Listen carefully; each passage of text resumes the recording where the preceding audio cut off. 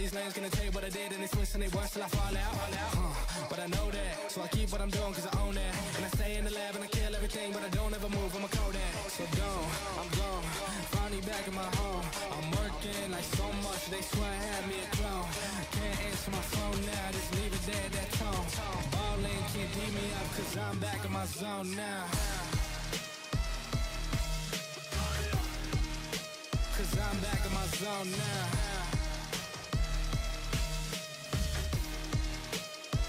Back in my zone now. Ballin' can't beat me up cause I'm back in my zone now.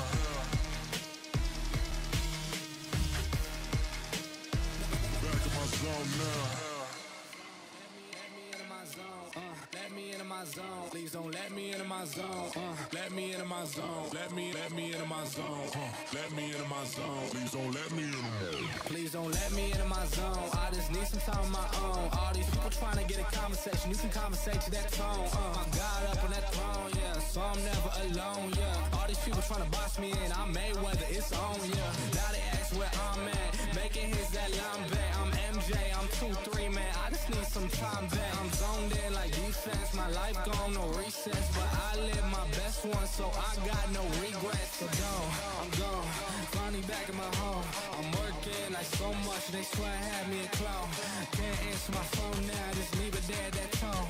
Ballin' can't beat me up cause I'm back in my zone now. Cause I'm back in my zone now.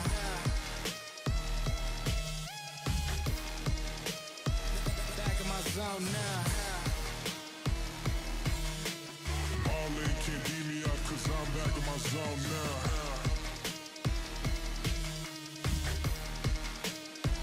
Back in my zone now. Let me into my zone. Let me into my zone. Let me into my zone. Please don't let me into my zone. Let me into my zone. Let me into my zone. Let me into my zone. Please don't let me into my zone. Let me into my zone. Let me into my zone. Let me into my zone. Please don't let me into my zone. Let me into my zone. Let me into my zone. Let me into my zone. Please don't let me into my zone.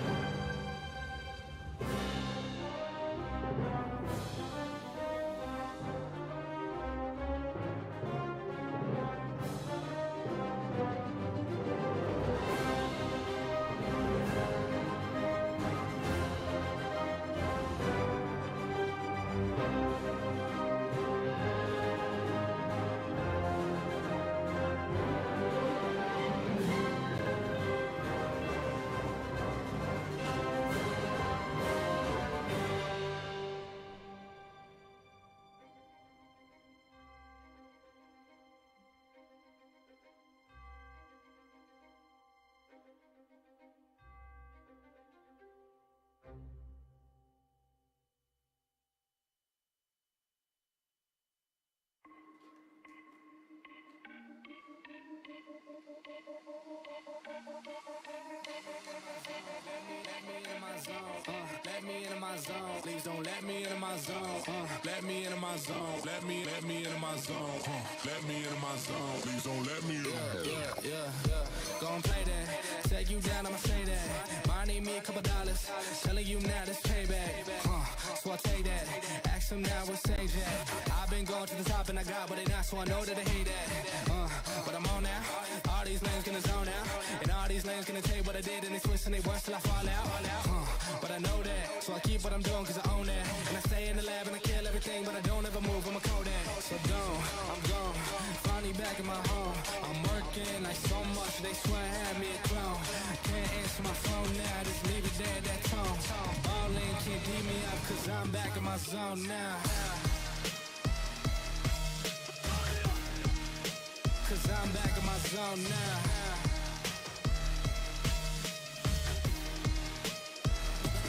Zone now. Ballin' can't beat me up cause I'm back in my zone now.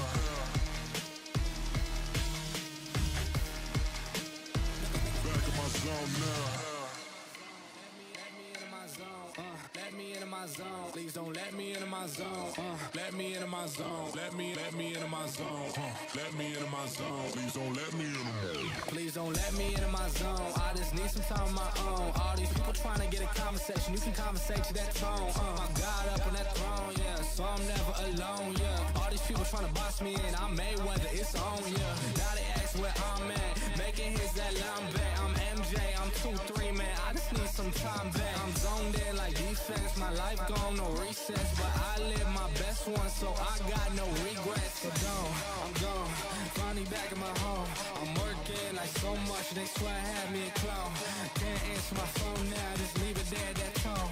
Ballin' can't beat me up cause I'm back in my zone now. Cause I'm back in my zone now.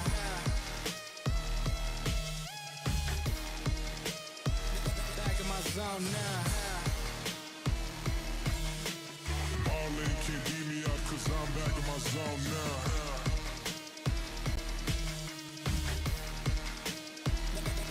Zone now. Let me into my zone. Let me into my zone.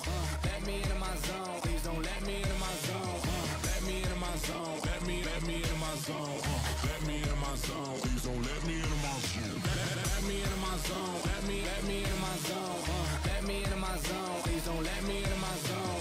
Let me into my zone. Let me into my zone. Let me into my zone. Please don't let me into my zone.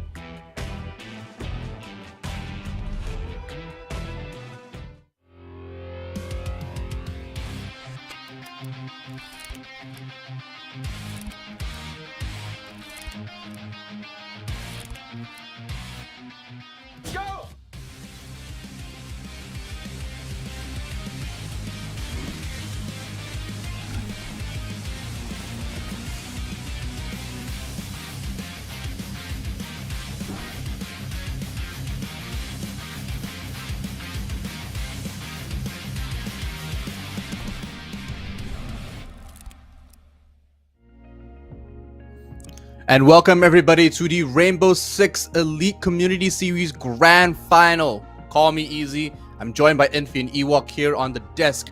It's going to be an interesting night of some best of threes, and we're going to go into some very intense competition for third place, second, and first. But all teams will be leaving with a prize. Infian, how has the broadcast and how has the series been for you from day one? Indeed, it's been very exciting. You could always, from the start, you could see two classes of teams appearing. You had the teams, obviously, that made it to playoffs, and the other two that didn't quite make it were not quite on the same level. And yesterday, we saw two matches that went the distance, 3 maps, both of them, DP versus Fury, and then before that was Elevate versus Gelida. So now we can see we're going to start off with a third place matchup, which will decide who will be third and fourth here. That will be Elevate versus Devil Package. And Devil Package definitely cannot be underestimated. Yesterday, they took a map of Fury, who are argued to be the best side here in Southeast Asia, and they headed to SI. Yeah, absolutely. They really surprised me on day one, and their performance has only been stellar since. So happy to see them come through into the grand final day here, going against Elevate for third place, but only one of them will take that away. However, at least fourth place still leaves with $1,000. Third is going to be double that at $2,000. But our first map today between these two teams will be Border. Indeed. Now, we saw, I believe that Border will be the decider, actually. I think we're going to go Chalet, Clubhouse, and then Border. Oh, yes. And Chalet, we did see this yesterday between DP and, I believe, Fury. So it was not quite, I think, the result that they were looking for. They were smoked 7-3. Yeah. So Elevate should be very much in control here, I think.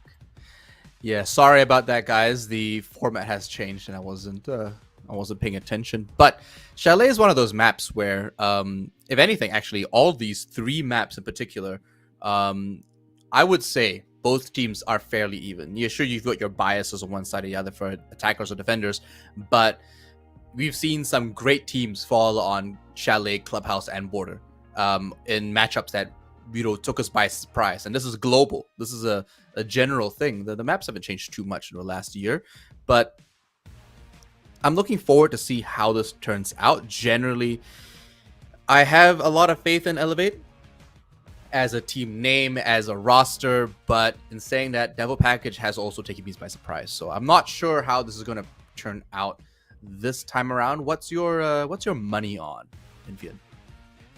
I think Devil Package can take the win. Yesterday, Elevate were quite out of sorts, and not really due to issues on their own side. They had Barcode, who was dropping in and out, and then after that, Ape in the second map onwards, and that kind of probably messed with their mental. But they did pull off a great comeback from 1-5 and then 2-6 later on to take one map against Gelida. But I think DP's ability to take a map of Fury, I think that just gives them the edge. Dokkaebi being taken off as well, so another edge being removed from the game. An operator that's just always on point and always good.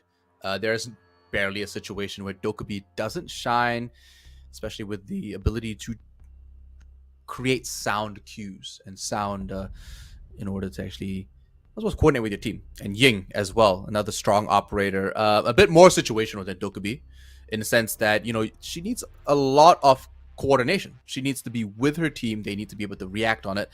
But Candelas are nothing to mess with.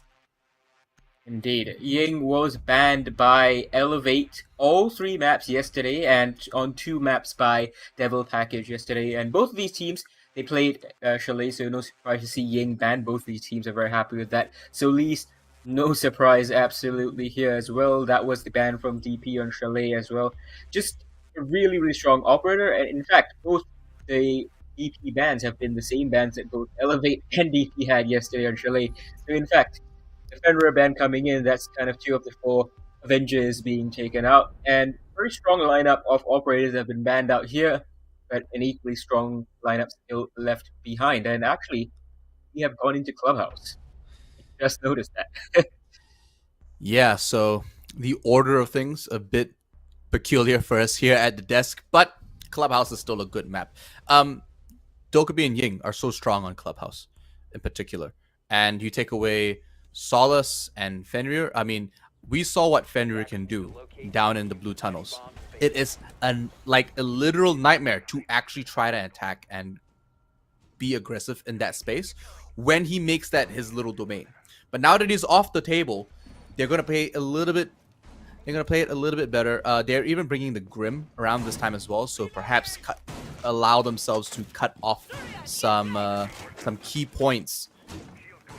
Try to make the entry a little bit easier for them. Bringing Goyo along as well for that defense might balance it out, but we'll see how that plays. Elliot weren't so hot on Clubhouse yesterday against Gelida. They were down 5-1 when they were attacking, and then they brought it back later on, going 5-1 on their own defense. Swampy coming out early from Elevate. They were sticking their faces in windows all throughout yesterday. They got punished countless times by Gelida, but it didn't seem to faze them at all, and doesn't seem to have changed for today either. I think DP, though, can punish this as a jump out, too. Ape going all the way outside. I'm not surprised there. Typical Ape plays. Just make sure that he asserts dominance and provides some presence. At the end of the day, as a roamer frontliner, he's meant to buy some time for the rest of his team in order to wear the timer down a little bit. But Jackie already all the way up to this barricade wall. They know he's there. He's going to provide a lot of presence. He's going to deal with both the Goyo canisters right here, and that's just 1 minute elapsed in this round. So much time. Unfortunately, Ape is still lingering around. He gets traded out by Williams, but he's taken out Yao, who was the Hibana. And that's going to make getting the hatches open almost impossible. Scarlet, he has 2 outreach tools, but now he's got to dedicate 2 of them to only 2 out of 3 hatches. Yeah, Grim's got to make sure he stays alive just a little bit longer. Monty here trying to play on these angles and provide some presence and a bit of a distraction.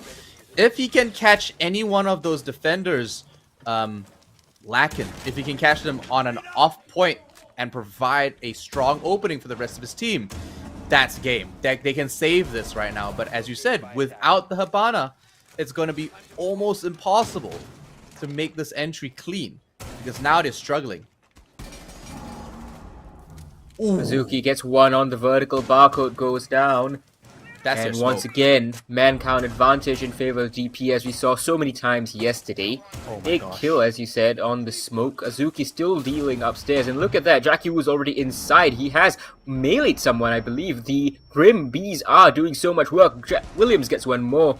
Speakeasy. All he can do is get 1. He needs to do a 1v4 to save this round in a post run. There's already 40 seconds left on that clock. He's going to make a move real quick. Monty's on the tail. He knows exactly what's happening. There's no one on his rear just yet, but that ticker is it's ticking down. Gets taken out by the Grim. Scarlet picks up a clean kill for a very strong attack, despite the loss of the Hibana. So a fantastic job by all members on that team, especially the Monty, in my opinion. Really saved that. Yeah, disappointing from Elevate that they were able to get such an important pick as Hibana and not capitalize on it. They still allow the hatches to get open through the Grim, and the Grim, of course, he started dumping his bees. A couple of players got spotted out. That made it very easy for Jackie Wu. The information game, once again, we saw from DP, very strong, and that's exactly what was lacking for Elevate yesterday, and that's when they looked at their worst, when they lacked information. So they are bringing the Valkyrie on Nyko to try and remedy that situation, and they've gone over to the gym and bedroom side, not interested in repeating a very decisive basement defeat. You look at their general roster for that defense, and a lot of these operators were entry denial focused. You know, we had the Smoke that got taken out early. You also had the Capcan. They didn't want them in at all, but the Monty forced his way in. He did some EMPs, did a little bit of work, and it was almost too easy at that point. Now we're moving into round 2. On that defense, we've got something similar. We don't have the Smoke this time around, but we do see the Kaid and a Mozzie this time. So again, trying to deny a little bit more information and provide a little bit of information for themselves along with that Valkyrie. Ape once again sticking his head out of the blue window. Won't find Yao, who is trying to look for. Speakeasy is going to be able to trick both those Selma charges. It's a good start for him, but there's still a Thermite to deal with, and Williams still has 2 of his Selmas left.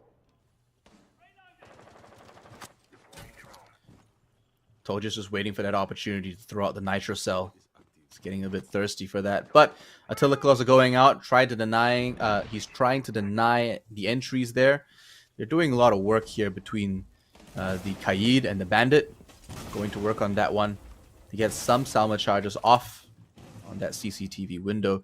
Not a lot of vision outside of this room here, not a lot of presence within that space. But as I've mentioned many times before, it's all about garage control. And in this case here, Vitolji, control over construction. If they give this one up, it's going to get much harder.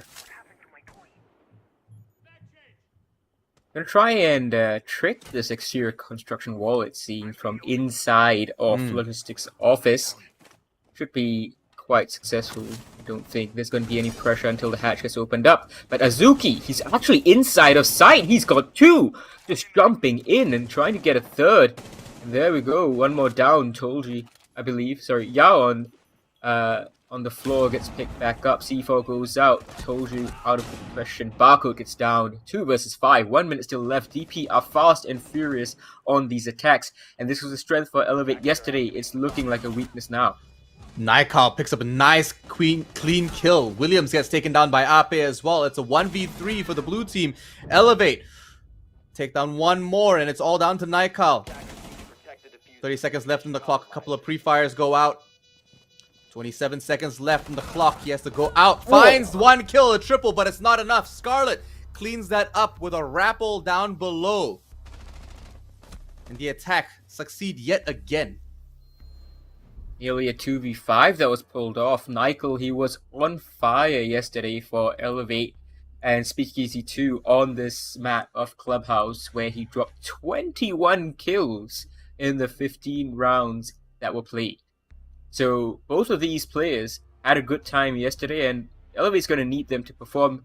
Nikal almost made it happen, but they've only lost 2 rounds here on their own defense. That's more than what they did yesterday, and if they're gonna show us another 5-1 attacking half against them, then it's a tough situation for Elevate already. You look at the statistics for Clubhouse in this particular community series, and Clubhouse has a 54.3% win rate for defense. The fact that Devil Package are playing as well as they are right now is not like massively indicative of the end result. Obviously, we never know what's really going to happen after the 3rd or 4th round, but it is starting to lead into what I would assume is an upset, considering one, Devil Package are Orgless and Elevate here have expectations to live up to, right? But at the same time, it is also Jackie Wu and his team who have really surprised me over the course of these last 2 weeks. Indeed. Jackie Wu leading that under 8 squad alongside him, all of these players having a very bright future. Jackie Wu himself having been most recently on Elevate. So a little bit of a grudge match, as he said. He is Orgless and, he's playing against his former organization. Barcode roaming here very aggressively in blue on this cash and CCTV defense. DPR going to try and break in from the other side. Barcode, that's a win. That's a win for him. Williams goes down, and that's one of the big hitters. Got a beautiful ace yesterday on border for DP and just continued a great performance in the rest of the matches. Jackie bringing the Monty yet again. You'd agree with me when I say this, Infian, but it's rare to see effective Monty players. But when we do see them around, it's like seeing the second coming of Luna Metal, right? We don't see obviously it's all done now on that side, but it's sort of nostalgic, and it's good to see someone bringing the Monty in with the big shield, despite his retirement, and hopefully we get to see it more often. Really, I'm excited. Yeah, we saw a lot of Monty yesterday from Sapper. We saw obviously from DP themselves. Fury were the most effective with it, and the closest, as you said, to Luna Metal. So DP obviously had something to learn, and it seems like they have worked out really well, because the first round that Jackie Wu attacked on the basement, as you pointed out rightly, was excellently played. The early aggression, dealing with so much utility and soaking up so much attention by pushing in. Jackie was trying to do the same here. There are Aruni Gates trying to deny him. But I don't think... Akiba Barricades trying to deny him. They had Aruni Gates in the first round. But I don't think going to stop Jackie Wu from walking in. C4 is just a little bit too far, but he's gonna die. Toxic Babe's putting him down quite hard. He's going to crouch behind some scaffolding there, some gibboard, but he's quite low on health. Not exactly in the best position. Golgi gets one down onto Yao before Jackie Wu responds. Azuki gets taken out, and it needs to be a 1v3. Now the Kiba Barricades come out to directly stop the push in from the Monty, and I don't think he can make it. There is still utility defensively with an impact grenade left on Nykel. All he has to do is throw that Pokeball, and that will be the end of Jackie Wu. There we go. That is the prediction. And outside goes Nykel to finish it off. Direct hit onto the shield itself. AoE damage taking out the Monty. Jackie, last surviving member. Hopefully they got a little bit of communication amongst the team there to figure out what they were doing wrong. Once your Monty's the last one alive, you know something went horribly wrong. We also did see the Tubarao come out, and that was great. It's the first time today. It's quite early as well, but so far I want to see that, double level play with the Nitrocell. It has to happen eventually, but so far he's been providing some interesting control over different areas. Construction has been was locked down pretty well in that last round, but what do DP need to do to make this one theirs? They're still leading, but that was a very decisive round by Elevate, so it's hot and cold at the moment, Infian. Yeah, indeed. Elevate, of course, they need to basically win the remainder of these defenses. DP, they have kind of quote-unquote done their job here, based on what we saw from both these teams yesterday. Elevate particularly going to be the ones who have a lot of work to do, and DP would have analyzed that. Williams nearly loses his life to Barcode, who's peeking out from here on the gym window. This is the pressure that Elevate bring in. A lot of less experienced teams can get cowed a little by it. DP just need to keep their cool and play what they were doing earlier on. Play the basics. That's a nice little trick. I don't think it will be entirely successful. Only the second detonation will be stopped. So enough of a line of sight from Williams. And all DP need to do is just slowly squeeze Elevate, deny them of the information, or disconnect Ape. Hey man, they gotta give him some kind of advantage. Once Ape comes back, it's a different game. You know what I'm saying? But let's look at the utility on that attack. There's a lot of flash. There's a lot of flash grenades there. A lot of breach charges. Compensating for the lack of having that Ying on their team, right? But so far, Thermite trying to get that construction wall open. Unsure right now from what it seems to be. He hasn't got that open just yet. But Speakeasy just trying to hold that down. Trying to keep this under control while he can. Flores is going to get that RCXD out. Open up a little bit of a line of sight there.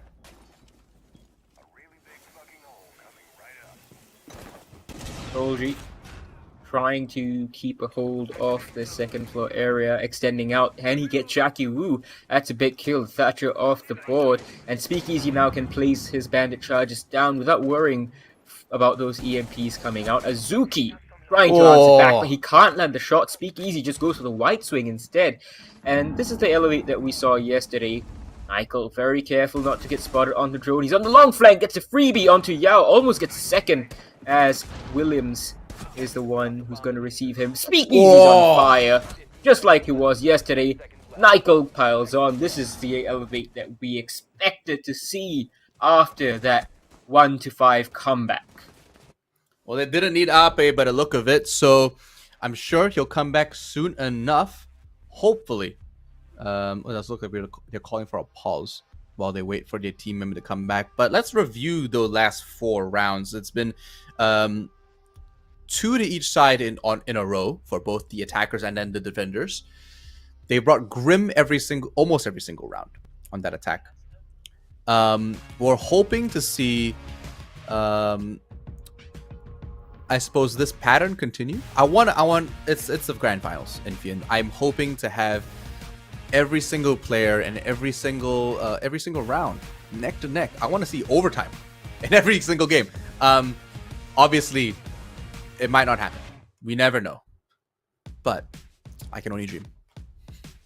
I think there's a really good chance that we go to overtime here based on Elevate's skill level that we already know that they have. Nykel, the newest addition, has been an absolute revelation for them. It's a surprise. Usually you would expect someone so fresh and new to this kind of level of play to struggle a little bit, especially when joining such an established team. But he's come in, he's fit perfectly with them, and he's actually been one of the best players on the team, which is incredible to see when you have a team that's, alongside Ape, Speakeasy, and just the impressive nature of his gameplay just throughout on multiple operators yesterday, on attack, on defense. And Elevate right now, I think they are in the groove, and that's exactly what they need. But see, this is what happened yesterday, Easy. Whenever they got into their groove, like for example after that 1-5 comeback here on Clubhouse, someone disconnected, and that kind of like delayed everything, slowed them down. They cooled down all their warm-ups, their excitement that they were building up towards the momentum got stopped in its track, and well, that meant Jalila just got the impetus to push forwards, dictate the terms, and DP are very capable of doing that, as we saw yesterday. They've gotten the 2 rounds on the attack. I think we'll see how the rest of this goes. If they get one more here on the attack again, which is doable if Ape struggles to reconnect and disconnects again. Yeah. No, hey, I think Nykel has really impressed. He's really impressed me with how he's playing. He's a new name to me as well. But in saying that, we're going to a short break just while we wait for the teams to reconnect. And don't go anywhere. We'll be back soon.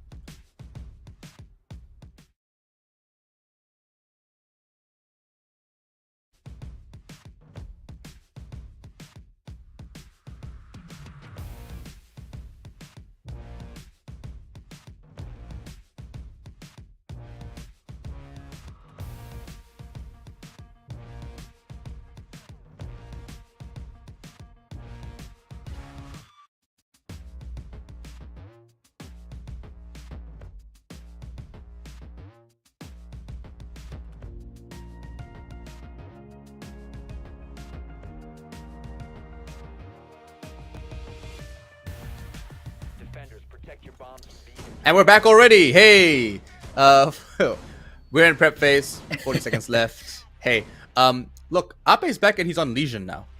An operator that is pretty good for him. Easy for him to use, easy to operate. But my only worry is that because he goes down early, you do lose that compounding value in having those goo mines stack up and I suppose become dispensable over time.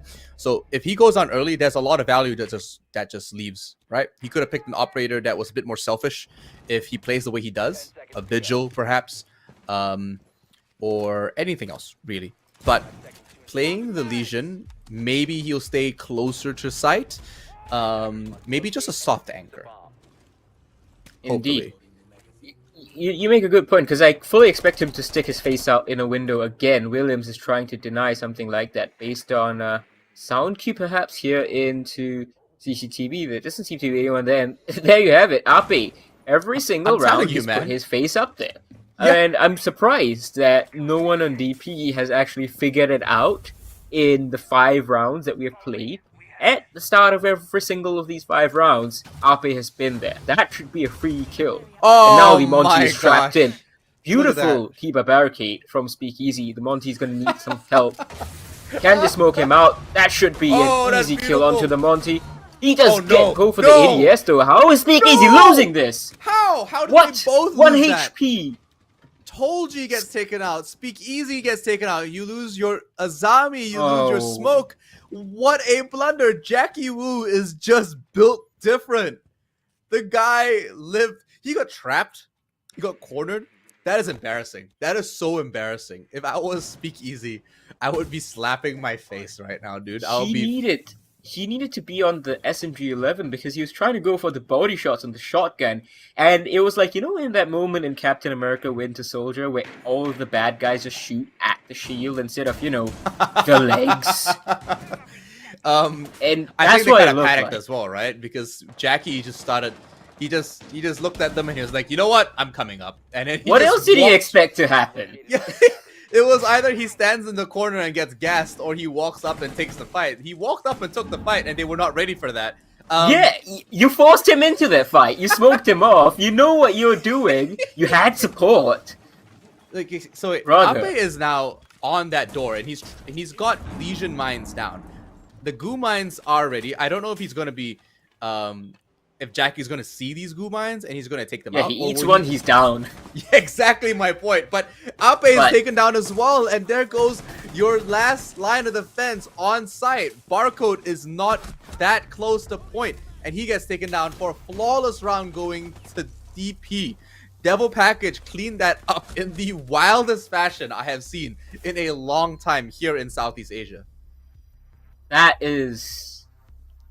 opening engagement was, I think, just a symptom of it. Oh, and I think, I don't know, but like it looks like it's the same things happening yesterday. They come back from a disconnect, they get frazzled, they get worried that, you know, the disconnect's going to take another half an hour like it did a couple of times yesterday. And I don't know if that's playing in their heads, because this Elevate that we saw was very panicky, unprepared. Even when they were dictating the tempo with that first engagement, for example, it looks like all of their momentum in the 2 rounds that they won vanished like it did yesterday. That's just crazy, man. I cannot believe it. But that was round 5. We're on round 6 just before the swap over. They've got one chance to save themselves here. Elevate, even if they take this over 2-4, it's not the end of the world, right? DP has all the opportunities to mess this up, and Elevate have all the opportunities to save this one. It's equal on both sides, correct? But Yeah. they need to actually bring this around. I love seeing this, by the way. Azami on the catwalk over in Garage. It's so common now just because she's able to create her own, I suppose, defense, right? And you pair her up with Tolji on that Kaid, and it becomes so hard to play against. Like, they really lock down that space. Echo is another operator I like to see here, famously on this point, maybe even a Legion. But right now, we're not seeing too much action. Nyko's rotated actually over into construction now, waiting for someone to come through on that front, through that front car park. Oldie's gonna try and trick from the catwalk. It's not really the best idea. He throws out his Electric Claw, I think, and is gonna commit to it instead. You can see he's got none left in the pocket. One is right below him, but that Electric Claw is gonna get destroyed, and the DP side can open up that garage wall. Told he's gonna have to hold on to it. Normally, Speakeasy though, back on form. Scarlet is taken down. Scarlet yesterday was having a real good time, but now the Maverick's taken out, and that's a big loss. Yeah, it really is. Yao gets a breach charge down successfully, and they've still got some opportunity to do a little bit of hard breaching. Azuki's got one hard breach on him. However, you have to be careful of Speakeasy. This guy is out for vengeance right now. The guy embarrassed himself in the last round, but with that DMR, he's gonna really do some damage. So hopefully within the next 1 minute and 20, we'll see something happen. Ape chilling out this time, not so aggressive, trying to play a little bit smarter. They've got one Nitro Cell left. Barcode holding that one, taking a lot of damage though. Will he use it before he goes down? Flashbang goes out, he's blind, he's most likely dead in the next second. Jackie is the one to clean him up, but he almost gets taken down along with him. Michael's found his form too. Speakeasy making up for what he did last round. Jackie Wu finished off. Michael going for the run out. Here's the rappel in. Perfect timing on that. Yao, a little bit of naivete from him to go for that rappel up. Azuki on the flank. Flanking the defenders of all things. Gets one. Does he expect this catwalk sandwiched. player? Doesn't quite do it. Totally takes him out. And Elevate. Rescue a 3-3 defensive half. Now you mentioned it's a 53 win percentage here. Overall, as far as the league goes, it's fairly balanced. But as far as Elevate performance on attack yesterday goes, they seem to be in trouble. Yeah, it's definitely not looking great, but it's also not that grim. It just seems to me that both teams are having really good moments where they shine. Some dirt moments, but that comes with the territory, right? With the yin, the yang. But 3-3 on that swap over is just going to make a big difference, because we've seen this before. When the teams switch sides, they become different in strategy, aggression, tempo. It's as if they favor one over the other, if anything, right? And we've seen that so many times with every other team, every other roster. Some teams are just more aggressive than others. However, this time around, what are your predictions for how the tempo is going to be played this time by both teams? Well, I think DP are not going to be as brazen with the spawn peaks as, Elevate were trying and got away with it. I think every single one of those rounds, Ape should have been taken out real quick. But I think Elevate, they are going to be starved of information. You can see they're bringing the IQ for some utility information on the electronics, but Barcode's Twitch drones, I don't see them doing too much, given how well we have seen DP at denying information. They've even brought the Mozzie, they've brought the Mute, the classic combination over here. Upside down rappel, I think, might be best idea from Elevate, because Yao should be able to get this shot in, and that'll be his first kill actually if he does get it. Ape is going to rotate out of there though. He's not interested to take this fight on this angle. Yao, he's got two frisbees on him right now. Doesn't have to worry so much about being bombarded. But Nyko going to rotate for free up the eastern stairs. They don't even know where he is. Yeah, he's right in the heart of the Nyko's- enemy territory. Yeah, Nyko sneaking up into the Valkyrie. I don't know whether she knows. Well, Jackie Wu knows. He's come out at the right time. He takes down Ape too, cleaned up. And this is exactly what I was talking about. The traits that come from Elevate we saw yesterday were very late. In those action movies where you have like one guy attack the hero and then he loses and then another henchman attacks the guy. One by one they do it. That's what Elevate looked like yesterday, and that's what just happened today too. They're not really playing together, ready to swing off of each other. It's more like one person attacks, the hero resets, another person attacks, and not worked out for them. It's the lemming effect, right? One after the other, and just to their own deaths. Diffuser now picked up by Speakeasy. 3 members on that attacking side, and they can still make this one work. Nitro Cell goes out. C4 doesn't connect to anything just yet, but causes a little bit of distraction. They drop floors for that as well. Trying to find more entry points for themselves at this point here. 56 seconds left in the clock. They've got to make something work, but the defense is sitting toasty. They're scattered all across the map. They don't have to do much at the moment. And this is contrasting to how we normally see defenses here on Clubhouse 4 basement, where they're all in the basement, chilling, waiting. This time around, they're not so fussed. They've got some good spread up the stairs, down the stairs, some in the pool, the billiards. And right now, DP look very comfortable. Now, 3 versus 5. 20 seconds left. Speakeasy's going down the main stairs. We need some sparks from him here. Takes a Gumine into his foot. That's not the spark he was looking for. Wastes a couple of seconds trying to get that out. Church Wall is going to stay close. Barcode needs to push in through Motor Hatch. Unfortunately, he's taking more damage than he is dealing. Jackaroo a little bit low in blue, but the power position still being held. Toji trades one out, but he's got a Gumine in his foot. Nearly dies to it. Definitely can't get the diffuser down. And DP, they extend their lead further. And it's not looking as good as I expected. Elevate. That was a weak round from them on the attack. Lacking information, lacking coordination. It definitely was, unfortunately. They had a good moment there. Yeah. Michael rotated up for free, but unfortunately got caught. And there was like Ape came a little bit late to try to cover that. Wasn't looking high enough. Taking it a little bit too easy on that rotation up to try to trade for his fallen teammate. This time around, hopefully we see a little bit more attention and awareness coming out from Elevate here.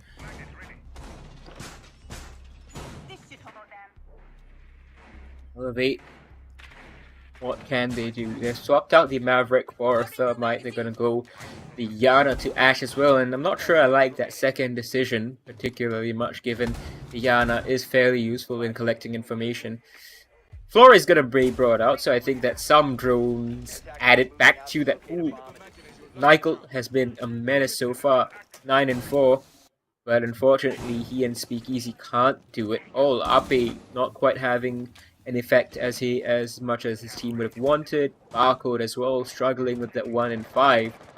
And Elevate on the kill department, lagging behind everyone on DP except for Yao, who surprisingly, given his performance yesterday, has just not switched on.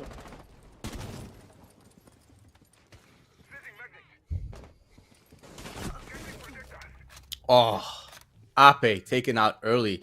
And we see this quite a lot. You know, you were speaking about how Ape hasn't been, doesn't always perform. But I think it's this inconsistency that holds him back. He takes the more aggressive plays, and sometimes it really pays off. And I think that's what really works for him and where he really shines. In the riskier plays that you don't expect him to take, right? However, it's in moments like this where there's so much time left that he loses his value. Yeah. Ashe is an operator where, you know, it's really plug and play. You just needed someone aggressive that can take down soft walls. Ashe, fantastic. Goes in fast, takes down enemies fast. Strong barricades that she can deal with. Very important absolutely. Too. Nyko though. That's not that's off the board now. It's gone. But Nyko picks up a little bit more information here. Hopefully be able to find that one defender, but he's got a very hard position. Unable to wrap on the other side of that fence now that has been put up. He's just waiting. Sees the foot. Calling the pings, but ooh, takes a little bit of damage. But leaves that one victorious. Speakeasy still holding the flank here. It's 3 versus 3. We see that Williams has been taken out early. First one to fall. Scarlet is not the one you want to lose. Yao got his first kill, thankfully, in that whole melee. Unfortunately for DP, they've only taken out Barcode and Ape, who have not had much impact on this game. Anyway, Nyko, who's gotten 2 kills in this round already, still up and running. Low on HP, but just needs a gun to do damage. 40 seconds left in this round. Azuki holding behind the bed. It's a easily pre-fight angle. Oh, Nyko backs away from it. Wasn't expecting to see the head of the Azami. Can't do anything with that drone.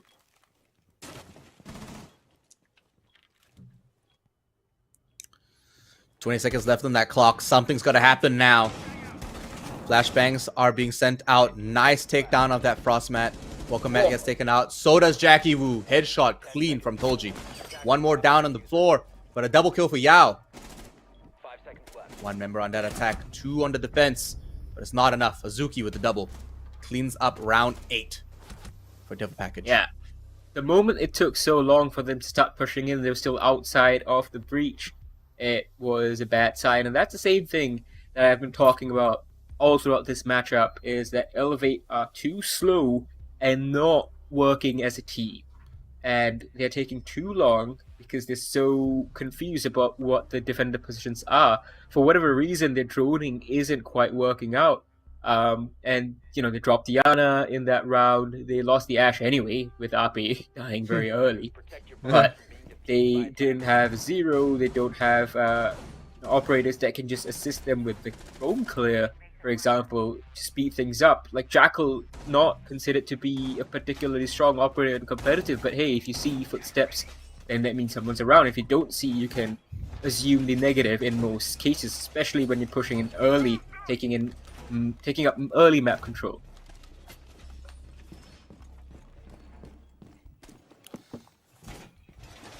That early map control is just so important. We've seen so many teams struggle later into the round. Like you said, they waited way too long to make that one happen. This time, a very large swap out coming in for the attacking side. We're seeing the Gemini come through with Yana, Maverick getting pulled up, and now a Finka as well. Elevate thinking they need a little bit of extra help in order to actually make these last-minute pushes viable. Interesting decision to swap the Lion out for that. Barcode, of course, very capable on Finka. But I was thinking in my head that, the Lion would be some crucial information or crucial flank watch in a way. Azuki's going to take out Nykel. That's a horrible player to lose early on. The man who's been making it all happen. And he's on the roll. Heavy roll with this Mirror. I mean, don't forget that it's not just the fact that Nykel got taken out, but it's the fact that the Gemini clone is supposed to prevent him from being taken out that early.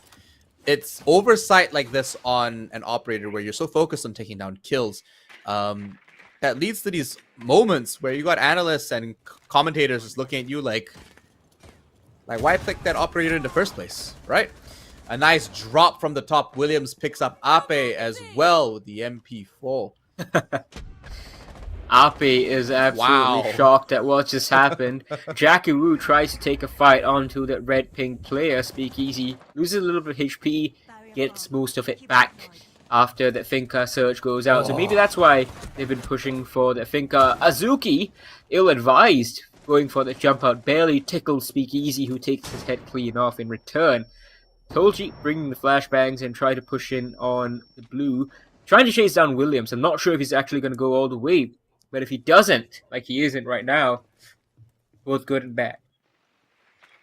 100%. So you've got a minute left on that clock. And hopefully we see something interesting happen here. We do still have 3 players on that attack. 2 adrenaline rushes. Some drones. And we've got a couple of drones left. Some viable information that can be provided here. But right now, playing tit for tat, trying to make something happen. It's a double kill going down to the attacking side. Another for Speakeasy. And it's now 2 versus 2. They still have the Echo. The Yokai is still up. And he's the last one standing. He doesn't have to do so much at this moment. Barcode's alone right now, unfortunately for him. He gets isolated, and that's exactly the problem that I was anticipating would happen. Scarlet now in a 1v1. He's taken out the drone. He's left Elevate blind, and this is where Elevate struggle the most. And that's exactly why you have to play as pairs, Elevate. You have been struggling with this all weekend long, and DP make you pay once again. They got in such a good position, yes, but once they were in that 2v2, both of them went off solo trying to make the pushes happen, one up red, one up catwalk, and Barcode tried to press his advantage and overextended.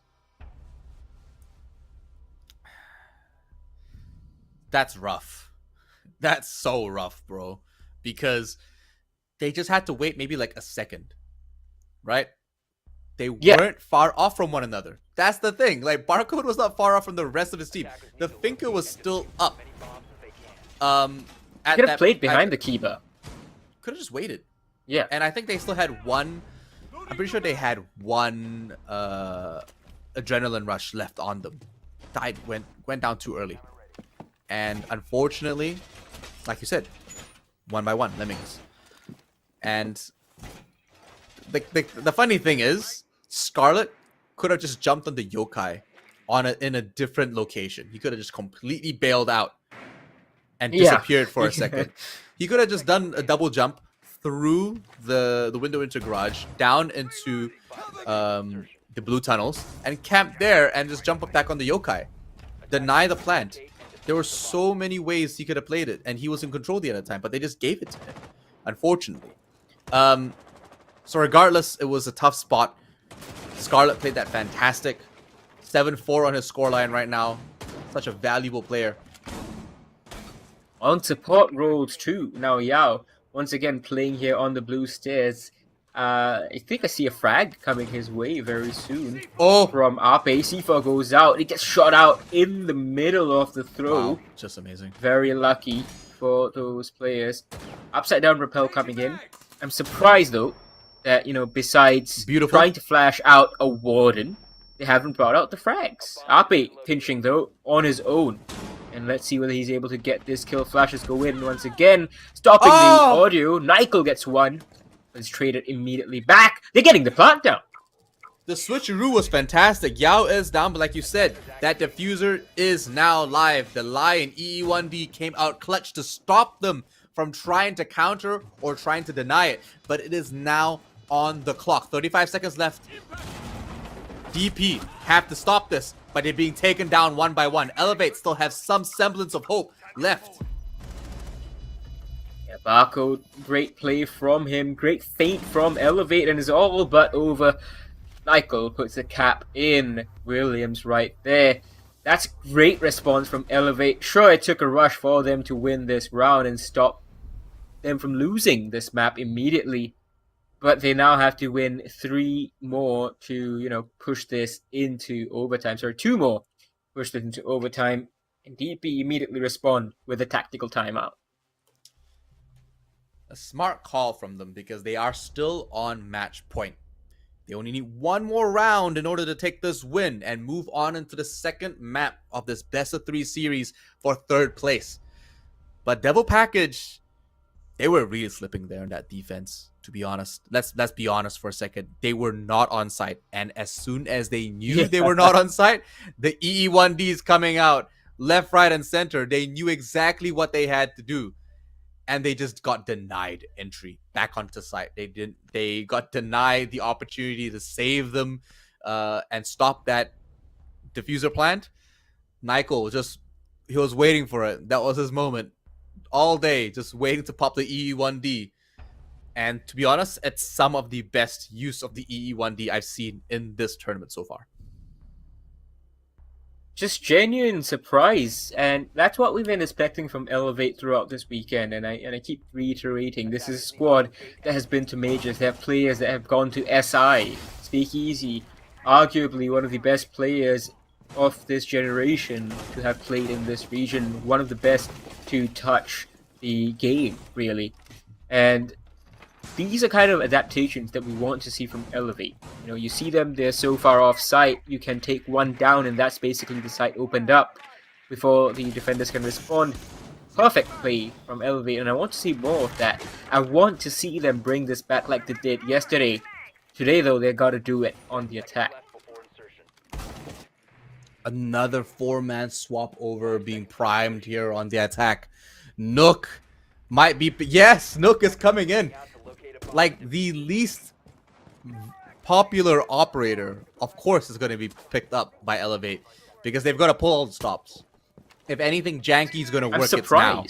I'm so surprised because Nook's removed the silent step, right? And since then, Nook's just dropped in popularity. He used to be a very important operator to dodge the cameras, but now you can hear the Nook coming anyway. And you got, stuff like the beepers, more barbed wire being brought in, lots of defender utility like keepers.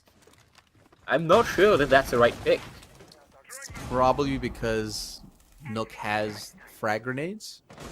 But so does Finka. I guess. So does Finka. Oh, Azami gets taken out real quick. Azuki eliminated, and that's a huge player. Another compounding asset for that defense. Now off. Oh, and Ape as well off the board. Speakeasy gets one more, and this flashed out mute is finished off. Elevate taking this by the horns right now. Nykel, that's a double kill, I think, for him in the round. And I don't know where this Elevate disappeared to for every one of those 6 rounds that they have lost so far. And a very Jekyll and Hyde performance, right? Where they pull out 2 rounds in a row where they look imperious, just like how we expect them to look. And then they kind of just lose the steam for inexplicable reasons.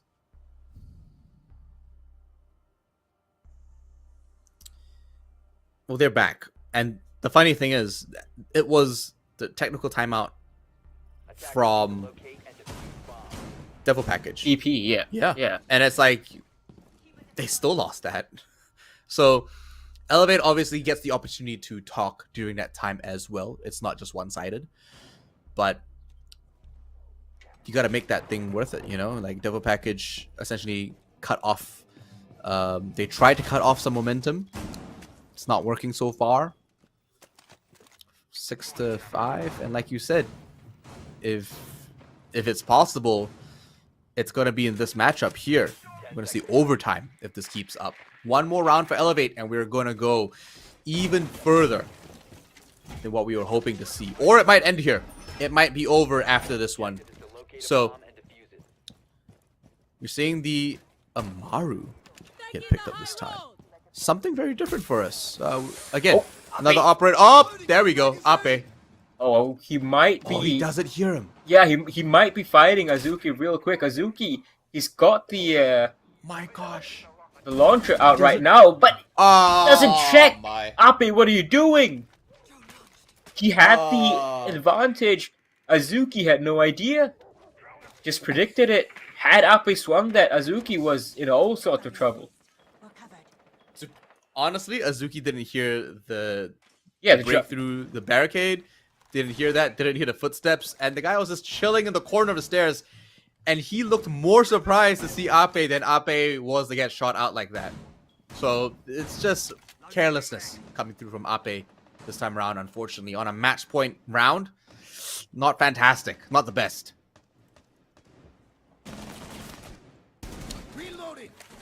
Nykel taking a lot of damage. This is the man who's made so many things happen in the past 2 days. He can't go down. Williams, though, he goes down. Ooh. The grenade gets caught by the...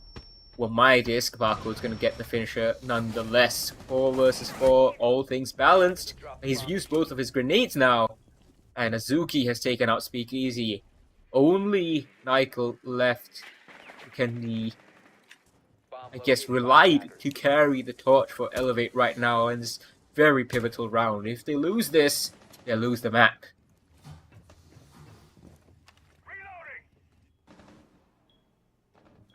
Minute and 10 seconds left on that clock.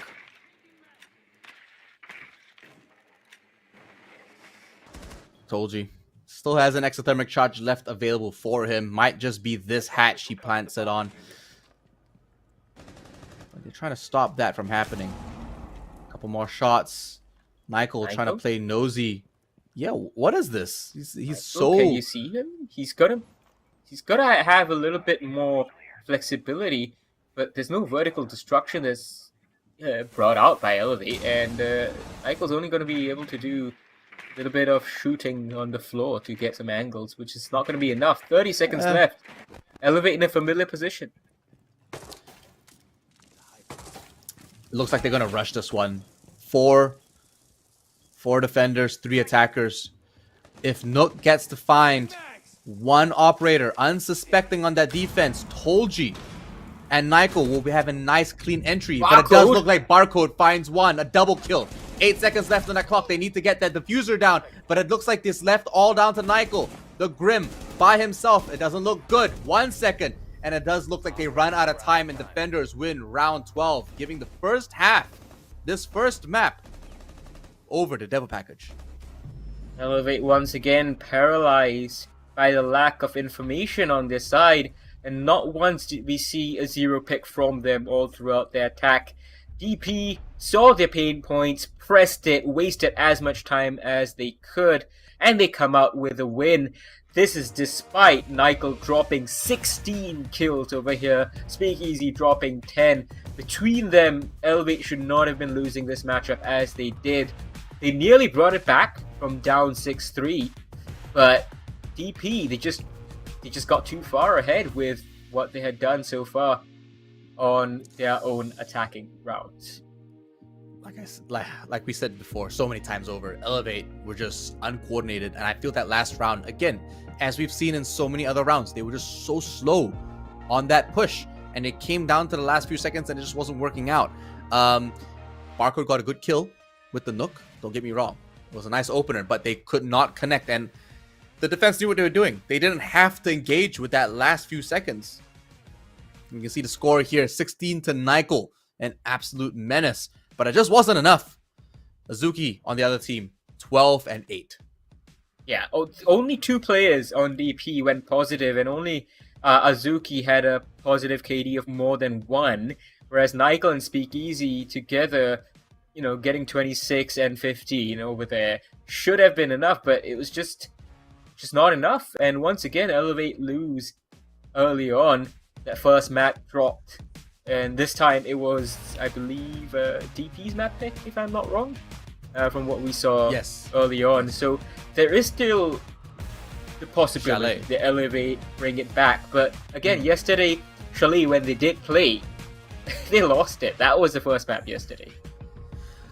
They've picked it this time around. Hopefully we see them in a very contrasting performance.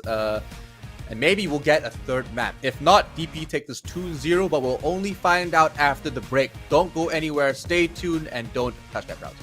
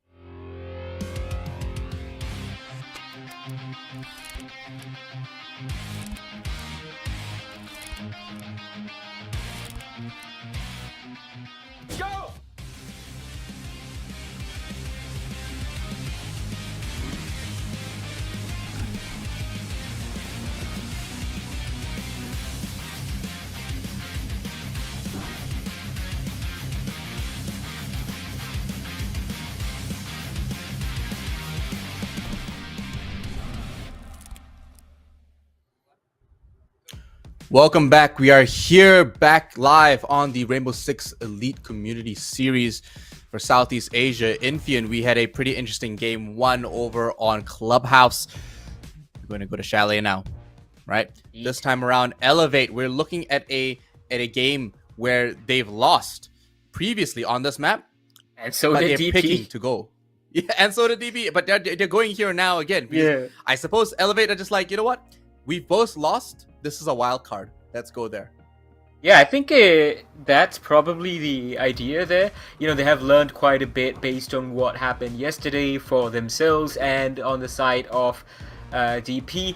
Now, keep in mind, what happened to Elevate yesterday was not very much on Elevate as well, because Barcode was disconnected for pretty much the entirety of Chalet, and I think aside from one round, we had Elevate playing this 4v5. So when you look at that figure from yesterday where it's a 7-4 in favor of Gelida, Proto and I were talking about exactly why it looked like Elevate was so disjointed, and that's because when you are playing here, and that spinning icon's not a good sign, or nor is an empty chair for Elevate, but when you're playing on Chalet with a 4-man defense, you overextend really quickly, particularly on the second floor on the mezzanine side, where you really need a couple of players to stay on site and to extend into library mezzanine and have a roamer or perhaps someone on Solarium side. That's what they didn't get. And DP gonna start off with a Ying ban, unsurprising. We might not see Ying play tonight here Yeah. in our best of threes for both third place and first. But for this remaining attack ban, honestly, we could go with anything. There's so many other operators that get banned. Dokkaebi was banned last map, and it's going to be banned again here by Elevate. So both bans the same as we saw on Clubhouse. And both operators are, by the way, banned 61.9% at a time and 52.4% at a time, both respectively to Ying and Dokkaebi. So for this defense, I'm expecting it to be either a Valkyrie, a Solace, a Fenrir, Tobarao. There we go, Fenrir. Indeed, Fenrir, as I said yesterday, he's part of those Avengers, those 4 or 5 defenders who are really strong. So is Solis. So you got Solis, Fenrir, Azami, and of course the newest one, Tubarao. Some people like to place Warden in that mix as well. And these 5 operators, really, or 4 of them, just make it so difficult for any attackers to get footholds or, you know, easily take down the defenders, you know, without having to deal with bajillion angles, which operators like Azami bring. And that's why DP immediately going for that Warden and Azami pick right there. The surprise here, I think, is going to be the Maestro, which we didn't really see from DP here, and nor did we see Elevate have to fight the Maestro. So that's the thing. You look at Azami, and she's an operator that brings so much value to your team and your setup to almost every map, right? If not every map. However, is she worth banning? That's the question, because you let her take a ban spot, and on that defense, you're letting Fenrir through, you're letting through Tubarao, or even Solace, Valkyrie. It just becomes a matter of, is she ban worthy? Because sure, she obstructs and she brings so much value to that defending team, but is she really that much of a pain? Most likely not.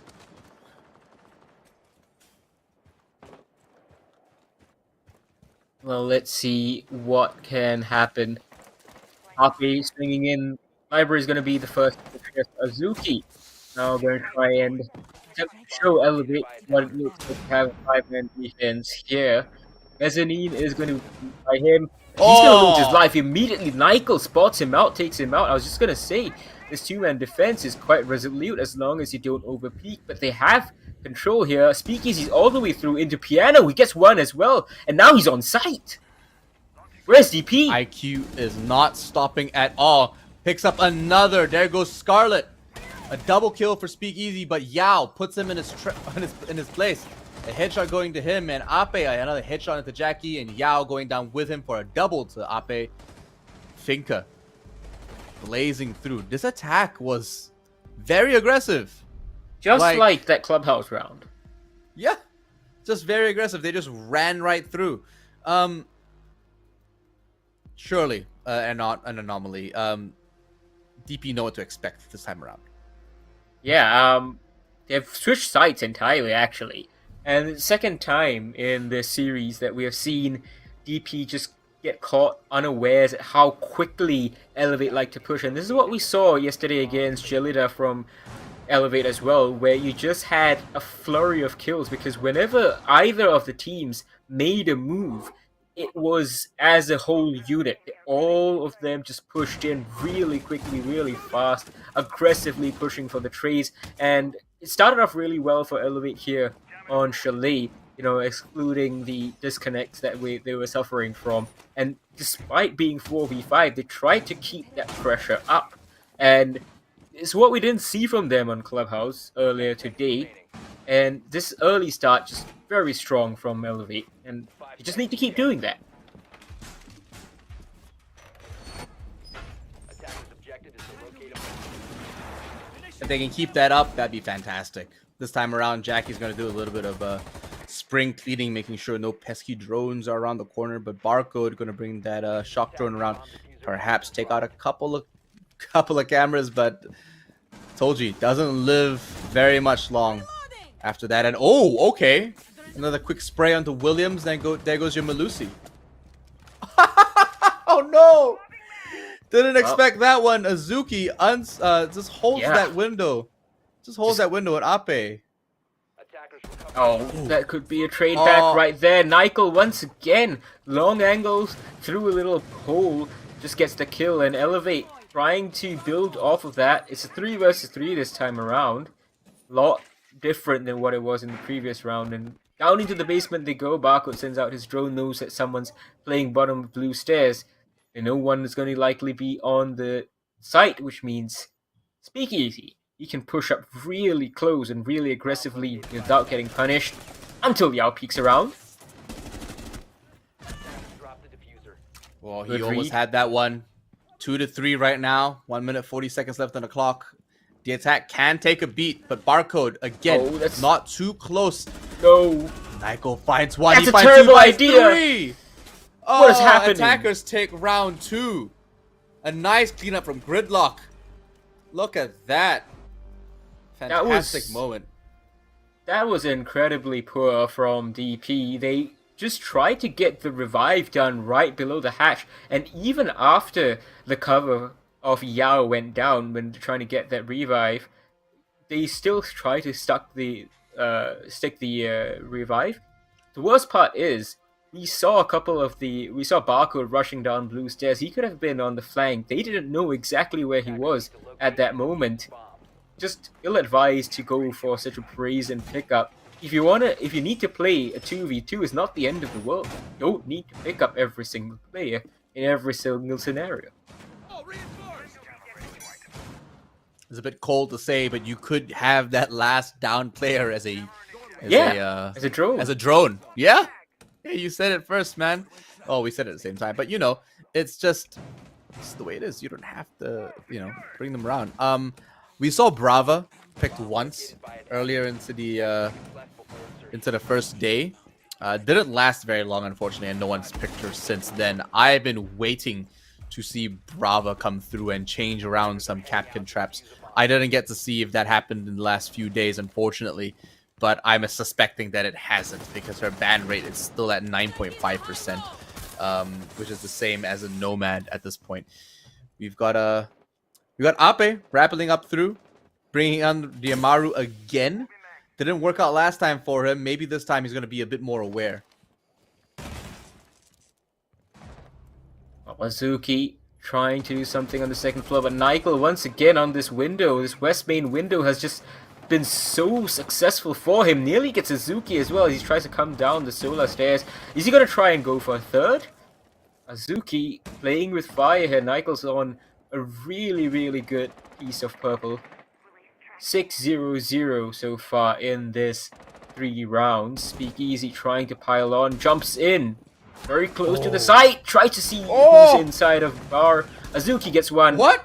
Ape Speakeasy and Elevate just showing dominance in the gunfights. One after the other, they fall like flies. 2 members left. 1 member left on that defense, and DP place all their hopes in Scarlet. Flash goes out. He takes them out regardless, and he still has a nitro cell on him. Don't forget, Bako's he down. doesn't have to play this. 1 minute and 30 seconds left. He doesn't have to chase them, but he wants to play aggressive, and he loses the fight. Told you, knew exactly what was happening. He collects the headshot and puts them out of their misery. Oh, told you. He was in a 1v1, even if Scarlet didn't realize it. Just overextended a little bit, as you said. Diffuser was away. He could have played for the plant. Didn't quite know he was in a 1v1. Elevate take a 3rd round running, and yeah, we have talked about how Chalet can be an attacker-sided map here, but the manner of victories for Elevate are just capitalizing on DP's basic mistakes round after round after round, They can. and just seem to be unable to cope with the Elevate aggression. Attackers have discovered the location of a They're bomb. being very aggressive, and that's saying the least, to be honest. Because Elevate are just not they're just not caring. Is what I'm trying to say. Is double package, you gotta just pick it up, because I'm not sure if the Capcan's the right pick here. But if Barcode brings on that Ram, I'll be very happy. I think Ram succeeds so well, and I say operates and plays so well on a map like this, where there's so much soft tissue, there's so much wooden flooring, Defuse a bomb. and it's just plug and play. Throw down the buggy, and let it do its thing, Yeah.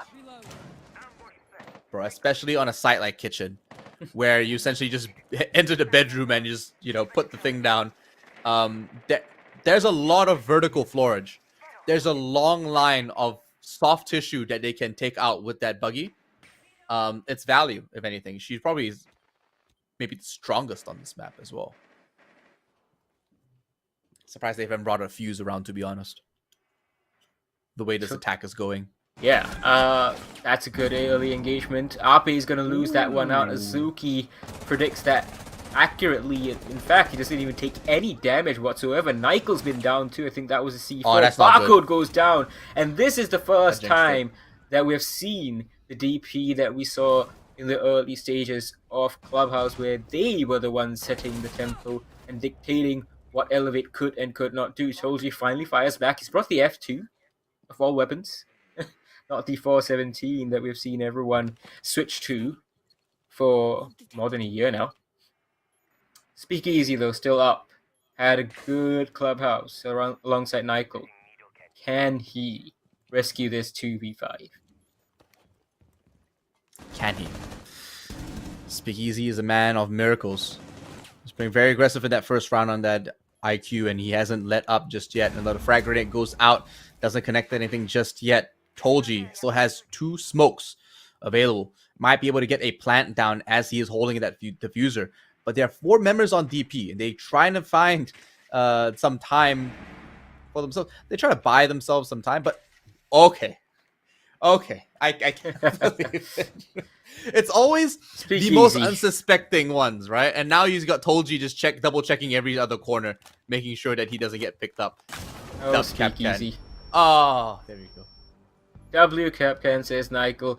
And Elevate still very much in good spirits after losing the first round in 4 LIQ. Oh, Speakeasy, you're getting... The irony, hey. You the are irony. getting BM'd by your own team. Speakeasy, what you gonna do? After that gaff in Clubhouse Dirt Tunnel. And now you're getting BM'd by your own teammates. Public. Oh my gosh. Okay, to be fair, Dirt Tunnel on Clubhouse was a great play. Defenders protect Like, their bombs from amazing timing. attackers. Such a high IQ decision. And, to bring the smoke around last minute.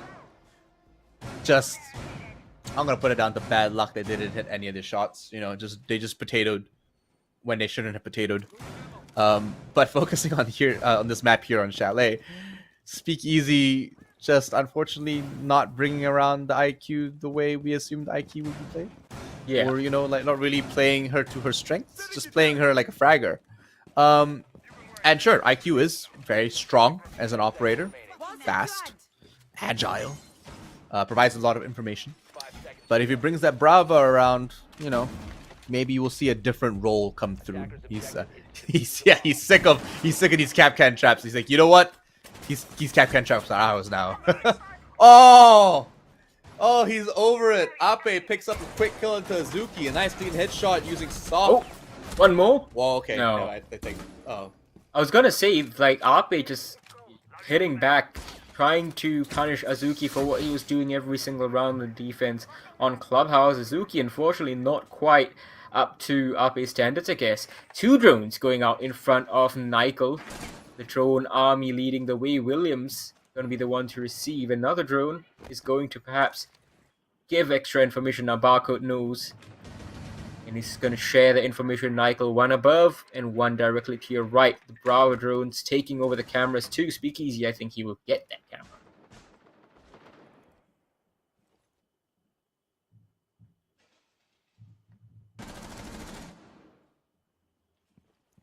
Reloading ammo and shock drone.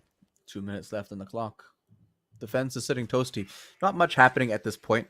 But as I say that, I'm sure bullets will start flying. There's still a nitro cell left on Yao. Mute is just gonna chill out. Wait for his moment to shine, really. Puts down another jammer. Just got the SMG out. Elevate in Attacker danger, just- I think, of just falling into the same trap as they did in Clubhouse. There's a lot of waiting around happening. Well, they still have a minute and 30 seconds left. I'm sure they'll find something soon. Oh, But- that's not helping. Yeah, Barcode getting taken out. Nykel as well. On Crossfire. the flank. Come on. Yeah. I don't think Speakeasy's going to make this one work, unfortunately. Told you might be able to find something. Is in a little bit of a better position.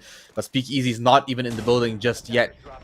They're very disconnected from each other. And here we see them just get picked apart one by one again. Barricades, come on. DP, second round for them. Finally finding their voice here on Chalet. Lan, I think you praise Elevate a little bit too much earlier on. Past like his I said, curse. it happens, man. You know? It's the curse of being... the burden of being so gifted with so much talent, you know? Just curse everything I speak about. Unfortunately, that does mean that Elevate are going to have to work a little bit harder this time around. Double Package found that quite nonchalant, should I say. Attackers need to locate and defuse bombs. So, last time around when Elevate attacked here, DP just caught off guard by that aggression. Put too many members off site. You could just see that there was early engagements that made it 3 versus 3, and then of course Nykel on that hatch, that ill-advised revive play. I say tactically, DP was still doing quite okay in that round until they decided to make that revive happen. So all they really need to do now is just keep their cool and don't go for brazen revives under open hatches. 5 seconds to go. You say don't go for brazen revives and open hatches, but I mean, they're gonna go for brazen revives and open hatches. Maybe not the brazen revives, but I feel like open hatches might be a thing. 2 minutes and 53 seconds left on that clock, and we've got Azuki trying to find a quick kill outside. No rotations coming in his favor this time around, but Ape and the rest of the team are trying to make a quick entry onto site. Ape got a good start out for Elevate last time around, and Nykel, when he's been on his West main window, first 3 rounds saw him net 6 kills. So they're going to try and do the same, go back to the basics that were working for them, use their gun skill, just hope that, you know, DP don't wise up, and that's great shot from Ape. Not taking out that camera, the patience on Blue was exactly what was necessary. He gets 1 kill back on out of there. Jackie Wu stuck on 1 as we enter the last round of this defense. Position secured. He's got 5 goo mines on him. He hasn't put any one of those down. Oh, quick and clean kill onto Nykel. Head presented straight in front of him. But please put down your 6 goo mines, Azuki. They're free.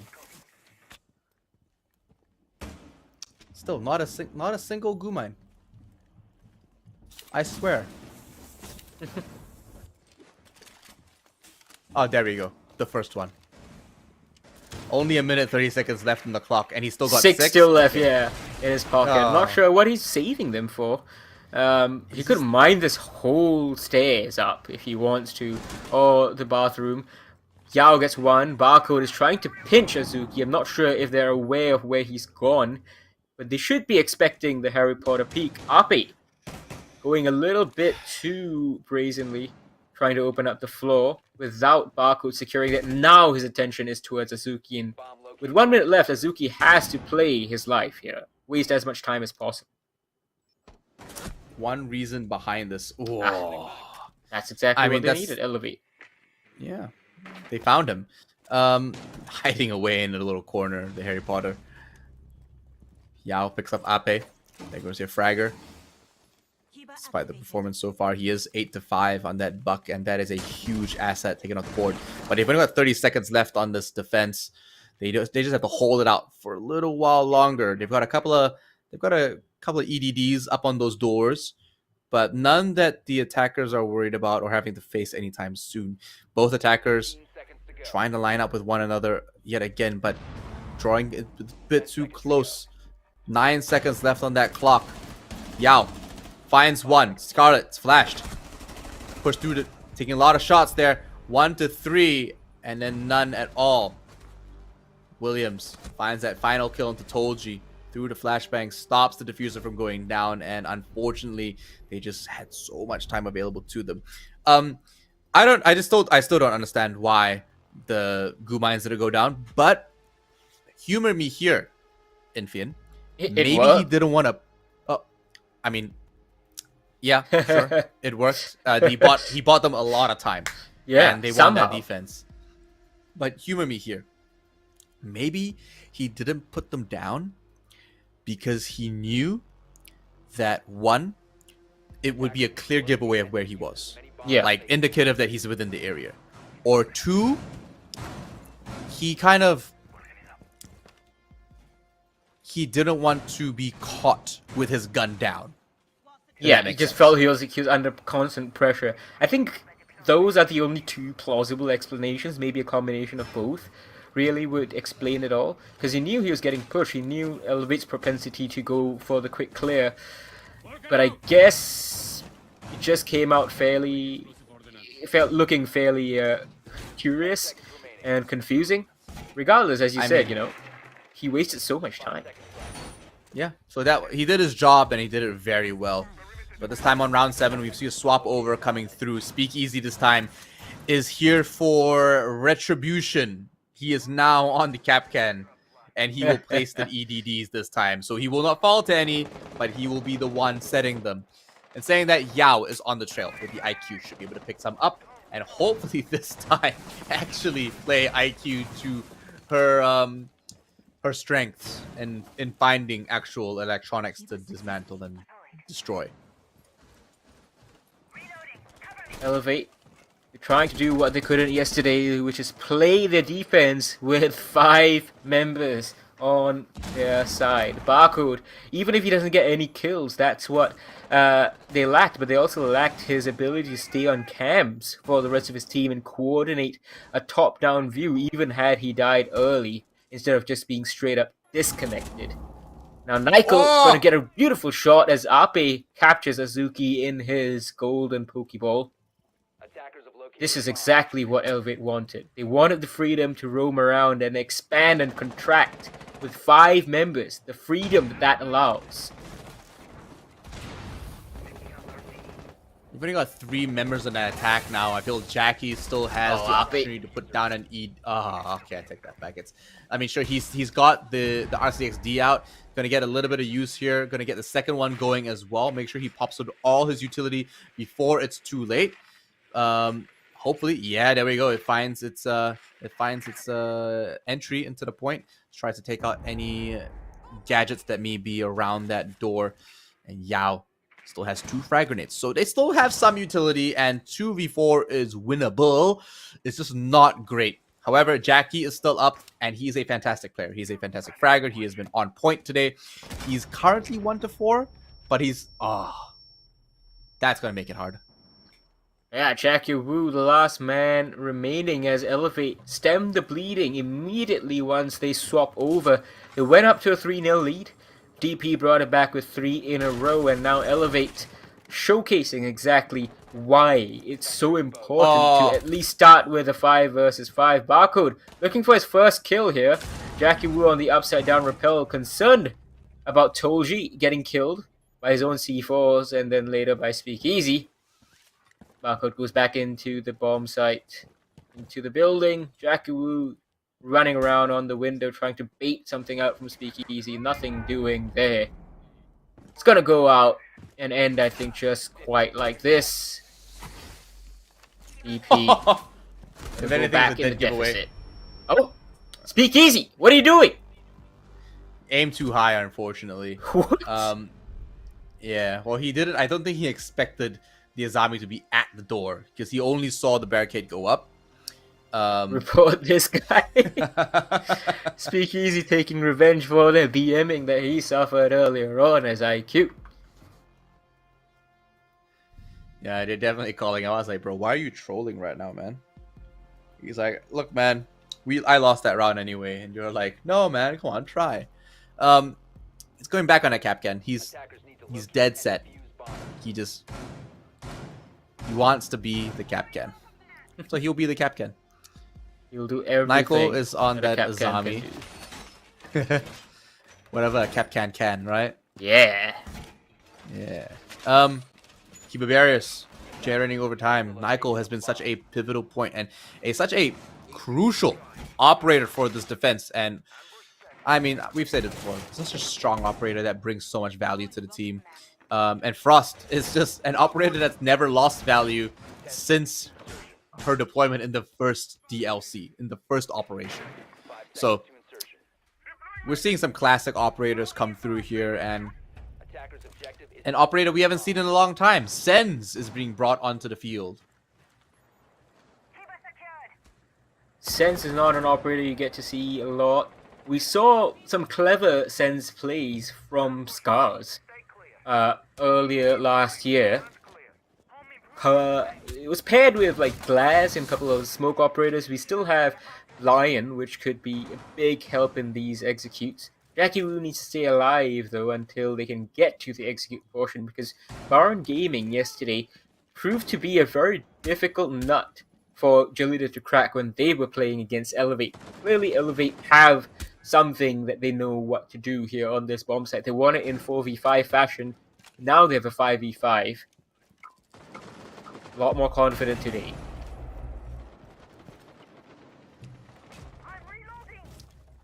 There we go. Oh, there. Michael's so good. He just places his so face good. up to the windows, and even though Speakeasy goes down, he doesn't budge. Oh, another! Wow. Ape putting his Just face like on the that. window. They're just playing like such that. bizarre locations. Just you would never expect someone to be standing in an open window, and Michael and Ape are like, yeah, well, that's exactly why we are going to play there. Well, that's the thing. We see this often in many other maps and with many other teams. They've done this over and over, and that's because they just don't expect them to be in front of those windows in the very open, like you said. It just catches them off guard, and if anything, it kind of scares them and kind of startles them to the point where they're reacting a little bit slower. And it allows the person in the window to get the jump on them. It's kind of like it's kind of backwards to some extent, but it's working out. One goes down finally. Ape gets taken up by Yao with a DMR, and this time around, Lion might find a nice opening for his team here on Chalet. A couple of shots go out. He still has one EE1D. Got 2 frags too. You need to clear out those Kiva barricades ASAP. 40 seconds only left in this round. Nyko is going to take down his own mirror window as he moves deeper into Library. And they still haven't got that vertical control DP. This is not looking good for them at all. Nyko's holding firm with these Kivas. Doesn't have to move too much. Yao still holding Yao. down the south. Diffuser. Nice. Double kill. Triple kill to Triple. Nyko. This guy is on fire right now. And you said the diffuser is down. The nitro cell goes off. And Oh. another gets picked Barcode. up by Barcode on that flank. Yao gets picked up for that final kill. And there we Oh, go. on the style points and nearly misses too. He barely grazes that one through. But round 8. Going over to the defense. Just so good. A very interesting round that we didn't expect from Elevate, but a contrasting result so far for both DP and Elevate, where we might be seeing a third map. But I don't want to jinx it. I'm just saying. Yeah, I mean, we saw this in the first half too, right? Like, Elevate come in very strong, they get 3 in a row, and then after that, DP hit back with 3 in a row. So, Elevate done their 2 out of 3 so far. They need to make it at least one more to guarantee overtime. Api is having a real good game, as is Nyko. Speakeasy, though, rattled by his own teammates. Gotten 2 kills that are not reflected on the scoreboard on his own teammates.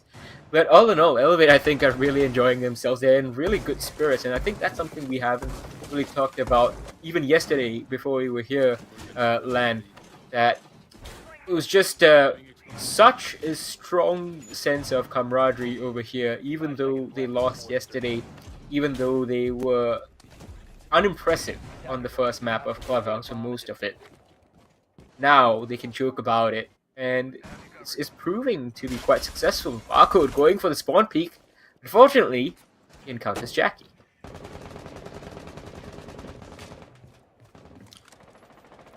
Finally seeing the Monty come out. Jackie wants the win. He's pulling all the stops out. Speakeasy has to rotate through. Cover is no longer safe over in the front, the foyer. Sorry, using my words here. But now we got the Monty straight up in front of everybody, and he's gonna be able to bring so much presence to that front yard. Ape on that back though, very interesting to see that he's just rotating, and it does look like he's going into the garage for a long rotation. Yao still getting some good drone info in, goes in. Ape is right below him. He's gonna try come up blue stairs perhaps? No, Ape is not able to go for the fight because Jackie Wu has pressured him from the kitchen hallway side and fireplace. Nyko's gonna come in instead from the long flank. Yao, don't think he's gonna anticipate this, is he? Oh, he just misses Timing. him. That's absolutely crazy. Exothermic goes down. All members on that defense and attack are still up. Some a bit wounded, some more than others. But as I say that, Speakeasy gets taken out. Williams finds the first kill of the round. Scarlet opening up the wall now, using that opening kill to his team's advantage. Speakeasy very quiet since Clubhouse ended 3-8. His team's still in the lead though. 2 rounds up on DP. They still have upstairs control.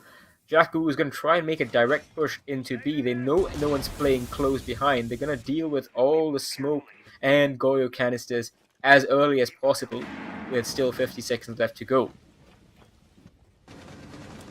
That 50 seconds is going to run thin as they lose Nyko. Barcode and Tolji. I take that back. Just Barcode left on that defense.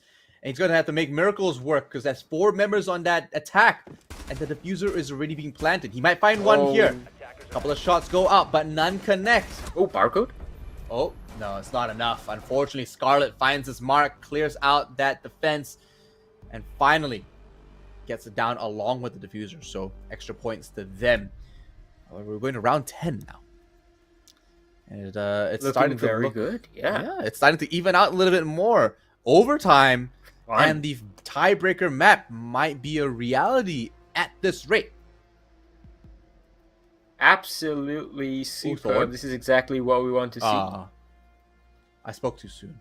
I was excited for a second. I love seeing different operators being picked up instead of the same ones being washed through over and over again. But that's what a meta is, right? A meta is the most effective tactic or technique available. And this is what it is. So, Unfortunately, we won't see that Thorn come through for the defense, but we might see the Finka get swapped in for the IQ. Most likely the case. Doesn't look like Jackie's moving off that Monty, though. Yeah, it's been alright for DP in the previous round. It got DP Elevate very confused when they were trying to go for the spawn peak and realized, oh, actually, we're just ending up shooting a shield. Oh. He had a really good attack. Jackie Wu pushing down that hallway too later on. Michael, what are you trying to do? Trying to look for drones? Trying to go for the spawn peak again? Spawn peak, definitely, absolutely. They know, though. I mean, yeah, they definitely know. They just have to avoid it. They don't have to confront Or him. kill him. There's that. His range and, you know, his line of sight is very limited. Oh, yow!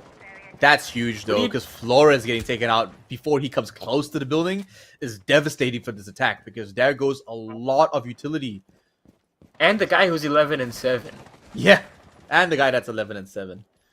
I mean, they got Jackie Wu, but he's 2 and 6 right now. Sens is an operator where, you know, he provides a lot of cover. He provides some utility. He's got 2 frag grenades as well, and he's got a very dependable DMR. Ooh, Azuki takes out Naiko and trades it out between each other. That's one on each side, and that puts the defense in an advantage that they were already in. But yeah, it's starting to get steeper, right? Indeed. Barcode getting lit up here on the top of these main stairs. You can see Ape takes down Scarlet, and then Jackie Wu gets felled too. Maybe he needed the shield. Ape seems to have been surprised at the fact that he was able to take that shot. Williams, the 15-year-old, taking down Tolji. Ape going for the quick peeks, just trying to keep the pressure on. Impact grenades go out, Barcode goes out, and then promptly back inside.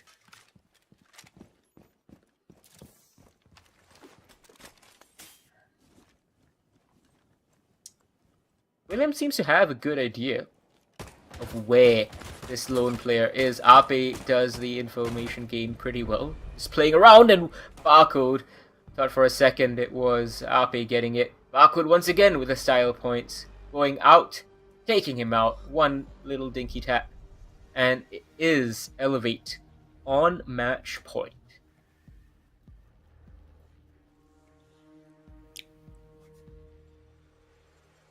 If Elevate take this round, we're going to a map 3. But, you know, DP, not too far behind. 2 rounds is definitely doable. Should I say doable? Haha, DP, get it? No. Hey. Bad dad jokes right here on broadcast, guys. But maybe this time Ram will survive and get inside the building this time around, huh? Maybe. Oh. Let's quick switch. Yeah, I mean, the buck. Yao going for the Nomad this time around. It's very important for DP just to keep away from the early bosses, as you said, or punish them. They had information on one of them. They didn't have an idea of what Barcode was doing there on the game's window. So Elevate, now turning the tables here. We've called them out previously for lacking coordination based on a lack of information, but they are somehow able to dodge enough drones in the prep phase, and they provide enough of a problem to DP, who are now trying to fight off map 3. Ape's waiting, and honestly, I feel like he's going to go for a run out here. He's waiting for the right opportunity. He knows exactly what he wants to do.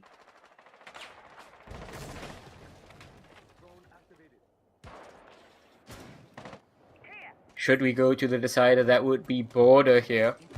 Elevate very much keen to do that. Ape very much keen to go out for this run out, but it's too far. Azuki's hiding behind a rock, and Ape can't see the initial angle. He goes down. Those 12 kills won't get added to right now. Unfortunately, Azuki, his reactions are a little bit too quick for him. Now he's got an entry onto point. Picks up another kill, so that's a double going to him. Barco gets taken out. There goes your Goyo. Not the biggest loss on that defense, as his Vulcan canisters are already placed and pre-prepped. However, This does mean that they lose. I believe he had a nitro cell. So that gets taken off the board. He might have had a triple for Zuki. That's huge. This guy he's not even scanning for footprints at this point. He's just walking right through. Michael. 15 kills on his side, but he gets felled by Yao. Speakeasy trying a long angle. He finds one inside of the box, and that guy is stuck. But Yao goes for the swing instead. I didn't think the shotgun was going to do too much at that range. I think he got a little bit cocky with how close he could get, considering, I suppose he just assumed the tempo. But this time around, DP saved themselves. Elevate, don't push it into map 3 just yet. DP pushing in another round one more time. Bar and gaming. We're going to bar and gaming. And we are gaming right now, Infian. This is great. A fantastic way to see round I forgot what round we're on. Round 12 played out here for 3rd place in the Elite Community Series.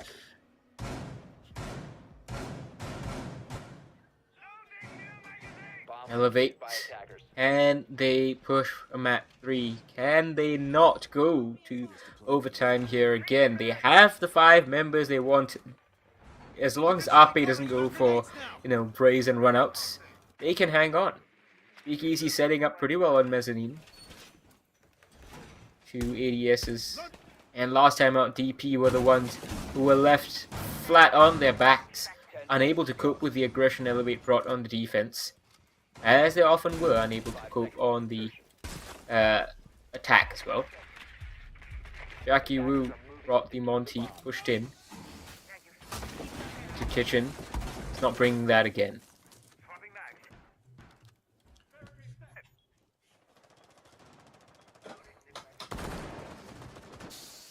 ITA 12S, still one of my favorite shotguns.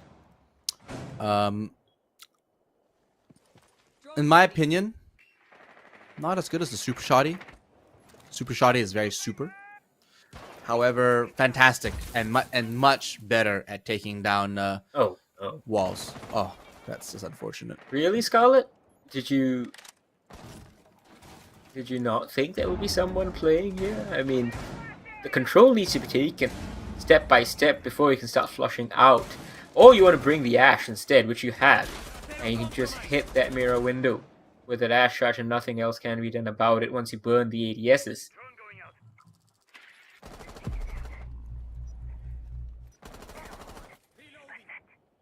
E1D gets popped. No one gets detected this time around. Not a lot of information being passed around on that attacking side. Everyone is in tip-top health right now. No blood has been spilled on this match point round.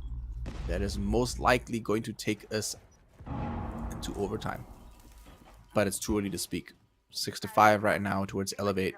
DP are holding their breath. They're trying to fight for this overtime round. Williams quietly creeping up. Unfortunately for DP, the time has quietly crept up on them too. And Nykel and Tolji get 1 kill each now. They need to spring into action because Elevate are in pole position. 1 minute left here. Williams eats a goo mine to his foot, misses that player crossing back behind the mirror window. They haven't got any of this control that they needed. No one can do anything. Nykel's even coming up on the flank. This is a knife on the drone, actually. Did he get that? I don't think he got that. I didn't hear the drone get blown up. Nykel instead almost gets blown up himself. The drone is watching him, red pinging him. Impact goes out and that's a freebie. As Yao and Williams get 1 each with 30 seconds. Yao gets 1 more. It's a 2 versus 3. This has turned on his head. Unfortunately, Nykel had to vault through that hole, and that got him caught with his pants down. Defenders are on site, and they don't have to do too much. Ape doesn't have any goo mines on him, but still has an impact grenade available. So a little bit of damage. Ape. Oh, I say that, but he takes a lot of damage. Scarlet is still around. He takes, as I say that, he gets taken out. 1v2. Speakeasy just has to chill out for a second, but the diffuser is being planted. He's got to move just a little bit. They don't have any E1Ds to catch him out. Attackers shooting right across the bar. Yeah, Pistols out. Speakeasy didn't move quite enough. He was cowed by the long shots that were coming in. He thought someone was on his close left. Could have gone for the denial through connector, for example. Williams with the sidearm shotgun. And Elevate, how have they thrown this away? 3v5 it was in their favor with only 1 minute left. And they fed the machine that was DP, who have brought it back. As I said, you know, Elevate looks really good for bursts. And then after that, DP just kind of figures them out, as did Jalita yesterday, and then it just swings back the pendulum the other way. 6-6. We're going to overtime now. And if this keeps up, DP take it. They just need 2 rounds. That's it. But now that we're entering overtime, we switch over as well. And Ape is bringing in the Doc. Because he's going to need it. Because he's Oh yeah, if you're gonna stick your face in windows, and the rest of your team is as well, yeah. But the rest of their roster is pretty stock standard. You know, Legion, Frost, Smoke, all operators that are highly picked, highly valuable. But maybe Doc, a 3 armor operator that can heal himself, take risks, essentially stim himself back into a Super Saiyan state or into good health. Might be exactly what he needs at the end of the day to play the way he wants to play. Maybe this is his ace in the hole. Told you setting up some vertical angles now. Nikel's gonna go for the spawn peak again, but DP know they don't have a Monty. They're not gonna provide Nikel with the opportunity. So I'm still surprised none of them is bringing like, you know, something ridiculous like a 2x scope or 3x scope and just dealing with Nikel from extremely far away. He's been there every single round, or Ape has been one of the 2 players at least.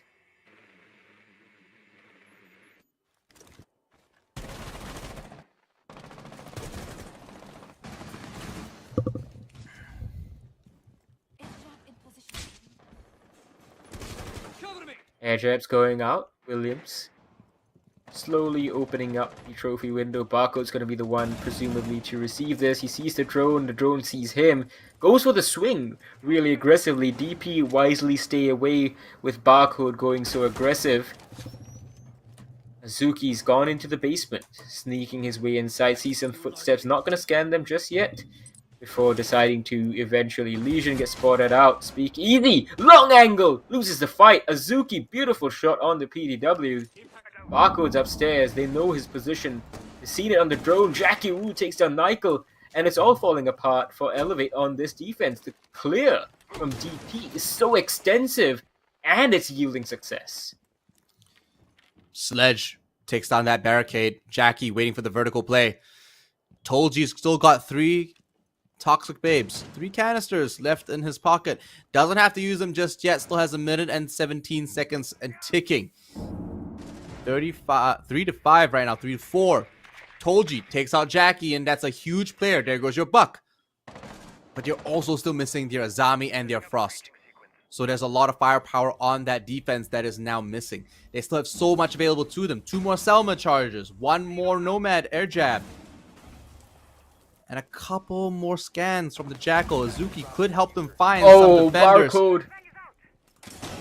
Scarlet was watching that angle for the longest time. Just couldn't help it but fall the moment Barcode pushed him. Barcode gets 1 more. Azuki coming up the stairs. Barcode solo holding here on the library. Goes to the sidearm shotgun. Can't do it. Deals a lot of damage to Williams. The sprays immediate. Fast and Furious Tolji taken down by Yao on the pistol. 25 seconds for this 1v1. They know exactly where this Nomad is. The flash!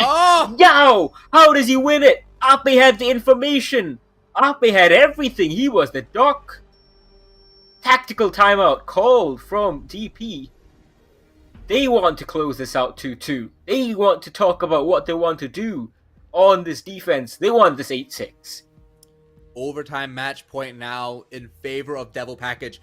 Jackie knows how his team plays. He sees them, and he's done this again. In Clubhouse, we saw the same thing. They call for a tactical timeout just as they reach these match points. and they know I'm starting to think it's not about the enemy team. It's not about cutting the enemy team tempo off. It's about managing his team's anxiety. And that's my suspicion, because he's like, sweet, we're getting really good right now. We're in our flow, but we're getting cocky, right? He can sense it. I feel like he knows what's going to happen to the rest of his team. They get overconfident, and he's probably seen it a couple of times before. You just got to slow them down a little bit so they think a little bit more methodically. Yao has 17 kills on the count for his team, and he's going to pick the Warden this time. So now that he's got the Warden, he's going to bring a little bit more defense, presence as a soft anchor.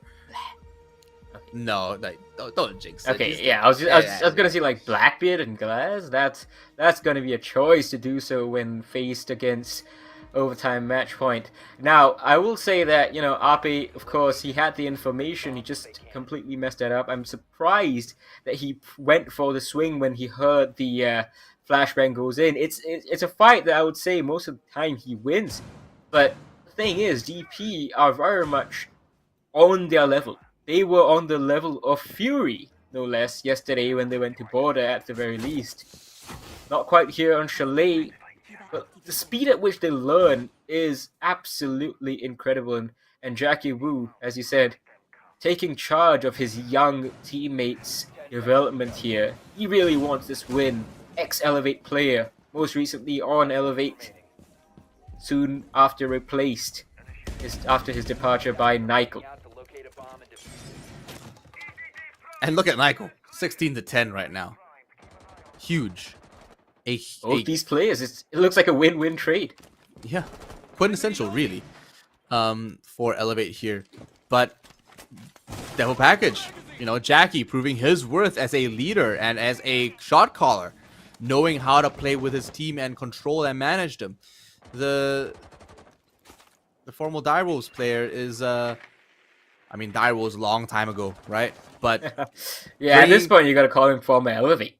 Yeah, exactly. I mean, he's just bringing so much value in. Azuki's got to rotate now, but we got the buggy finally doing a little bit of work here on the foyer, taking out a lot of soft tissue, and Williams is not in a position to peek that and take it out, so he's gonna have to let it do its thing. Unfortunately, that's the case most of the time. Azuki gets away from that angle and Nykel's holding him, and Nykel got so much success on that window in the first 3 rounds. He's now inside of Dining. He hears drones come out. Likely has been spotted by Elevate, but you know how we talked about Azuki not deploying his goo mines? He's done that again. And he's wasting time still. Because 1 minute 20 done, they are still very worried about him. I'm starting to feel like he just doesn't know how to play Legion, or he just doesn't care about the goo mines. Just likes the gun. Yeah, he just likes the gun. To be fair though, that T5 is it's a great SMG. Super. Play Oryx. You get to yeet around a lot faster too. Yeah, I guess, but he's also, I suppose he's in some sense just easier to hit, if that makes sense, because he's so big. 1 minute and 10. Adrenaline rush goes off. Buggy. Oh, Jackie. Distracts Big his own kill. teammate. Unfortunately, doesn't check the corner and he gets taken out. Fantastic kill for the defense. Ape. Again, I'm just poking his head in, not being... I think he's not being given the right information, if that makes sense. Yeah. Right? It's Yao versus Nykel, I think, what's going to be decisive in this 4v4. Whichever one of the two dies, that's who is going to lose this round. DP are going to be hoping that Yao and Azuki stay alive, whereas they're going to be hoping on Elevate side that Barcode and Nykel keep it calm. Jackie Wu is very close in the bins. It's a very aggressive angle. Often doesn't work out. The flashbang's going to go in far too deep. Is Jackie Wu going to kill this player? Told he's getting the plant off. Near main stairs. The cover is perfect. Nykel speakeasy. Barcode. This is going to go to max OT. Nykel finishes it off. And it is 15 rounds. Clean headshot coming in from the gridlock as well in the F90. Round 15. Infi and we are going all the way to the very end. Elevate do not want to let go of this game just yet. It is not out of their hands so far. Neck to neck. both teams going after each other's tails. Finally, we get to the very, very last round here on Chalet for the second map. And this is a coin flip at this point. It's a 50-50 chance whether it goes towards a map 3 or we see DP take third place and $2,000. That would be huge for most of these underage players right now, especially for Williams, who is only 15 years old. Even a share of 2,000 split across 5 players, that would have changed my life. Or rather, it would have felt like life-changing when I was 15. I mean, especially over in Taiwan, right? That's just food for the next month or two. And Or a new PS5. or a new PS5. Yeah, see, Yeah, that's what I would have spent it on. Infian's got priorities, guys. If That's you're- what I would spend it on. See, I gym too much. I just think about protein all day. You know, like, am I hitting my protein macros? Am I hitting my gains? Be like Infian. Don't be like me. You know, buy something fun. Spend it on something that you're Especially when enjoy. you win it off a gaming tournament, you know? You kind of got to reward yourself. That's God true. of War, PS5, you know, Spider-Man. Yeah, or you know, just more Rainbow Six credits. You know, more renown. Oh yes, you got to have all the elites. All the elites. Gotta have all the elites. Gotta give that money back to Ubisoft. You know, that's what we're here for. In all seriousness, I do want that Master Chief elite. That's, that's that's pretty so cool. I'm trying to convince a couple more friends to jump on with me, to be honest. But let's focus on the match. 2 minutes left on that clock, and it's ticking away. Both teams are still kind of poking at each other. They know the tension's on. There's so much stress and so much on the table right now, and that's specifically double or nothing on the winnings. Michael is holding on to Library really astutely, not overexposing himself, using the Kiba barricades. This is where he nearly won that round out in that 1v1 when DP attacked onto the second floor. That forced the overtime. Drop down, push back, I mean, into mezzanine, then brings himself back up. Jackie, who gets the first onto Speakeasy, gets down in return. And that distracts Michael. Yao moves in, he gets his 18. There go the bees, unfortunately, an endangered Oh, species. goodness. Double kill going to Tolji on Elevate. 3 toxic babes left in his pocket. Barcode is taken out for a double kill going to Yao. It's 2v2 right now in the last match. 1 minute left on that clock. Who is it going to be? Ape gets caught. No, he's going to trade. Firing back and forth. The tension is so high right now. The last RCXD goes out, and Yao's going to find some use for this one. Is it going to be the... Yes, it's looking like it's going to be that camera so he can move a little bit freer. He move it to the left a little bit. Might have revealed himself through the soft tissue of the wall. But Ape and Tolji are now trying to work in tandem with one another. 2 toxic babes. They can probably buy themselves another 30 seconds if they time this one out properly. But they've got to find the right entry. Scarlet and Yao are putting a push in right now. A couple of shots go out. Scarlet doesn't connect just yet. But the last toxic babe is still waiting in the pocket of Tolji. He's got this on control, but the plant is down. The diffuser has been going. Oh, he's 40 seconds down left though. on the clock. 1v1. Yao. Tolji, he's got to win this one out. He knows exactly where the enemy is. And it's now flipped. He's got to be the one that pushes. He's got to be one that takes the fight. Yao in a 1v1, he's the one who made this happen, pushed it to OT, Oh! but Tolji checks the wrong angle. Yao just has to turn around and take him down. And DP, they take third place. Look at the smiles on those faces, at least in the top row, or in the top right. The rest of these guys don't even look like they have just won. Third place here in the Rainbow Six Elite Community Series. Great performance from DP to make this 2-0 happen. And I like to say, I called it. Hey man, look, if anything, it was down to the wire. I felt like DP knew exactly what they were doing that last moment. They had the plant down, and as soon as the plant went down, the script flipped. They just could not take it back. Elevate were scrambling, if anything. If Ape was up, it would have been a different story. However, He got pushed back just from that push in from Scarlet. Very well played from him. It's unfortunately how the cookie crumbles, and it was all the way to the end. Maximum OT. That's what else can you ask for in a third place match? And we can only expect better and more from that final matchup between Galita and Fury. And It's gonna Fury. be Yeah. It's going to be a best of 5, guys.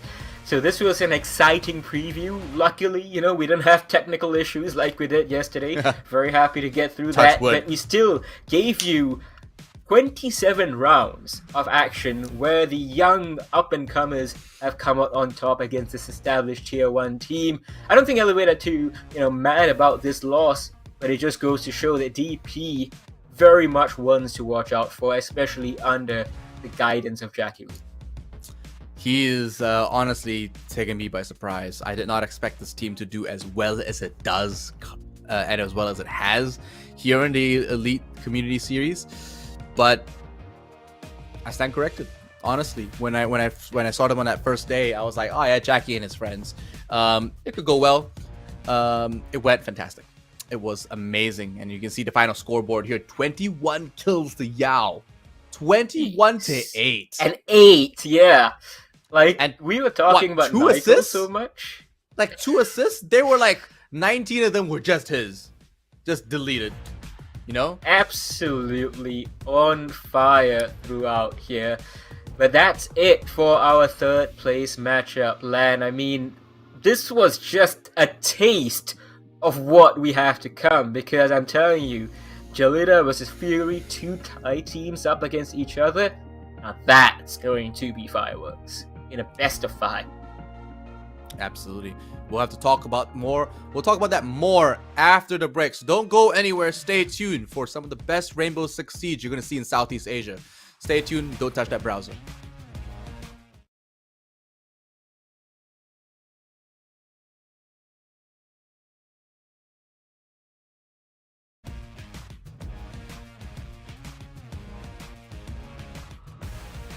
Don't let me into my zone. Let me into my zone. Let me into my zone. Let me into my zone. Please don't let me in. Yeah. Go and play that. Take you down, I'ma say that. Mine need me a couple dollars. Telling you now this payback. So I take that. Ask them now what say that. I've been going to the top and I got what they not, so I know that they hate that. But I'm on now. All these lanes gonna zone out. And all these lanes gonna take what I did and they twist and they worse till I fall out. But I know that. So I keep what I'm doing cause I own that. And I stay in the lab and I kill everything, but I don't ever move. I'm a Kodak. So I'm gone. Finally back in my home. I'm working like so much. They swear I had me a clone. Can't answer my phone now. Just leave it there, that tone. Ballin' can't beat me up cause I'm back in my zone now. Cause I'm back in my zone now.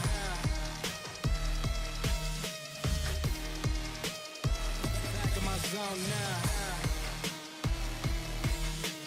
Ballin' can't beat me up cause I'm back in my zone now.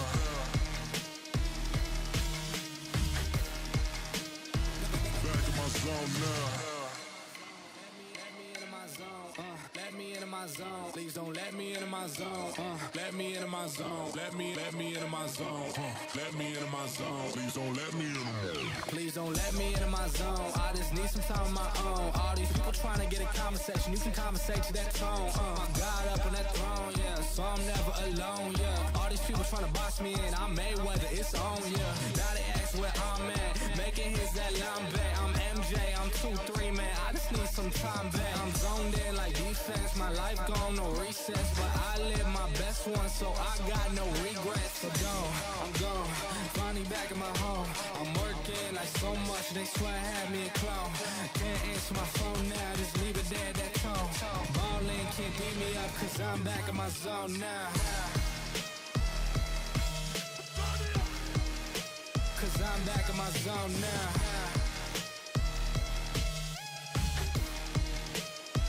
Back in my zone now. Ballin' can't beat me up cause I'm back in my zone now.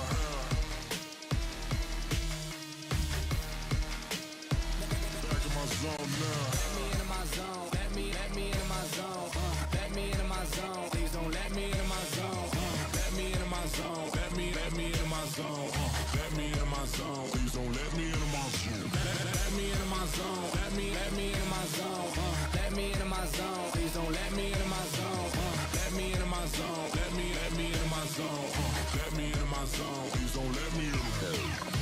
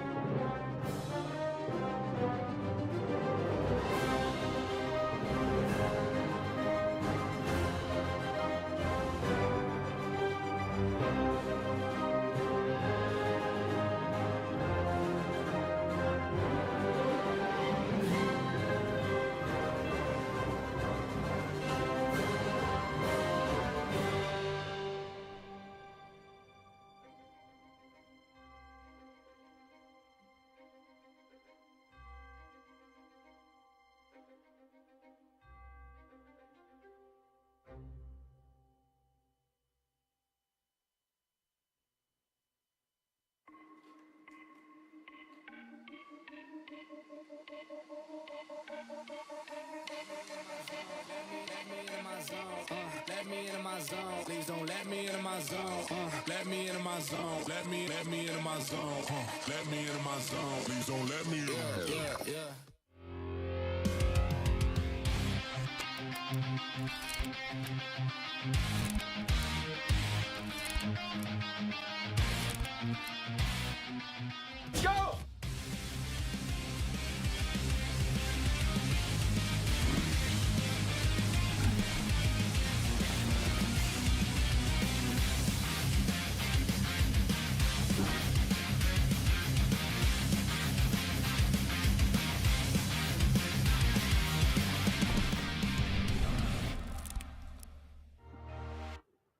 After a long break, we are back for more Rainbow Six. We are now at the grand final here in the Rainbow Six Elite Community Series Infinite. We had a fantastic full overtime match from both. Indeed, we saw 12 rounds on the first map in Clubhouse, and then after that 8-7 in favor of DP. So yes, the underage team, if you missed it, has beaten Elevate for third place, but we're going to shift our attention to this grand final.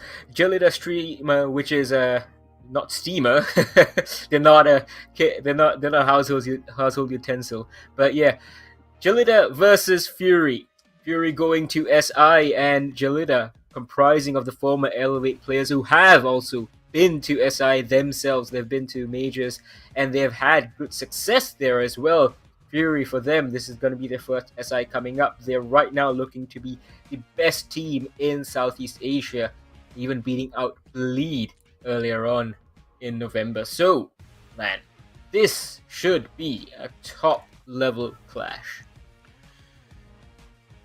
It was going to be at the highest level of competition in Southeast Asia. It was always going to be between these two rosters here. Fury is just so well known and so well established in the Rainbow Six region now.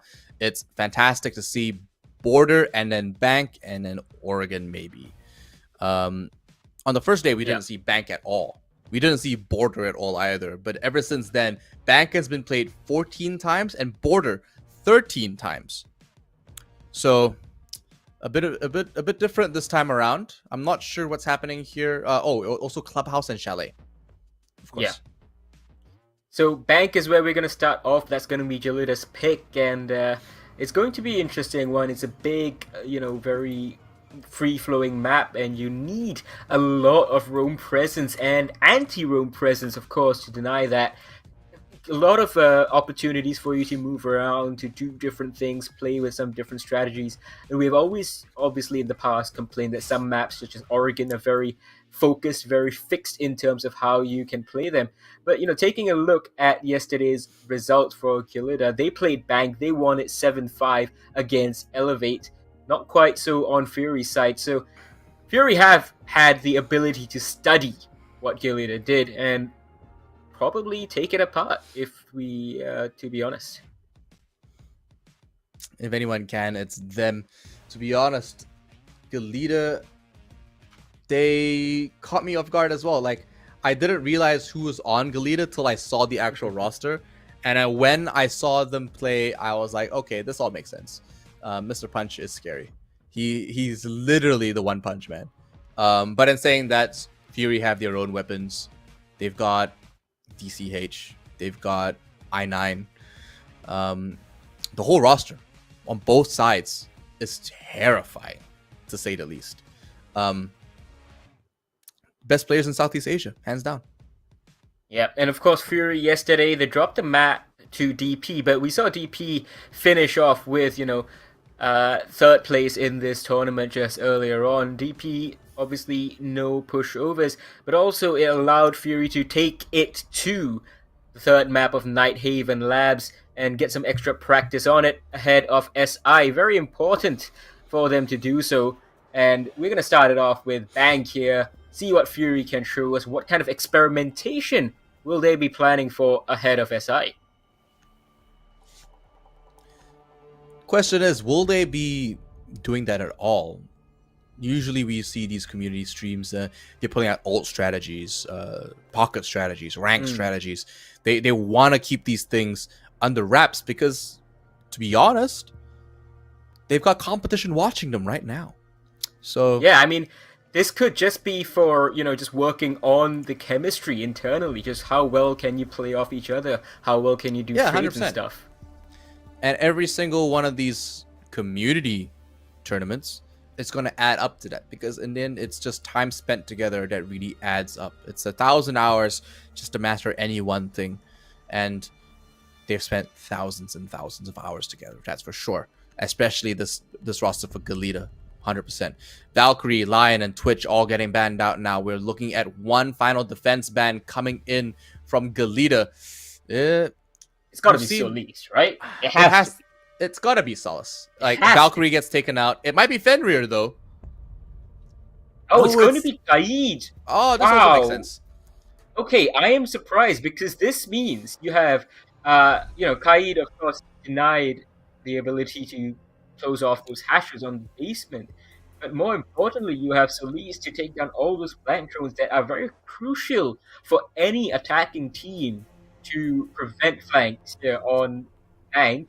And you have Azami left up as well, which Sapper is going to immediately jump on. You have, of course, Tubarao. You have just, that quad Avengers, Fenrir, as you said earlier on.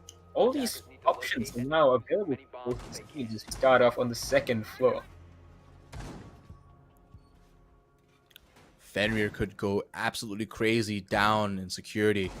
A huge player to control those mines and to control these staircases as well, leading into that point. Especially since Kaid is off the board and those hatches are going to be opened, guaranteed.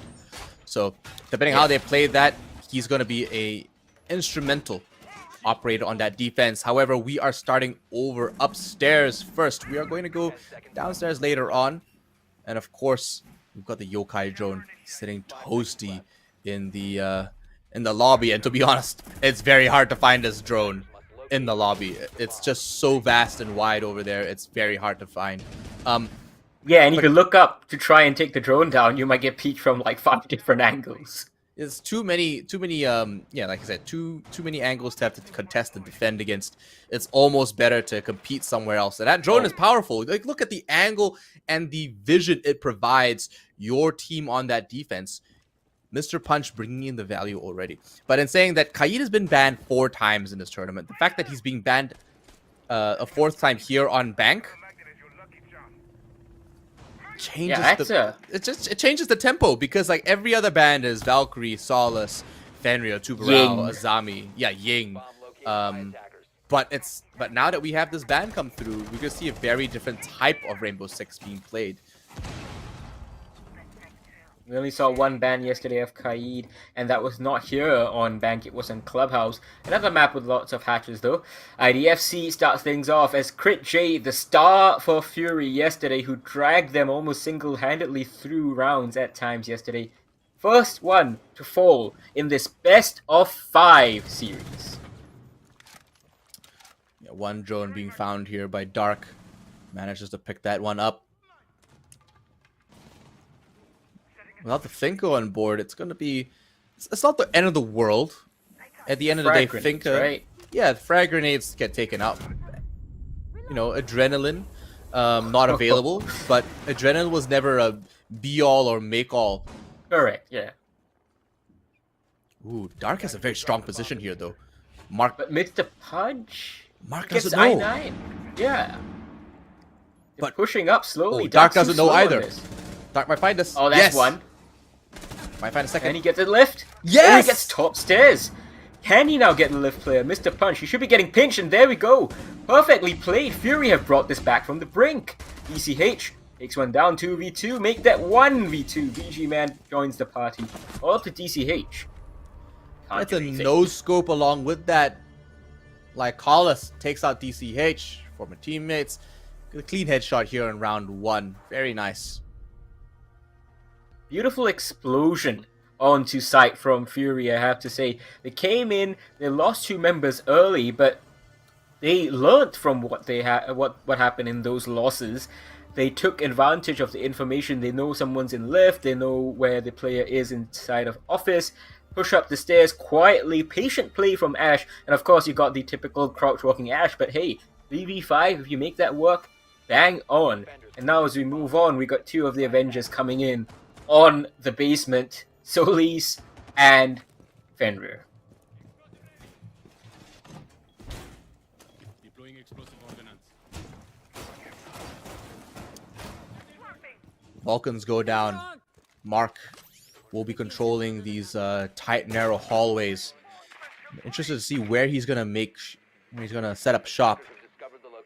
Currently unsure on what that positioning is. We can't see just at the moment, but Solace doing the rounds, making sure that finds all the drones. Make sure he does a little bit of surveillance, a little bit of spring cleaning. Nothing just yet. Looks like he's gonna put down the hatches, make sure he's got that lobby secured and locked in. Mark setting up shop over in Archives. GG, man. Only gotten 2 kills in that opening round. Yana, however, this time around is getting forced back as the pings come out from those alibi. Mr. Punch looking for those feet as he tries to deal some damage back. Keep the pressure on. Oh! And that's got to be a freebie. That's almost like Cole is taken out. That's really poor from him. They knew he was there the whole time. It's a bit sloppy on their end, but not the end of the world. Ashe still up. Drops a couple of shots, reloads, and this time might be able to find one as he tries to push through electrical. Crit J might be able to bring a little bit of support to the rest of his team. Gets detected. Oh, Dreadmine goes off.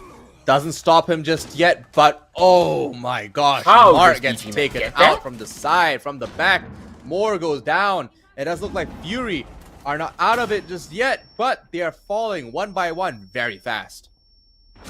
IDFC gets flashed out and taken out. BG Man having an absolutely amazing game. And they're going to recover one of the 2 players that were down in a collat, it seemed. Crit J and Dark were the ones who went down to IDFC, but he only was able to secure one. I don't think he knew the other one was down. Sapper.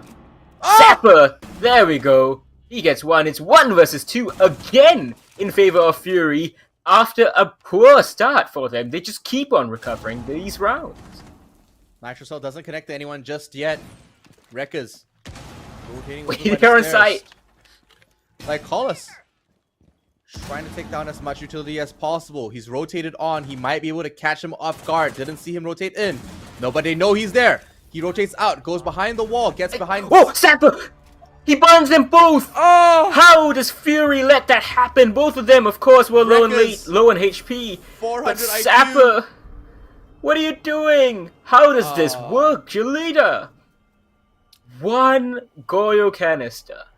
That was all that was needed. Fury looked like they had this in the bag, just like in the first round. It's rare to see that as well, isn't it? Usually we see the Goyo canisters, the Vulcans, buy time, really deny area. Yeah. Yeah, exactly. Or, you know, they get found by an attacker and they get popped early. But this time around, actually took somebody out. Crazy. That is just impressive. Impressive from the Mozzie, just hanging on, keeping his, cool Sapper, taking down friends, really. He's very familiar with the guys in Fury, undoubtedly, as they are with him, and just going a little bit overzealous in the push into site. You can see if they just patiently waited it out, could have survived it. But now, 1-1. Early start, and this might be a long best of 5. Yeah, I love that keep a barrier as well. Just denies vision, but provides the eyesight onto that foothold. Even if you try to prone through it instead of taking it out first, it puts you in such a vulnerable spot. It's like the easiest headshot you could ask for. In saying that, some sneaky angles, some being held right by the defending team. I9 trying to find as much as he can while he can.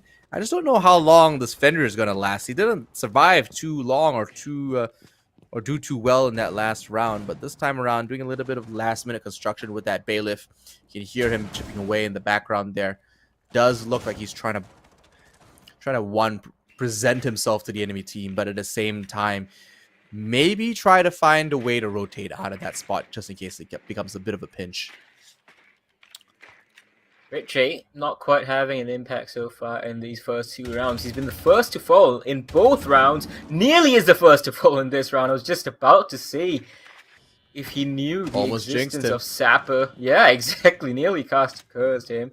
But, Sapper backs off right now and the Buck survives to fight another day. Lyko is on the second floor clearing that one out. Sapper repositioned inside of Archives right now and trying to finish off what he started. Sequential breach. Keep that there. I'm reloading.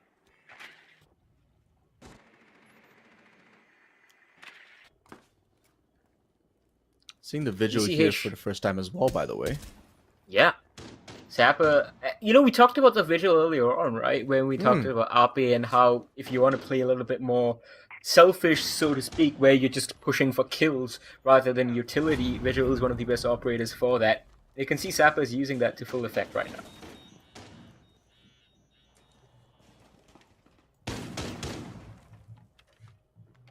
They seem to be aware of DCH's position here inside of the lift, but as I said, DCH has a get out of jail free card with an open hatch. Fenrir gets taken down, Dark pushes in, catches him on the rotate. Lycolis gets Mr. Punch too, and that's not going well. DCH can't use that jump down, and it's all falling apart. Fury 5 versus 2, Mark concussed. His teammate Sapper briefly flashed. Utility is raining down on them. There's 30 seconds they need to hold on, and this is a great start. 30 seconds, and can they get this third kill? No, it's going to have to be a 1v3 for Mark. 10 seconds left. Unfortunately, it won't be 1v anything. CritJ finds that final kill, despite being the first to die in the first few rounds. A redeeming point for him moving into round 4. Fury are just very aggressive. And they're playing this really well. But it's not just that they're aggressive, it's that Galita just they're not cutting it. They're just not cutting it. They have 1 round to themselves right now. That's good. But at the same time, it's like I can see how they're falling off, and I can see how they're being a bit sloppy in some respect. Yeah. IDFC brought in the Fenrir for that second round, or for that third round, and it just really wasn't working out. Being caught in the open, playing quite vulnerably as well. Sure, those are probably very common positions to be in. The Archives has that maze-like nature paired with the Dread Mine. It's very potent, but it's just not what we needed at that point. This echo, though, from Mr. Punch is going to be just instrumental as we come back upstairs in the Executive Lounge and President's office.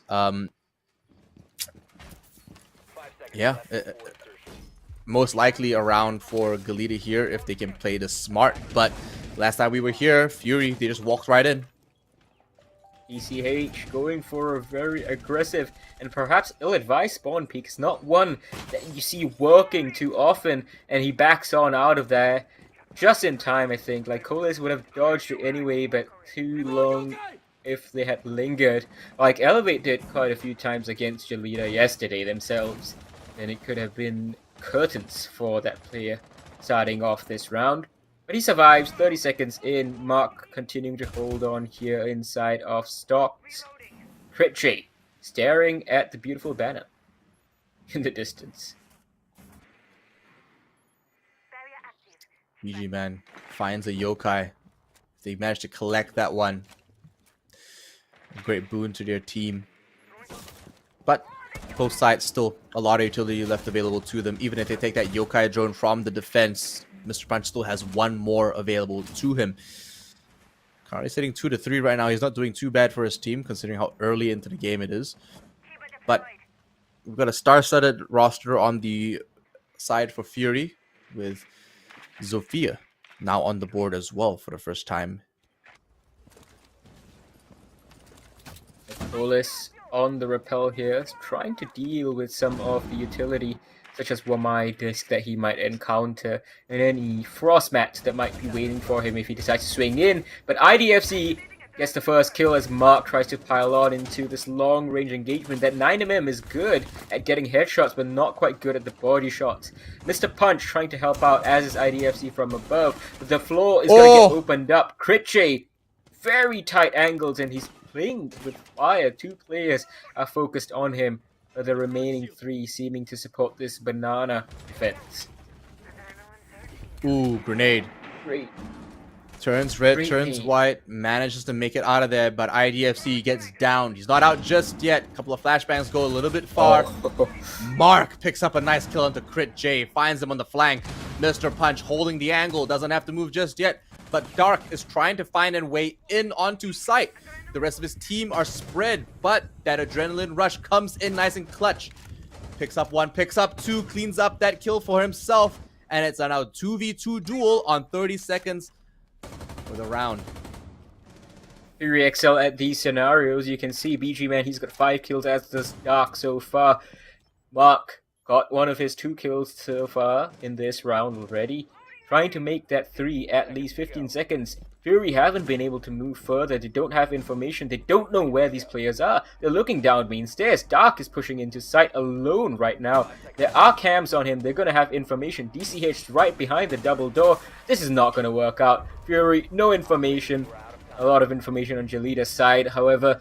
And similar to how Jelita was starving Elevate of information last game, yesterday, that's what exactly they did to Fury in the final few seconds of this round.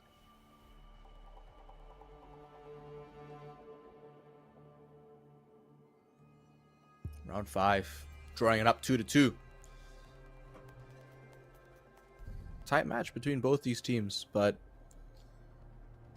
ooh, we've seen the Solace come back out again. And Fenrir one more time. Maybe this time a bit more successful in that defense. Who knows? IDFC just wants to give it another blat. Wants to go one more time. We have a good setup here, I would say. On paper, you know, you have the lineup. It's perfectly alright. You got the Azami to play off the Kiba barricades inside of open area. You can set it up in various, even on the roam, even in various angles. And then Legion to basically stop the rushes. Solis to find out where all these drones are, kill them off early on. Sapper to roam aggressively, and IDFC to blind anyone who tries to go places where they don't want them to go. On paper, there's no reason why the squad should be having any issues. Fury, in that earlier round, just absolutely tore through the Jelita defense.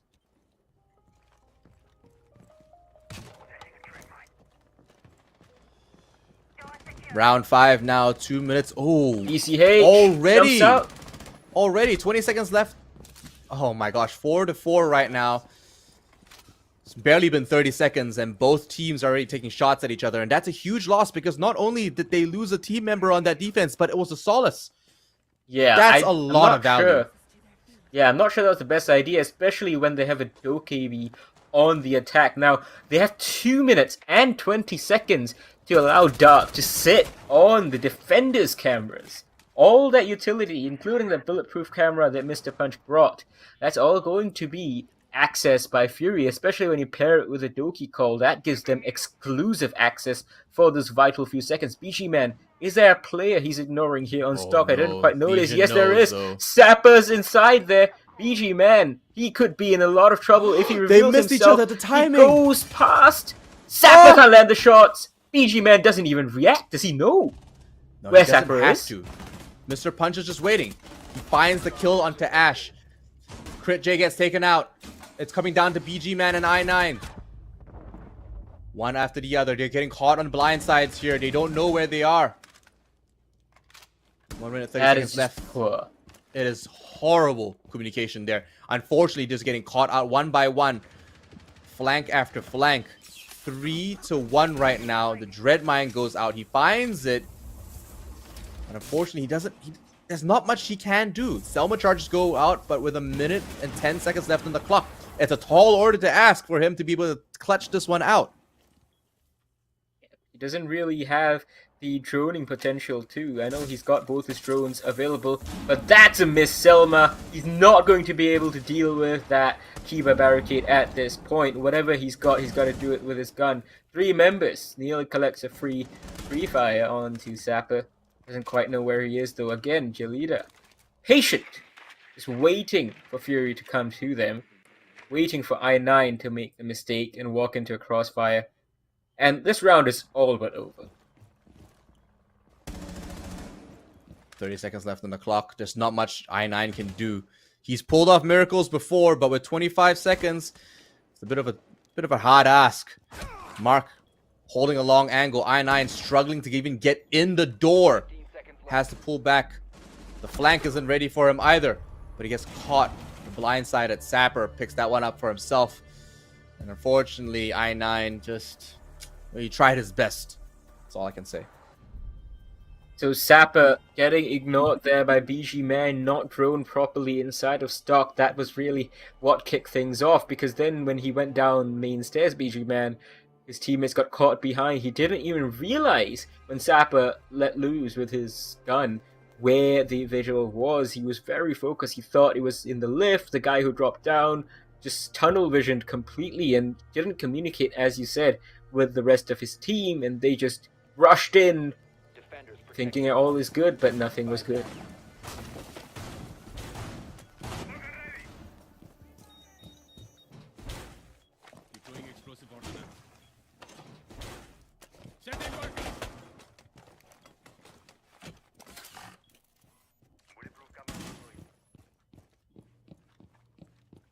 EFC doing his job as Solis. So Jelida, you know, they sent the Solis out the window in the previous round, lost her early, even after picking up 1 kill. Still managed to win it out. We were talking about how that might not have been the best idea, but I don't think Fury, if they're not going to drone, I don't think they're going to be bothered by Solis getting taken out. Doesn't really affect their result, it seems. No, it really doesn't seem like it. Bit of a tough position here. 3-2 right now. Both teams putting their best foot forward. Nothing too extravagant being detected here. A couple of phones being seen. DCH waiting on a little sneaky angle, but one does go down. Crit Shay. Oof. Crit Shay, that's there. What, his 3rd time he has died first? 3 out of 6 rounds, and nearly another 4th round where he was caught out almost by Sapper. 2-5 as well, not a great scoreline, despite the rounds that he has stayed alive just a little bit longer. And Brava to boot. So, unfortunately, not able to pick up those gadgets that might have come in handy. So, if anything, Brava wouldn't have been able to do much on in a match like this. Maybe provide some cameras, you know, sound detectors, but nothing extravagant, nothing like Capcan traps or a Maestro cam. Pushing in here through garage. Dark knows where this player is, sees the feet. Can't do much to him though at this long range with the ARX. Even with that, can't do much. I9 takes down Mr. Punch, levels the man count. So it's back and forth right now with half the round left and half the round gone. 2 members trying to receive this push in from Dark, which means there's only 3 others watching the rest of Fury. Sorry, 2 others watching the remainder 3 of Fury. Nice headshot from Dark. He takes 1 down. Now IDFC has to focus on him as he pushes into garage. Smoke still has 1 toxic babe. He can buy a little bit of time with that. They've only got 1 minute left on that clock. That's all they need. 1 more Vulcan canister as they call out on that ping. IDFC doesn't have to do much. He's chilling right now. Like Hollis, needs to find a way in. Needs to find a couple of footprints in order to provide a little bit more intel. I9 try to go for a quick rotation to another hole, perhaps. Another hatch to drop in. But no, he gets taken out. How does that happen? Sapper waits and waits, and BG Man goes for free. IDFC, he's going to be getting in this engagement, but it doesn't really matter because DCH is covering. It's all over. Dark started off so well. 20 seconds left in this round. He can't do anything with the crossfires that are set up by Jalita, and this is going to be a 4-2 half. I feel like this wasn't the right operator for the task. Yana doesn't provide too much pressure. Yana is anything a distraction, an intel gatherer, but for someone to bring presence into Garage 1v2, it should have been someone else. It could have been a Monty. It could have been a Blitz that was sprinting from cover to cover, right? But not a Yana. You saw what happened there. Yana provided a lot of distraction, brought some presence, was fighting 2v1 at a certain point. However, as soon as the rest of the team started pushing in, that defense didn't have to care anymore. Galita were like, Yeah. okay, cool, just leave him there. You know? Just don't worry about him for now. And they just focused back on the rest of the team, and that was it. You saw that attack. It was poor. Yeah, and the funny thing was they had a castle barricaded off Red Hallway, which would mean that, you know, for example, if you take the open area hatch and you try to pressure from there, you could drop down conceivably and, you know, take those players that were playing around the double door into Garage to assist the Yana, as you said, who was largely being the distraction. She can't really be the main focal point of the push when there's two members of Jalita holding it. 5 seconds left. before insertion. It was just really good coordination from that defense on Jalita's side, and Fury just unfortunately crumbling at just not providing enough pressure and not providing enough presence in order to actually force Galita to play their tune. So this time around on that defense, Fury have to set the tone. They've got to change things up. They got to be able to be the ones to dictate how the attackers react. But can they do that or not is another question.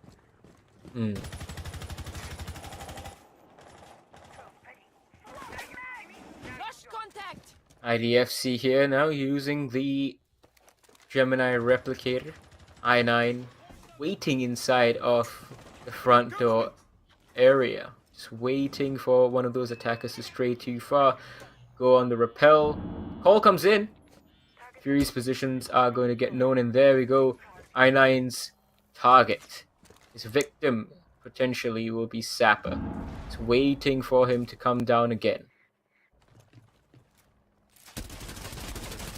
Replicator online. Also the first time we've seen all day that the Gemini clone was used. Second time there. Attackers recovered the diffuser. I say that with spite because, Dropped the diffuser. or you know, contempt because I wish they used it a little bit more. Yana's arguably one of my favorite operators. Anyway, we see 3 attackers here by the gazebo, waiting for their chance to push in. But like Collis has that hard angle, doesn't have to budge. He's cornered, but he knows what he's looking for. Crit J trying to find an opening and trying to flank them as they try to pressure their way through. But they're communicating on that defense here for Fury.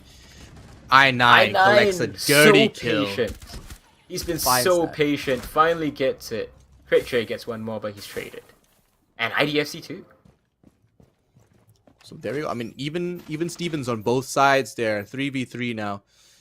57 seconds left on that clock. A couple more shots. A little bit more information on Solace. They know what they're looking for. But right now, they've got to get their way in there. Not so clever now. And 9 gonna play on the first floor. He doesn't have impact grenades, but he won't need them if Mark is going to be the ones to push him out of this position. 30 seconds. It's a 2v2 essentially on site. But unfortunately, Mark, he's just patient, and Sapper piles on to Dark as well. It's all up to BG Man alone on site. He's been spotted out, taking damage as well. IDFC getting the diffuser down behind the desk. That's not going to get stopped. And it's going to be post-plant at the very least. Mark puts an end to that. Jalita, what is happening? They have taken this game by its scruff. 5-2 is their lead as we head into round number 8, and they are just 2 rounds away from drawing first blood. Taking this game by its scruff is something I have not heard anyone say, but I like it. like you said, man, it's like Galita were lagging behind, and then they switched on, and now we're seeing Galita dominate Fury in the craziest fashion, where Fury are just unable to keep up with coordination. Galita are just so patient. Mark just sits there and he doesn't have to do anything, you know? Yeah, they walk into him. Yeah, they walk into him, and that's your solace as well. Your information gatherer, your cornerstone of that team, and just there we go, disappears. But as I predicted, we're seeing Fenrir this time downstairs again. This time on I9. So I don't know if I9 is gonna play closer to CCTV security. Might be playing closer towards the stairs and what seems to be elevators as well. That was generally the positioning he had for Galita. And these Vulcan canisters, again, so strong. Just easy picks, an operator that brings so much value, and it's just powerful in combat just because he can place his gadgets down and just forget about them. Now, we have an excellent pick from Sapper with the Monty. He's 9-3. Yes, he's having great success with the gun itself, but yesterday he was an absolute terror here on this map with the Monty, and he's going to bring that out once more. Now, these two teams, Galita and Fury, played each other on Bank as well on Playday 2 last week. That was on Saturday. It was a 7-4 victory in favor of Fury. That has been betted for sure by Galita. If Fury want to win this out in regulation, they'll need 5 in a row.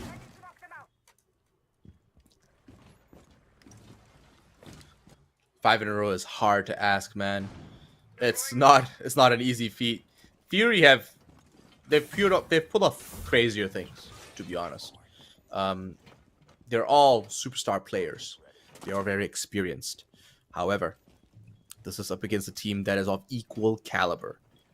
But right now, even if you tell me Fury are lined up to be one of the best teams in Southeast Asia, it's definitely looking like Galita should be picked up within the next few seasons. I say that, but Zero gets taken out. Mark, Sapper, DCH takes a whole lot of damage. Unfortunately, doesn't collect the defender in return.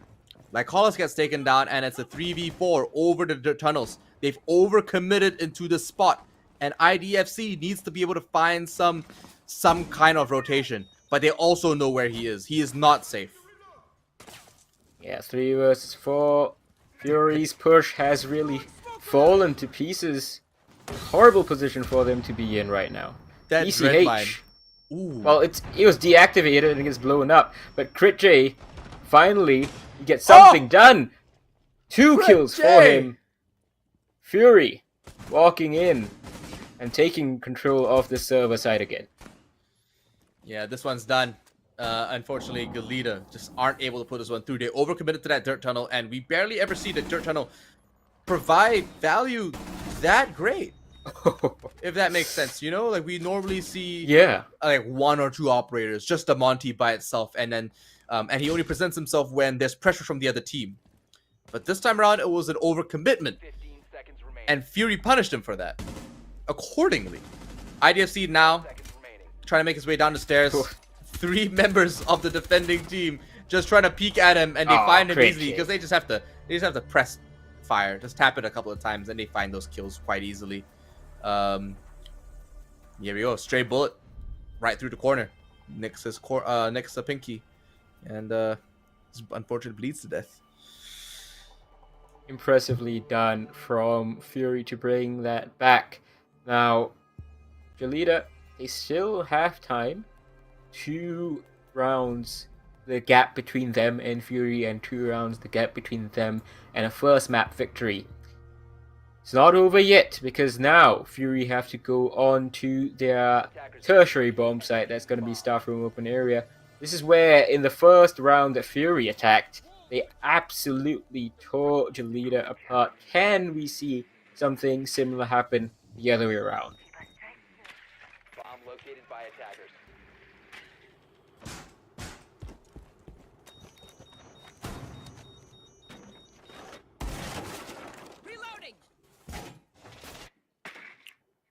So the attacking lineup, switching from Brava to the Flores, they want to deal with these Kiba barricades presumably, but no. Flores is dropped in favor of a blitz. IDFC going very bold. Now he goes back for the safety option. Flores, Nomad, and Sense being brought in, those three changes. And they are definitely pushing for a site utility clear and plant attempt.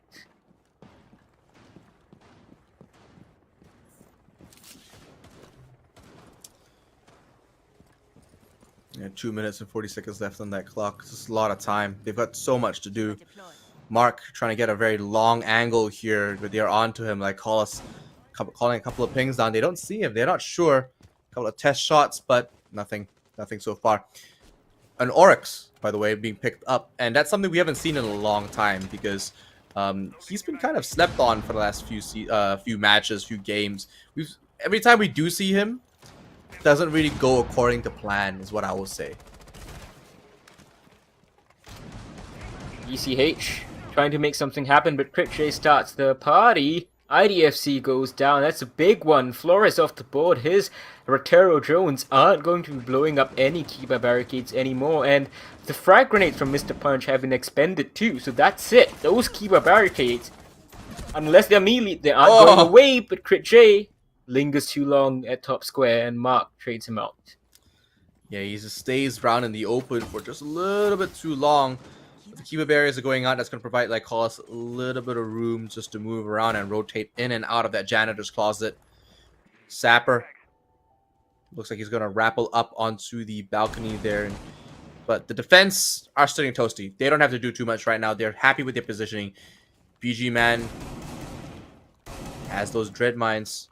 Has some interesting angles here for himself as well.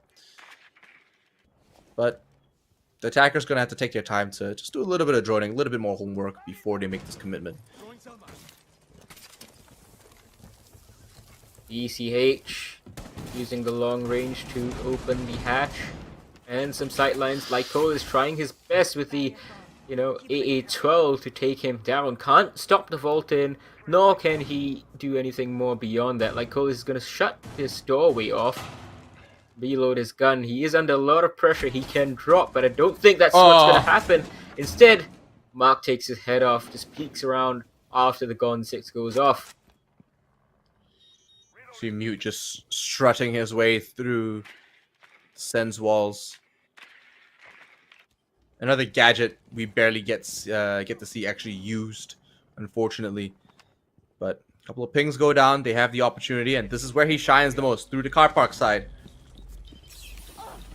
BG gets taken down. Dread Mine goes up as well. He's blinded. He doesn't know where he is. Finds the kill. Headshot onto BG Man. A sick flick, but with 1 second left in the clock, he has to commit to that plant.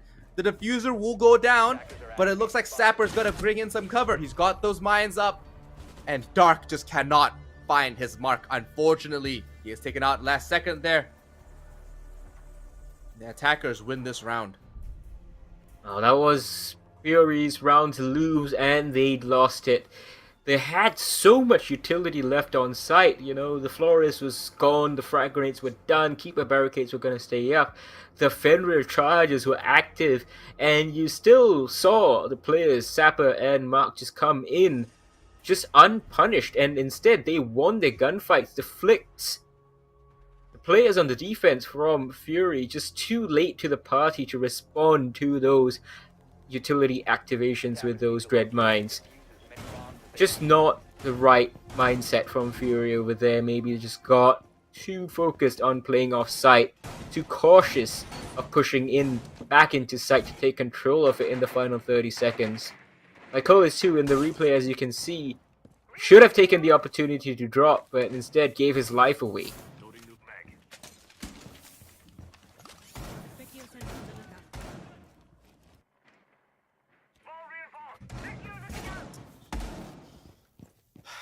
It doesn't look good for Fury. I honestly think Galita are going to take this one away.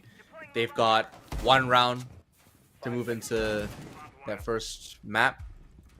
But it's not over. Fury still have 3 to 4 maps to play. Yeah. a lot of chances on the table, and you know we've said this time and time again today. We're gonna go to overtime. You know, it's if we are going to go to overtime, it's on these games where the teams are neck to neck. They play against each other every single day in the tournaments and out of the tournaments. The community is that small and that well knit. Every player you see on the TV here has played with one another over and over and over again on the same teams, on the same orgs, on both sides, right? Yeah. They know each other. At the end of the day, it's coming down to skill and game sense, and a little bit of luck. IDFC now, he's going to be the one pushing in from the basement, trying to flank this Lycolis on blue, and not sure if he's going to arrive there in time because Lycolis himself is moving up into first floor square. Zappa on the long angle, trying to check his own location, but you can see Mr. Punch has spotted out this Solus, and IDFC very quietly moving in. Doesn't have the silent step anymore. He gets predicted, he gets seen, and both of these players knows each other's the headshot. location. IDFC just plays a little bit more patiently. Lycolis cannot land the kill shot. The foldable SMG coming clutch there with its accuracy and dependability. That leaves IDFC with 2 frag grenades still available. Retreats back into the garage, doesn't have to push just yet. But now that Zofia is off the board, he's gonna have to bring that. He's gonna bring some firepower. He's gonna have to. He's the only one with frag grenades left available. Might need those. Take down a little bit of gadgetry, some defenses, maybe flush someone out. We're not sure just yet. But there's a minute left on the clock. Both teams don't have to do too much, but that defense is slowly being chipped away at. Smoke. That's taken off the board. That's a huge pick. Mark taking a lot of damage here. Deal some 2. Crit J piles on second kill for him, even though he gets flash in the process. No one can trade him out. Mark still sticking on this window. IDFC taking low in their initial engagement. Stays low with those frag grenades coming out. Perfect angle from BG Man. Very common pre-fire too. And 30 seconds left in this round. IDFC trying to push in with that ability of his active, but he doesn't check the corners down long hallway. Mark gets 1 versus 2 though, 15 seconds. He can't get this plant off, surely? Surely? Yeah, it's Surely? going down. He gets it. There we go, but he might get caught on the flank. He rotates out, but it's not enough. He goes down, and all they have to do is defuse it. A fantastic play from Fury to let him just get the plant down and then come in and clean it up. They saved themselves another round. They're still in the game. Fury keep themselves alive. It nearly went Jalita's way, the way that Mark was able to get the plant off even in that 3v1 situation, and it didn't seem like they were too concerned about him. They were going for the long flanks and what have you not. Fury, 2 more rounds for them to equalize, but they have no more room for error, and this is where the pressure kind of starts building up. And it's a good early preview for them because, of course, to them, it's not really super vital to win this grand final. They are really using this as a very important launch pad for SI. But at SI, the pressure is going to be much higher, so you got to try and win this matchup still and try and recover the 6-4 scoreline.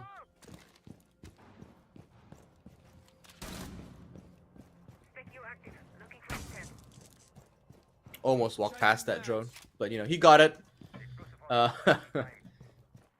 Dark not wanting to collect that one just yet for himself and his little drone army, but will instead wait. Doesn't have the time, needs to set up a little bit of presence over there and security. Like Hollis doing a little bit of spring cleaning, I'd say. And Ying coming back in again, but this time an Maru here on bank for the final, or maybe the final round for Galita. So a little bit of aggression paired up with that Ash. And the Ying, ooh, they're trying to go in hard, trying to go in fast for an all-girl team here on the left side.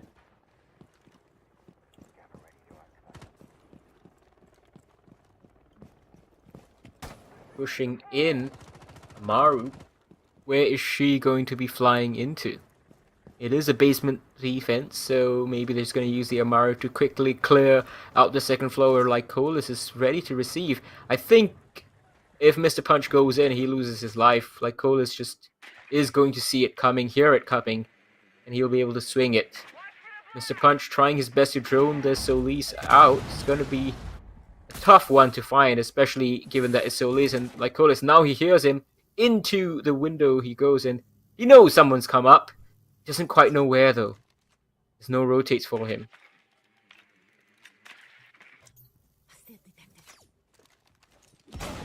Does find one. Impact grenade takes a little bit of damage, but finds their mark. There we go.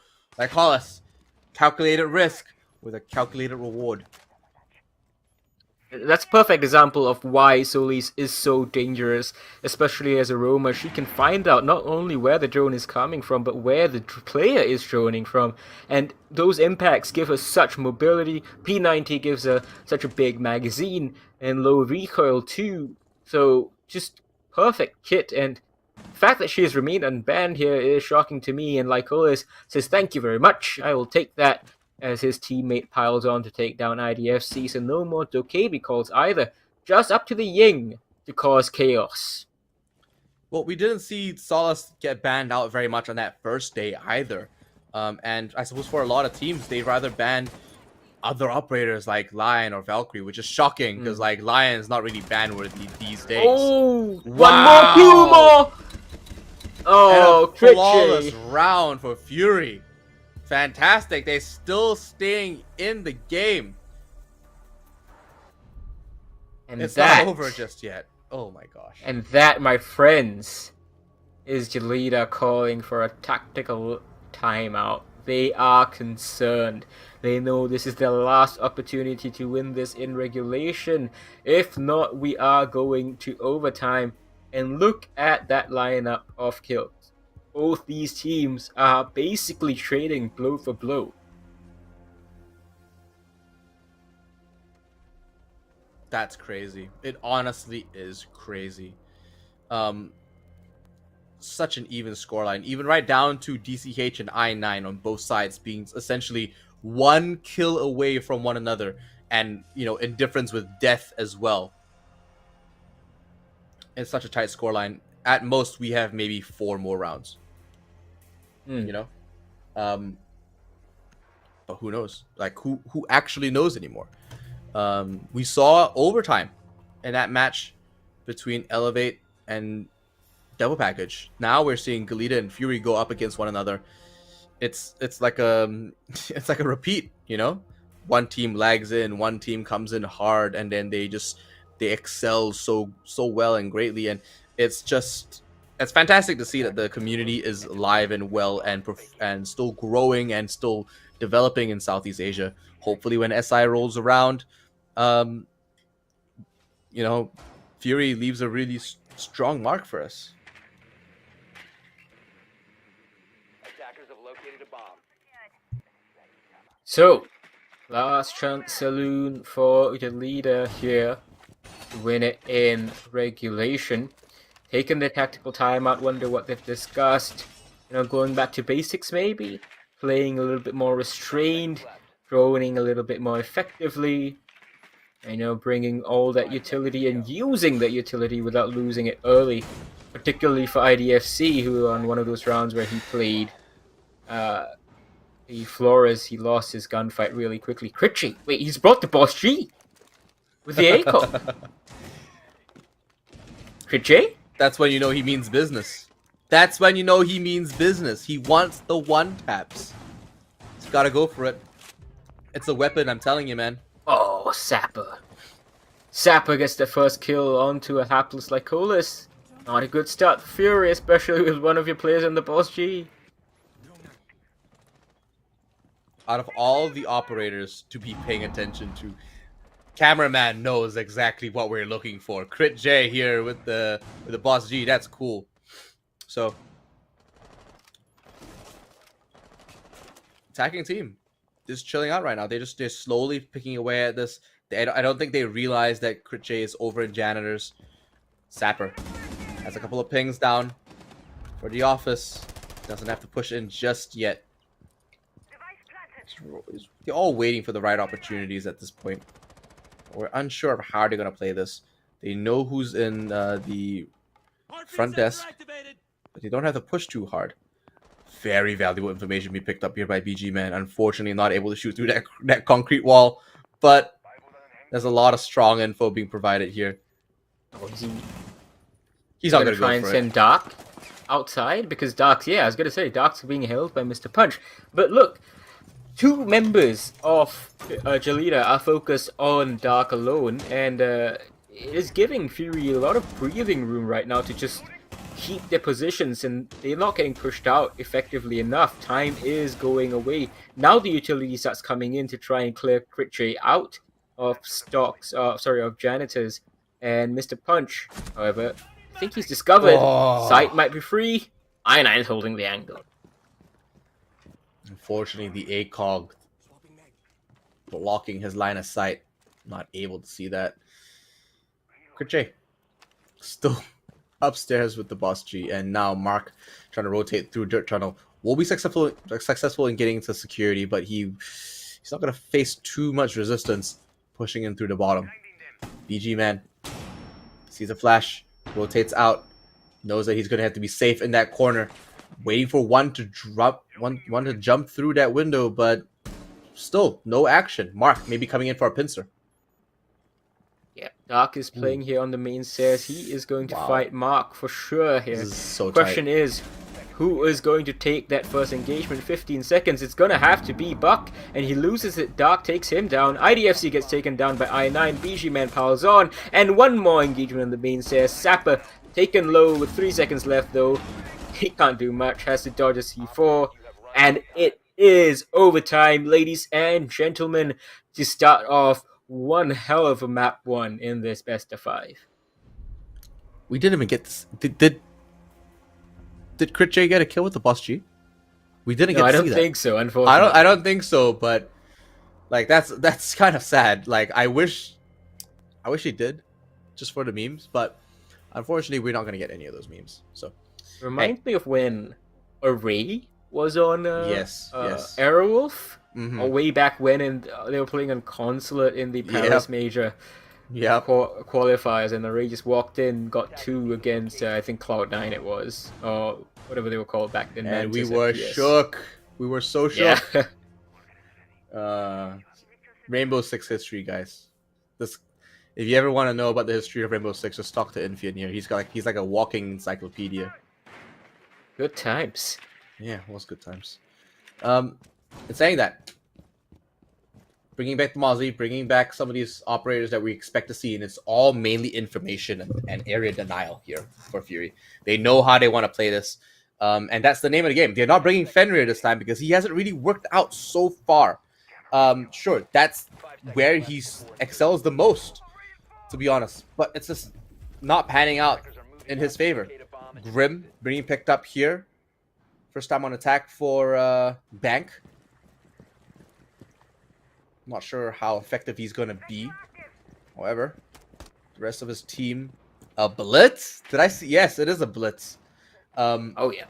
Yeah, so, you know, the defenders want to deny as much information and area as possible. Activating drone. The attackers want to move in and take as much area as possible. And I think they're going to go very aggressively with this one. They've got a balanced roster, obviously. They're not very one-sided here, but we're seeing an interesting setup on that bottom side where Lockers to CCTV has a nice thoroughfare for any toxic babes that might come through from one end to the other. So I9 has a pretty stock standard setup for himself to cover both sites effectively and safely. Nicholas drops down this time around. He doesn't wait around to get killed on the second floor. But Critchay is taken out by DCH. DCH still outside of the building here with 1 minute gone. Blitz very interested in Lycolis right now, and actually Lycolis might be in trouble if he decides to drop. He doesn't have anyone supporting him here, and he's getting droned out. He's got to too. get out. Blitz is gonna be following shortly. There we go. Lycolis is all but the dead. melee.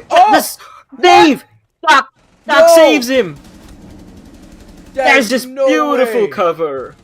right on time. And Dark gets a second onto DCH. Mark's upstairs. Is he gonna drop to his death too? Like Gaza screaming out like, dude, I love you so much, man. You know? You get flashed, but you live through that.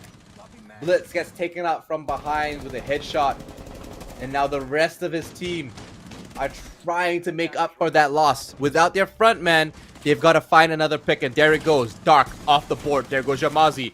Lycala soon to follow. He's getting pinned down. Mark, a couple of shots go out, collects that kill for himself, and it's going to leave BG Man and I9 all alone.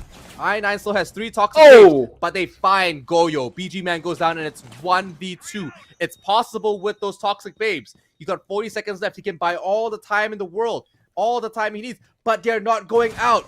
In hindsight, he rotates down, and he's going to get caught. He's going to get pinched on both sides. And unfortunately, Mark picks up that kill long with the ACOG.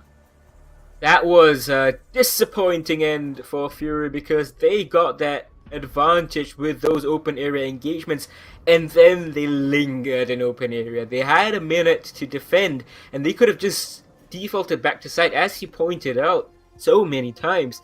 Toxic Babes was still available. Had, you know, the rest of the team also followed the smoke down into the basement, they could have kept maybe even a 2v2, assuming one of them gets caught on the rotate down.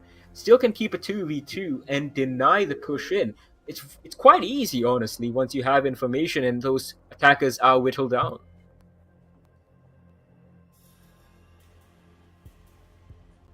Defenders, protect your bombs from being defused by attackers. Great start by Dark. Just those 2 kills. That save right now we're seeing in the replay. All for nothing because once again, Jolita are on match point. Attackers have discovered the location of a bomb. Using shield.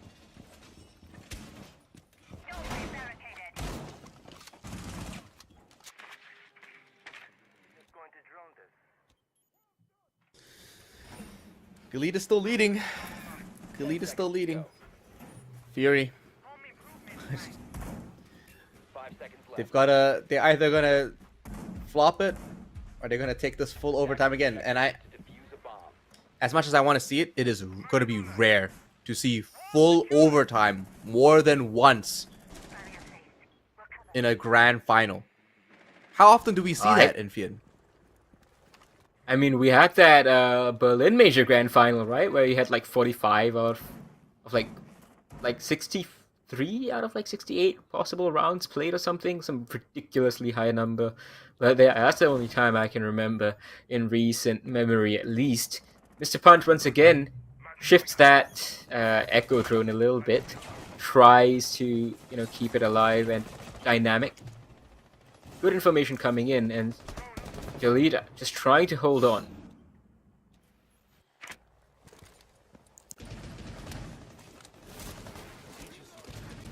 Oh, very nice. Managed to catch it. Yeah. 2 minutes on the clock left. So much time. It's a lot to do for that attacking team, but they're barely chipping away at these defenses.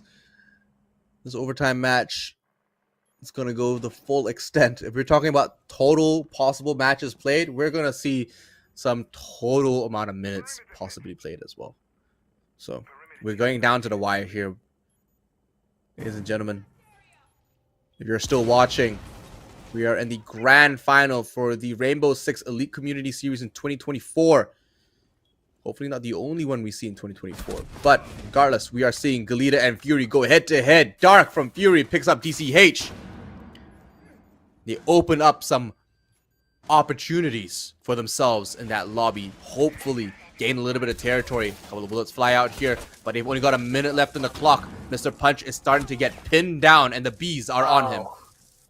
That is unfortunate for IDFC, just gets caught out. Unfortunately, Mark goes down. Critchay is pushing in and making things happen. Mr. Punch so low, the bees have identified him. Dark gets another, and it's all up to Sapper. He's known. And Fury push this to max OT. They love coming from behind to tie things up and pushing all the way.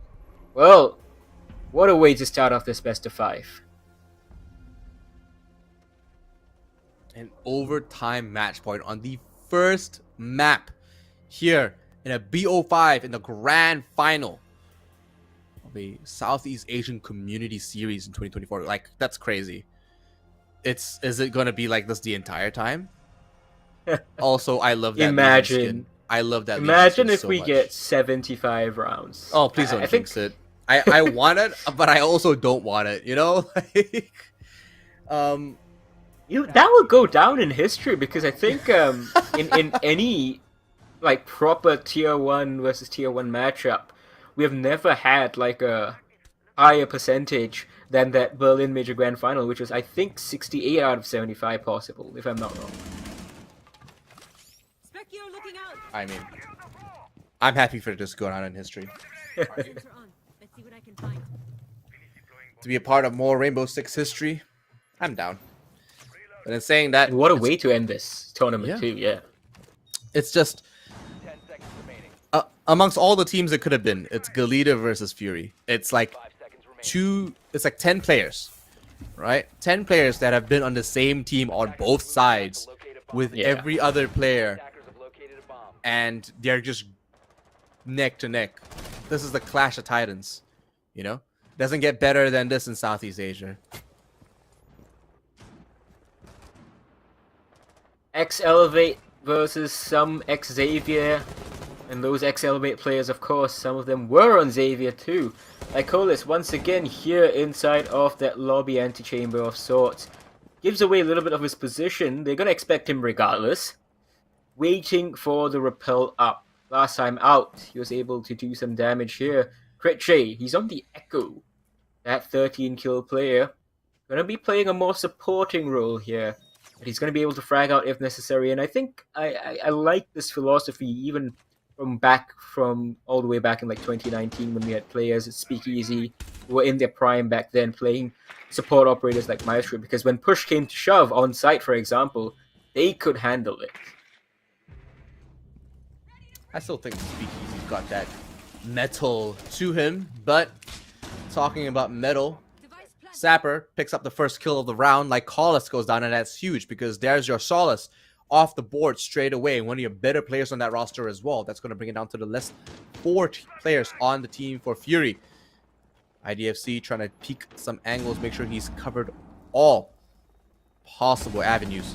But he sees Oh, one BG, rotation and he man. catches him. A nice little mobile phone for him to pick up.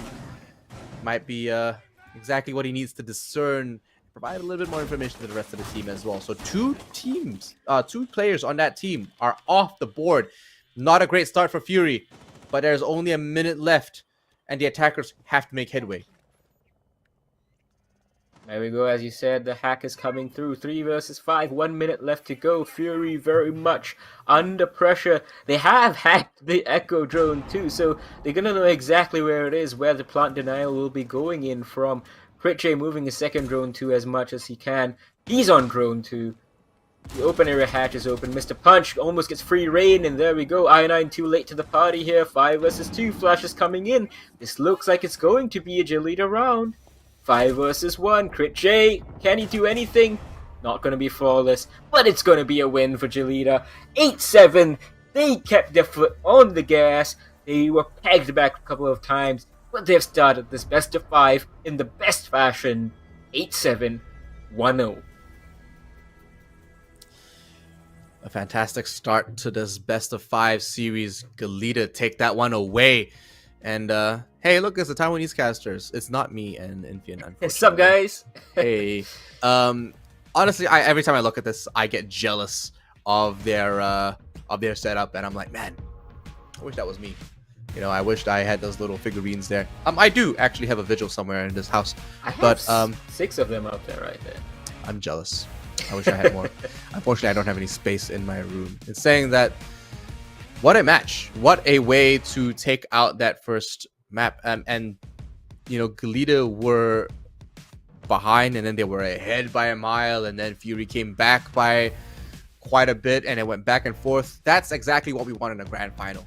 And now we're done with map 1. We're going on to map 2 very soon after a short break. But before that, let's just briefly talk about the map, because Infian, you're the analyst here. You tell me, what did Galita do that was just insufficient? Like, what did they not do well enough? Is actually what I should say to make that easier for everyone at home to listen to. What did they not do to bring in that win? So for Galita's side, I would say the main thing that they fixed from yesterday is how they played together as a team. You know, they were going for the trades, they were playing 2x2, they weren't misdroning things as they did against Elevate yesterday. And on Fury's side, those sloppy mistakes were costing them. So for example, in the last round, you saw BG Man just dart out in terms of in the lobby open area. At that point in the game, you got to be expecting someone to be watching those angles. That map control in your head should be, you know, understood that it's being watched or controlled very much actively by those attackers. So those kinds of small mistakes that happen on Fury's side. And then of course, Lycolis in some instances in that one round, for example, where he didn't drop through the hatch and lost his life to Mark when I think he was on the Azami with the AA-12. Those small mistakes added up, and Galita didn't make those mistakes today, which is very impressive. And it was a very big battle because Fury, of course, are going to SI and they earn that place very much. But you can see they are bottom. Yeah, and you know, we mentioned this before, because they are going to SI, they don't necessarily have to pull out all the stops. They do not have to show their entire hand and all their strategies. They're here playing a linear game with simple strategies that they all understand. And if anything, this is about teamwork and coordination and being in sync with each other. 14-14 on the top of the scoreboard for Fury there. Closely matched by that board by Galita, and it's not very far off from one another. So we're seeing both these teams actually put their best foot forward. And honestly, like, Bank was just a doozy. In saying that, we're going to go to a short break before the next map in this best of 5 series here in the Elites Community Series. Thank you so much for being with us. We'll be back soon.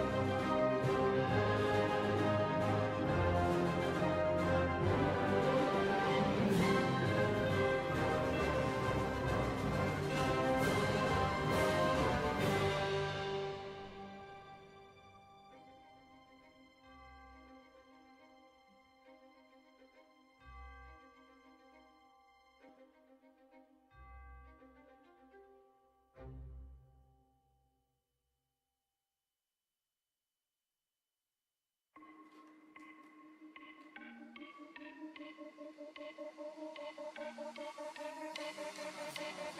me into my zone. Let me into my zone. Please don't let me into my zone. Let me into my zone. Let me into my zone. Let me into my zone. Please don't let me in. Yeah. Go and play that. Take you down, I'ma say that. Might need me a couple dollars. Telling you now this payback. So I'll take that. Ask them now what's change that. I've been going to the top and I got what they not, so I know that they hate that. But I'm on now. All these lanes gonna zone out. And all these lanes gonna tell you what I did and they twist and they worse till I fall out. But I know that. So I keep what I'm doing cause I own that. And I stay in the lab and I kill everything, but I don't ever move, I'm a Kodak. So I'm gone. Finally back in my home. I'm working like so much, they swear I had me a clone. Can't answer my phone now, just leave it there, that tone. Ballin' can't beat me up cause I'm back in my zone now. Cause I'm back in my zone now.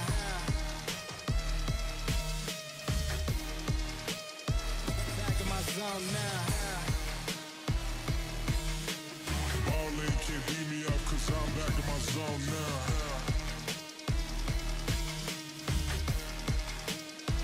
Back in my zone now. Let me into my zone. Let me into my zone. Please don't let me into my zone. Let me into my zone. Let me into my zone. Let me into my zone. Please don't let me in. Please don't let me into my zone. I just need some time on my own. All these people trying to get a conversation. You can conversate to that tone. My God up on that throne, yeah. So I'm never alone, yeah. All these people trying to box me in. I'm Mayweather, it's on, yeah. Now they ask where I'm at. Making hits that lambe. I'm MJ, I'm 2-3, man. I just need some time back. I'm zoned in like defense. My life gone, no recess. But I live my best one, so I got no regrets. So I'm gone. Finally back in my home. I'm working like so much, they swear I had me a clone. Can't answer my phone now, just leave it there, that tone. Ballin' can't beat me up, cause I'm back in my zone now. Cause I'm back in my zone now.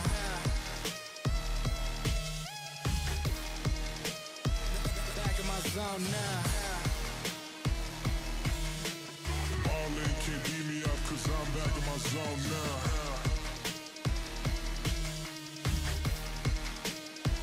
Back in my zone now. Let me into my zone. Let me into my zone. Let me into my zone. Please don't let me into my zone. Let me into my zone. Let me into my zone. Let me into my zone. Please don't let me into my zone. Let me into my zone. Let me into my zone. Let me into my zone. Please don't let me into my zone. Let me into my zone. Let me into my zone. Let me into my zone. Please don't let me into my zone.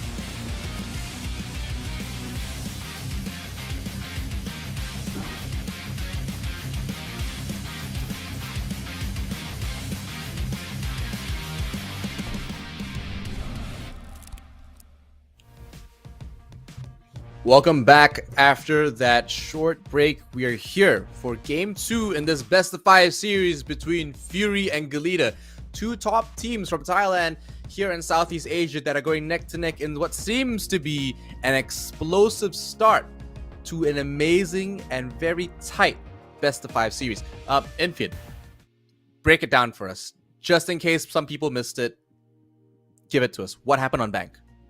Just an incredible back and forth situation from both teams. They are very much neck and neck. Fury, of course, probably not going full beans at it, given that they have SI coming up in a couple of weeks. But Galita still Elevate. They know what this is like. They have played at Majors SIs. They brought the fight to Fury. They took them down 8-7 max OT. Fury couldn't quite close it out both times. Now we headed to Border, where we saw Fury play yesterday, and they were stunned yesterday by Devil's Package. They won 7-5, the underage team, who finished third in the earlier matchup. And Galita yesterday, they didn't play Border at all, so it's going to be an interesting one to see what Fury have learned from it and where Galita are going to be approaching this matchup from. You're looking at this matchup and you're thinking that this is an opportunity that we can exploit. They've seen what they can and can't do and what you're doing poorly. And then now, I suppose now they think that they can capitalize on these new findings, this new information. But we're entering banning phase here for Border in the grand final. First ban is the Buck.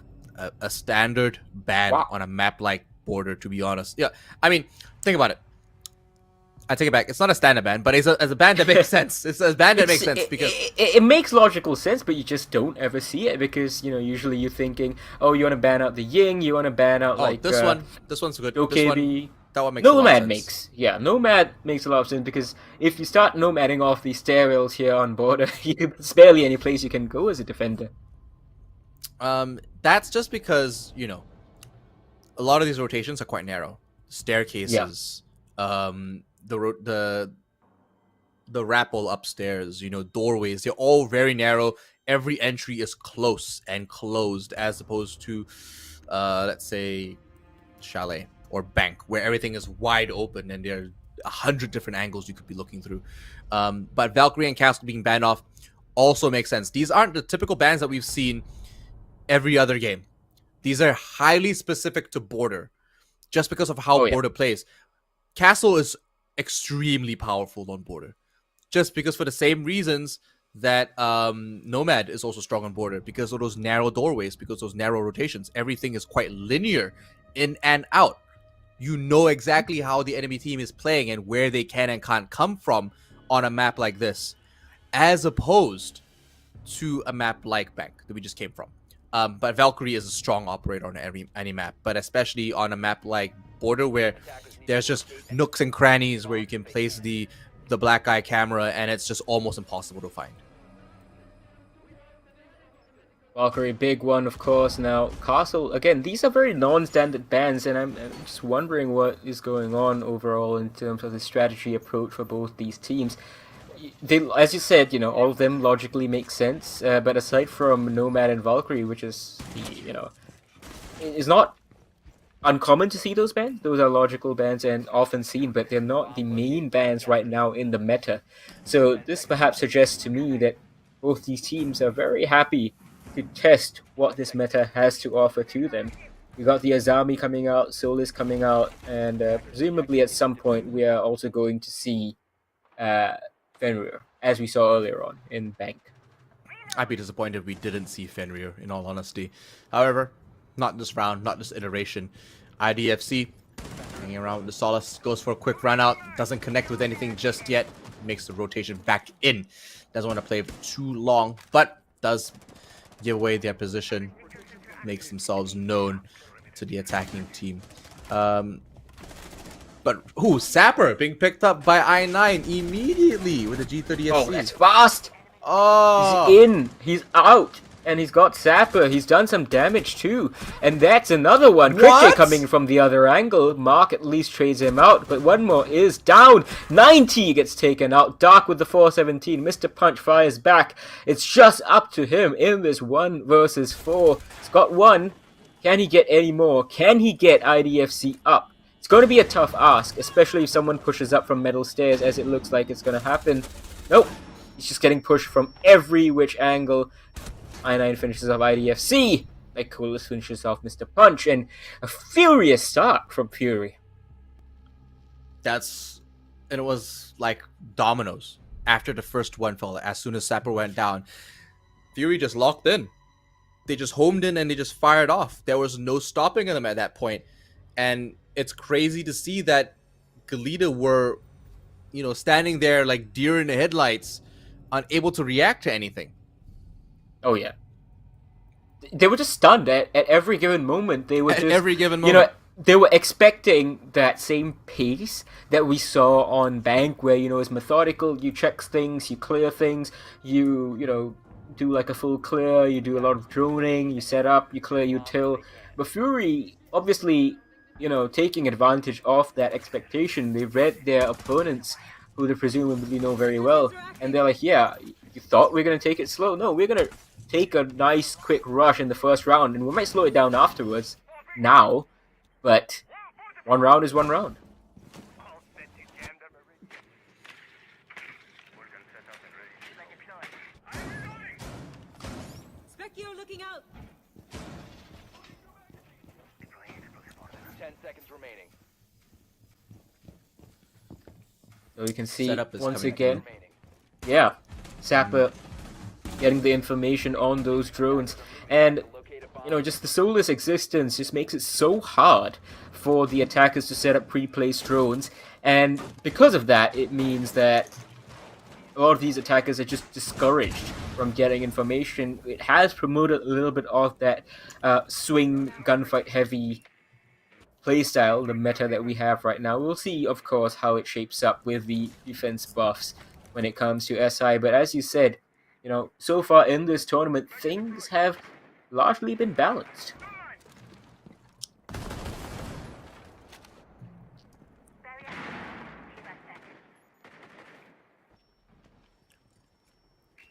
About a minute has elapsed.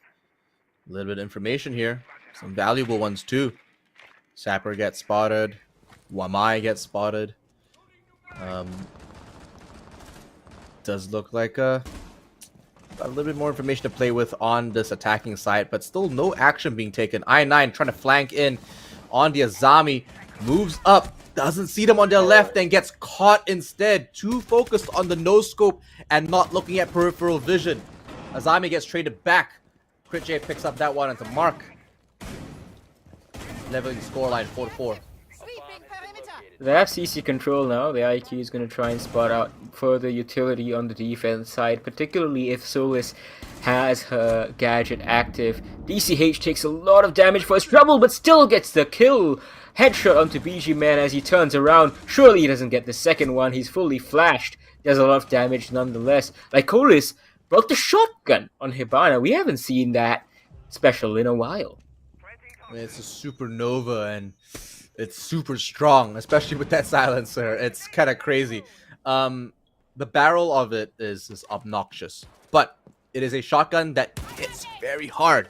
It is one of the strongest, if not the strongest shotgun at a far range. However, the catch there is that it's extremely slow. It is one of the slowest shotguns. Yeah.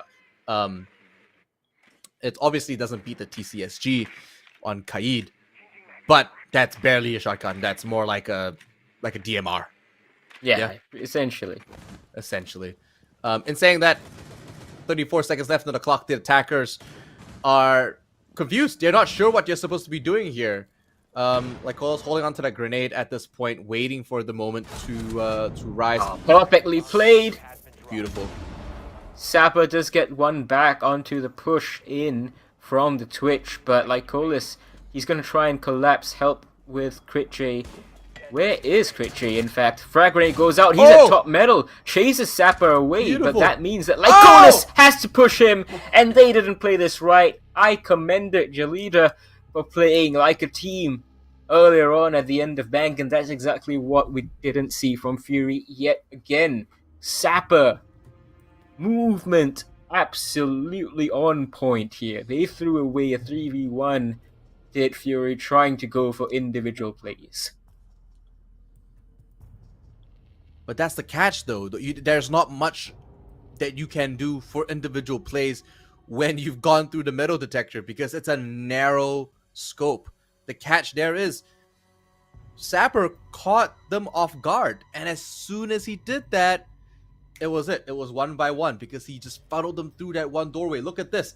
They weren't paying attention. They got caught there, and all Hibana can do is follow suit.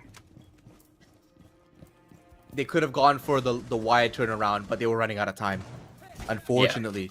But as I said, it's these narrow corridors. They're just coming in 1 by 1. The lemming effect is like magnified on a map like this. You know what I mean? Yeah, and even if, like Colis went for the plant, suppose he picked up Diffuser and tried to plant here, he would have to do it most likely on the soft floor. And against the Solis, you would be seen very easily, and that would be the end of that for you. So really there was no winning, and that fight was lost the moment the IQ of CritJ overextended at top metal. Rekkles finds that drone with an impact grenade, but the drone forces Sapper to actually use the impact grenade. So that's a lot of mobility that gets taken off the board for him. Has the one left. Still able to make those quick rotations, however. A big catch there for him because both sides essentially making a big trade. Sapper using that Solis to full effect, and I wonder if Fury might not be regretting going for a Valkyrie ban at this stage. Stealing so much of time wasting over to the attack. They're seeing him, but they can't really do much about him just yet. Great support coming in from the rest of Jelita too. Sapper managed to get out. Now he's trying to fight CritJ. He sees him. Downs Dark. IDFC cleans him up actually. But the frags are fast and furious. That's what I said. Jelita is so good at trading things out. Sapper called it out, knew exactly where they were, got the down and then switched focus, but was not able to pick that up. Got the trade off with a teammate, however. Now, it's 3v4 in favor of Galita on that defense. The Dread Mines are still up. There's still one left counting.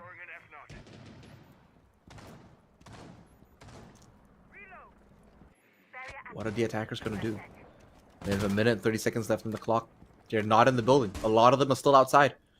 They have to make some headway. They need to actually make something happen. But the defense are too good. They've got the Dread Mines. They've got the Miras still up. Azami is producing Kiba barriers left, right, and center. And Lord knows if Mozzie collected a drone or two. Oh, that is not looking too good for Fury's attack. They have a minute to play with, but they still haven't made their way into East Stairs.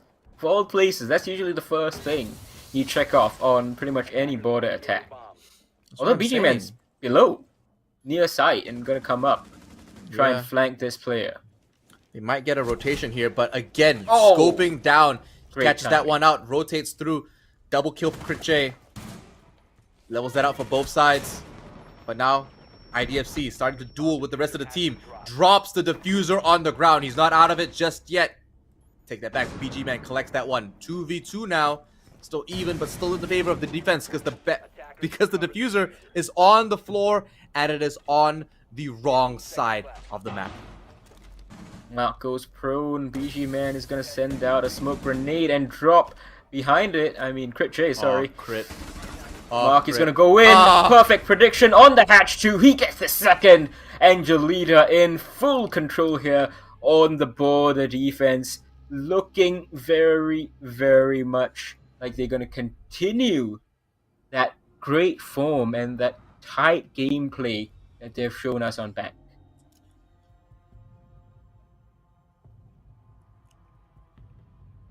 What game sense coming out from Mark? What game sense? Doesn't have to have anything other than a sound cue. Flicks left, shoots the right amount of bullets into his target, flicks up to the nearest and most possible rotation, and it's the hatch.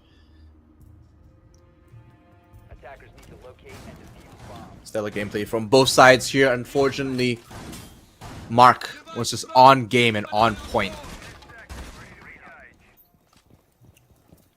And now they're bringing in Capcan too. ECH just trying to slow down the Fury push, just make them second guess again. Fury, they've identified, tend to run out of time, and you can see, like Lycolus's drone, this is exactly why you want to be banning Solus if you want to have any sort of impact with the pre-placed or even in-round droning. Solus, if she is allowed to stay alive, just won't allow you to get that information. Not a good Solus like Sapper. Attacker's objective is to defuse the bomb. Not a good Solus like Sapper. Sapper knows what he's doing. What can I say? Fury are just they're doing great, but it's just it's too early to make a decision or make a call right now for me at least. But it's Border. We've seen great teams fall here, and if anything, it's a map where there's so much predictability, but there's also some dynamic means of playing as well.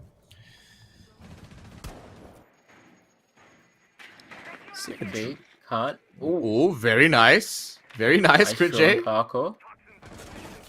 Get some information on the bottom of the Ooh. east stairs. ZCH preps the C4. IDFC though starts things off by taking down Dark. I don't think they'll need the C4 much. C4 goes off anyway. Mr. Punch takes down Lycolis. And that is a 1-2 punch. Fury delivered to them. Yeah, push has been stopped in this first minute.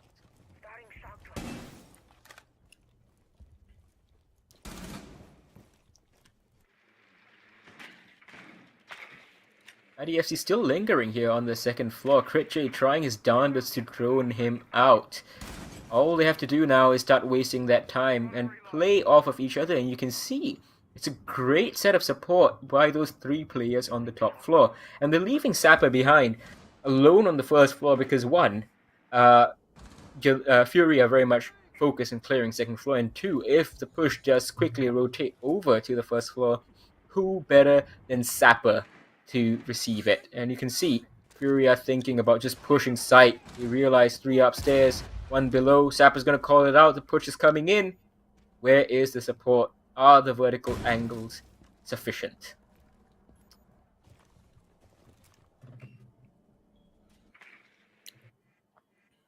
Watch for the blast!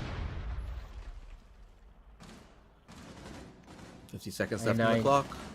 Yeah, it's pushing in. Sapper, he's gonna go for him Oh! and get the kill. I9, I thought he knew. And he's dropped No! the diffuser too. It's a 5v2. BG Man misses that vital gunshot. Oh! Actually deals so much damage to Mark. I don't think he knows. Long angle from Mr. Punch. And it's going to be Nice. just clean up kills for BG Man below here. 30 seconds left. Sapper, of course, who else? Cleans it up. And Fury are looking like they are sinking. Up until yesterday, we thought they were ridiculously good on Border. They smacked Devil's Packet 7-2 on the final play day last week. And yesterday they lost 7-5, and now they're down on the attack 3-1.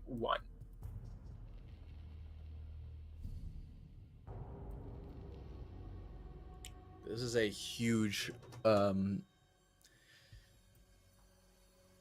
tip into Galita's favor, if anything. And see, the Galita team's not really bothered by what's going on either. They're just calm and they're chill. They're having a good time. You can see bottom left Sapper, you know, he's the one who is talking the most throughout this game. And the rest of his team, they're just following exactly as they need to. Great success. Look at that. Getting more drones. ECH also hunting for them. Fury being starved of information. Looks like Galita just excellent at doing this based on yesterday and today.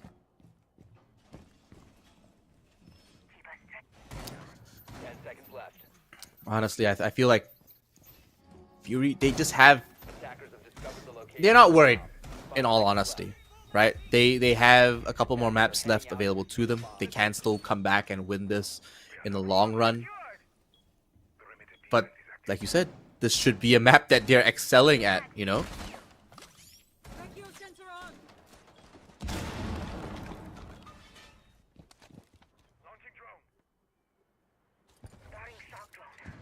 Richie having a good game so far, but Zappa is just a little bit better. You can see he's spotting out those who are droning. He sees the drone from the Twitch coming from the outside too. They're going to be waiting for this push into CCTV. Has Zappa been spotted out? I don't think so. I think they are very much focused on that Wamai of DCH. And once again, Zappa's movement eluding Fury, it seems. Oh, unfortunately, doesn't catch him there. 5-4 now with 2 minutes left on the clock. Unfortunately, Finka gets taken off the board quite early, and there goes your adrenaline rush. Mark still holding down the east stairs quite strong. Kiba barriers provide just enough cover for him to rotate out back into the bosom of his team for a little bit more safety. They've got their crossfire set up now, and their defense is looking quite tight here.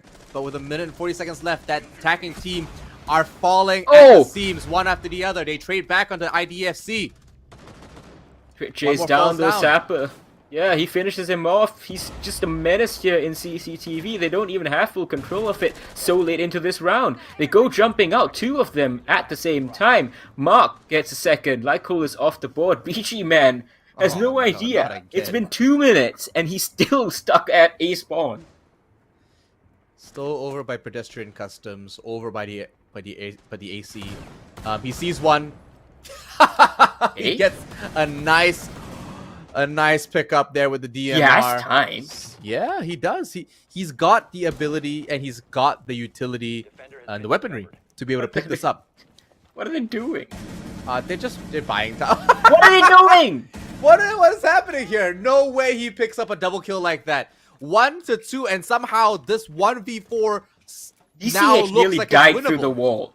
He almost died through the wall as well. Oh! Okay. A triple Okay, yeah, kill. Okay, he's going just for the sprint. quad. Just he's going just for the quad, sprint. and he's gonna Just- get it. Attackers win round 5. Fury BG Man comes in clutch to save the day. It's almost comical. Almost comical how that happens to them. What is this, match fixing? What is going on? They just... Sapler going down like that? Okay, fine, that's one. The second guy gets caught reinforcing the barricade, and then after that just sprint into him, like... Ridiculous. That should have been 4-1 Jolita, but we're looking at 3-2 Fury. Nothing else to say. That was the most rankedest round we have seen so far in this entire tournament. The most ranked round I've ever seen in this tournament. Bro, that is crazy. Look at that. Look at that replay. He sees him put the barricade. Why are you putting the barricade up? Nonsense! That wall's not even reinforced next to him. He gets down there.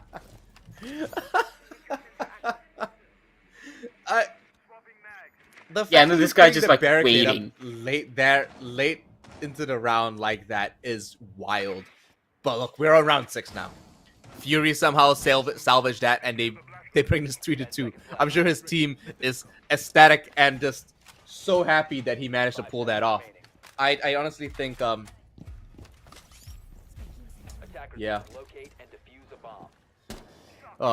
Anyway, look, round 6 is happening. We're seeing a similar lineup come out from that defense now. Mr. Punch on the Mozzie. BG Man sticking on the Twitch. Doesn't have to change. Still has that DMR. But Dark is now on that Lion. Takes a little bit of damage. Mozzie already dropping and getting taken out on the run out. Getting punished for that early aggression. Oh, IDFC. He answers back. Dark goes down. Sapper's still up too. Trying to find these locations. Now, I love this Kiva barricade. We've seen this in pretty much every single round that the Azami has been brought up on East Stairs. It makes it so much more defendable. What I'm a little bit confused by, though, is why Fury has not, like, you know, dealt with it with some utility. They've had Ashes pushing it. They've had grenades pushing it. You can see Critcher right now is pushing in, too. I understand if you drone out and you just put some pressure, eventually that player backs off. But wouldn't it just be faster? And perhaps even secure you a kill to like blow up those Kibas and then get a kill or just push things along faster so you don't have it sounds like a lot of admin to me. Sounds like a lot of admin to me.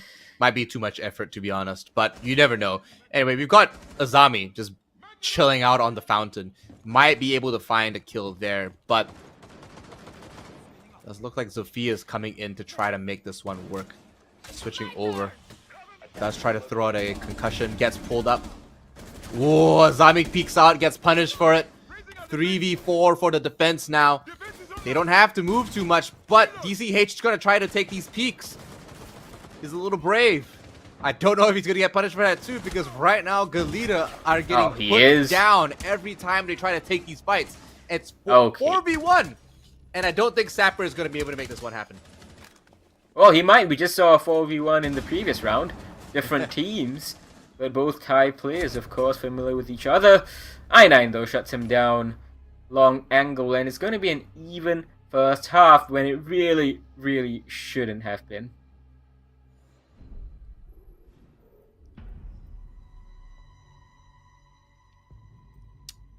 But we're here on a swap now. We shouldn't have to be here. We shouldn't have to be here on this kind of scoreline, 3-3. But mistakes were made.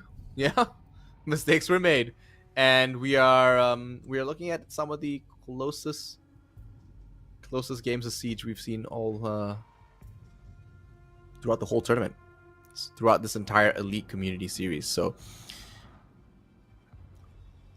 what can I say, man? Border does crazy things to some of these players. Oh yeah. Yeah. Jeez. Furia smiling. They are in form, and that 1v4 given to them essentially. They know, man. To have unlocked their ability. Now they're on defense. This is not their final form, man. Don't count them out just yet. This is not their final form. Tubero coming through this time for that defense. So the cryogenic little grenades. Hopefully we see some interesting vertical play. However, I feel that the bottom floor is gonna get cleared out real quick. So if anything, I didn't expect him. Oh yes, of course he's gonna peek with a DMR. Goes out for it too early though. 10 seconds only elapsed in that round. They know, but he might still go for it again. It's typical of Critchay and these Thai players, of course, just very aggressive and having so much fun while doing it. I mean, if anything, it's at least he does it better than Ape. Ape just gets punished every time he tries, but Critchay at least gets away with it, you know? He does have the Nitro Cell on him, so we may see some vertical play yet. However, not sure where he's rotated to just yet. Can't see that on the screen. Attackers are still slowly making their way in. Got a little bit of information available to them. But with 2 minutes left on the clock, there's still ample time for them to find the right opening in order to make their way in. They just need a couple of free kills. Maybe just one. But the EE1D gets popped. No one gets detected so far, but allows them to make the rotations that they need in order to actually position themselves for the upcoming fights. Dark not quite had a good game so far, but Critchay is going to make up for the difference, taking down Mr. Punch, as is BG Man, taking down Sapper. Finally an answer back from Mark as Critchay overextends, as is so common from both of these teams right now. The last EE1D gets used, and it's now an even playing field for both sides, 3-3 with 1:20 on the clock. They've still got a couple of flashbangs left available to them. They haven't used those just yet. They only got one frag.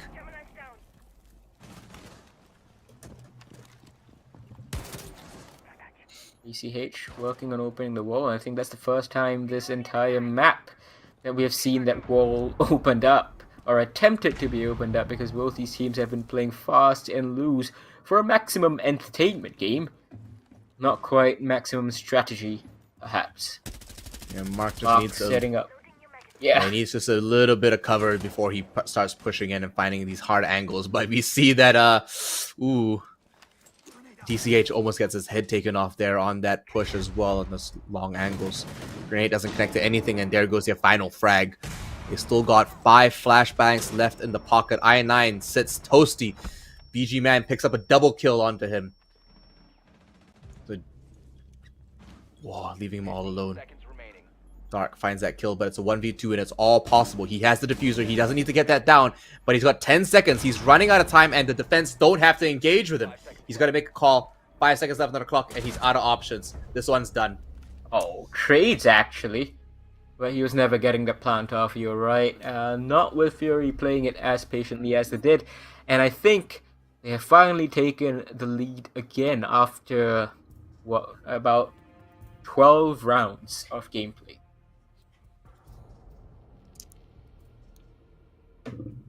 Long time coming. Fury have been galvanized by that 1v4 that BG Man got on the Twitch earlier on. And now they have the upper hand on the defense. And they bring this home and tie the score up 1-1. Defenders, protect your bombs. It's all possible, of course. We talk about Fury here, and they've been performing at a top level this entire time. But that last round, I mean, Located by attackers. those first few early kills were monumental. But of course, Tapper found a nice angle. They got some interesting kills, and they got some long-range pickups that they absolutely needed. And we were talking about free kills. You know, the first death on that defending team was definitely a free kill. It was Left before insertion. out of the blue on an off angle where they could not have detected or seen him unless they were looking through an ACOG, and it set them up. Essentially, it just wasn't enough at the end of the day because they ran out of time, they ran out of space. Bomb diffuser. Attackers have Crit J recovered their diffuser. finds the drone, melees it, and decides to put the barricade back up. In style, you know, making a statement here. He knows exactly what he wants. You're dying, drone. You're going down. Ooh. 30 seconds in this round, no engagements yet. Fury started off this map very furiously. That kind of pace hasn't been seen again, but they have been more methodical as they were in the latter stages of Bank. So Mr. Punch now, trying to do his best with his Twitch drone, get information, deal a little bit of damage, 10 HP here and there. Doesn't actually land most of his zaps, except I think one onto BG Man. Dark is holding upstairs at an I-9 now, taking over the duties of Solis after the round swap, after the role swap. Sapper was the one making Whoa. things happen. Oh, what a shot! What I9. coordination coming out. Crit Mark J. does respond. Takes down one player, Oh. but Crit J, under the pump, he does some damage over. That takes way more than he would have bargained for, and below there's someone waiting for him too. That's going to be I9. And Fury, well in control here of this round it seems. 1.5 minutes left. And mind you, we're seeing a very coordinated push from this attack and this defense. A lot of defenders coming in for rotations. Solace picking up some very crucial information. I9 giving his team the callouts they need in order to pinch some of these attackers coming through, and that's leaving only 3 left on that blue team trying to push through. 1 smoke, 3 breach charges, and 3 flashbangs. That's not a lot, but they have a couple of drones. 2 left. They might be able to make this one work.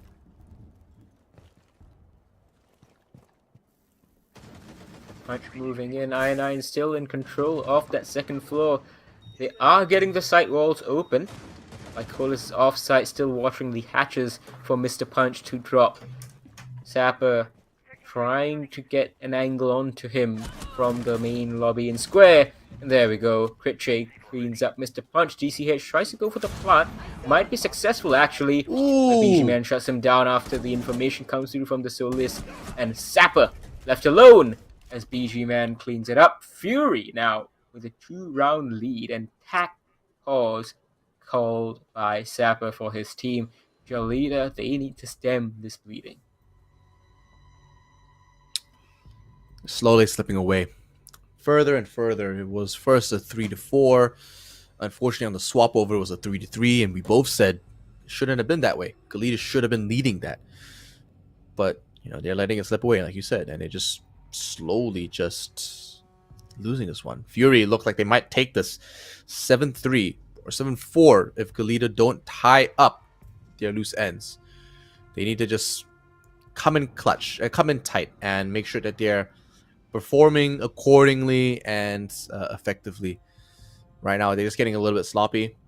And Fury, just honestly, they're in good spirits. They're sending out right now. You can see, I believe, BG Man and even I9. He's just bopping to his own music right now. He's definitely enjoying himself. He doesn't have a care in the world.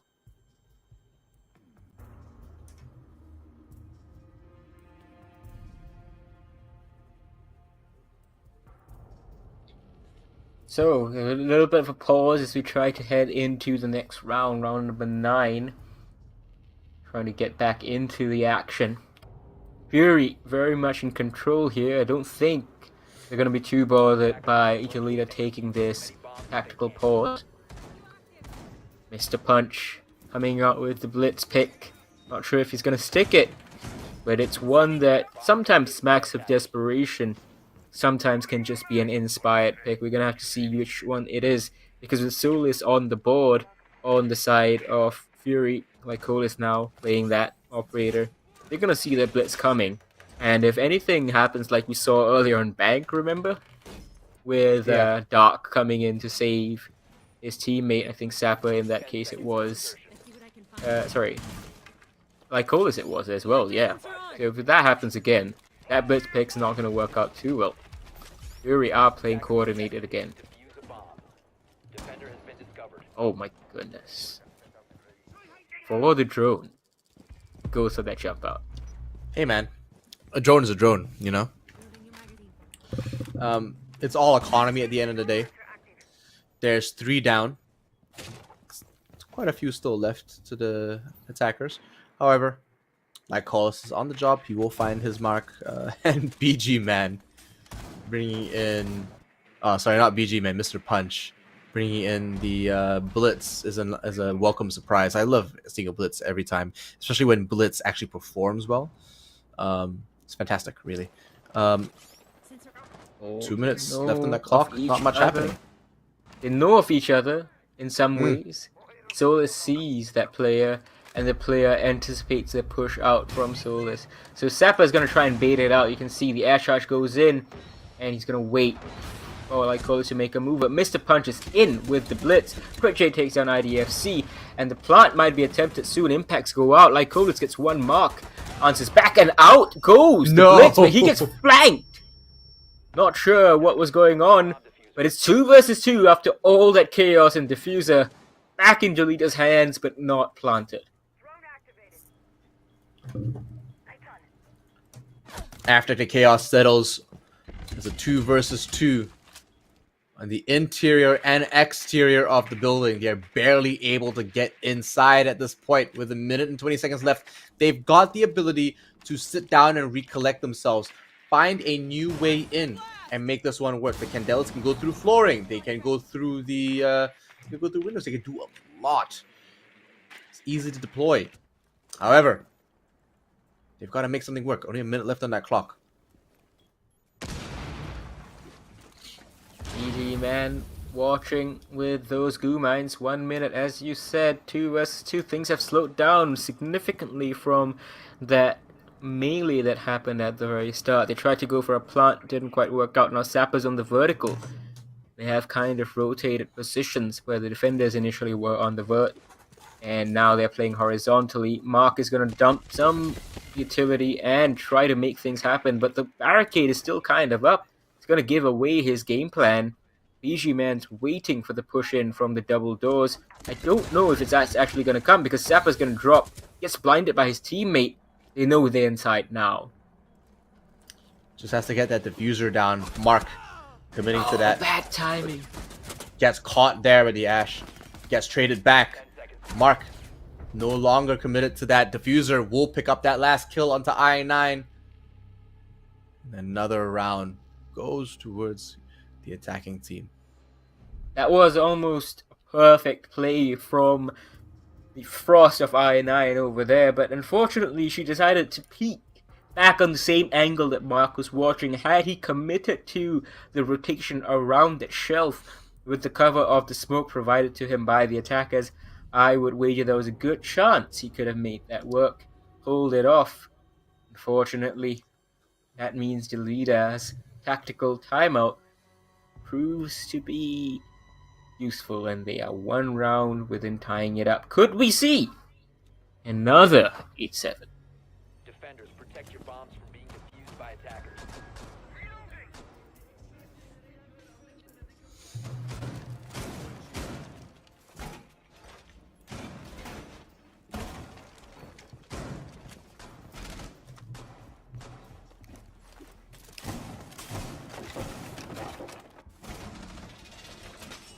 Some footholds over there in CC.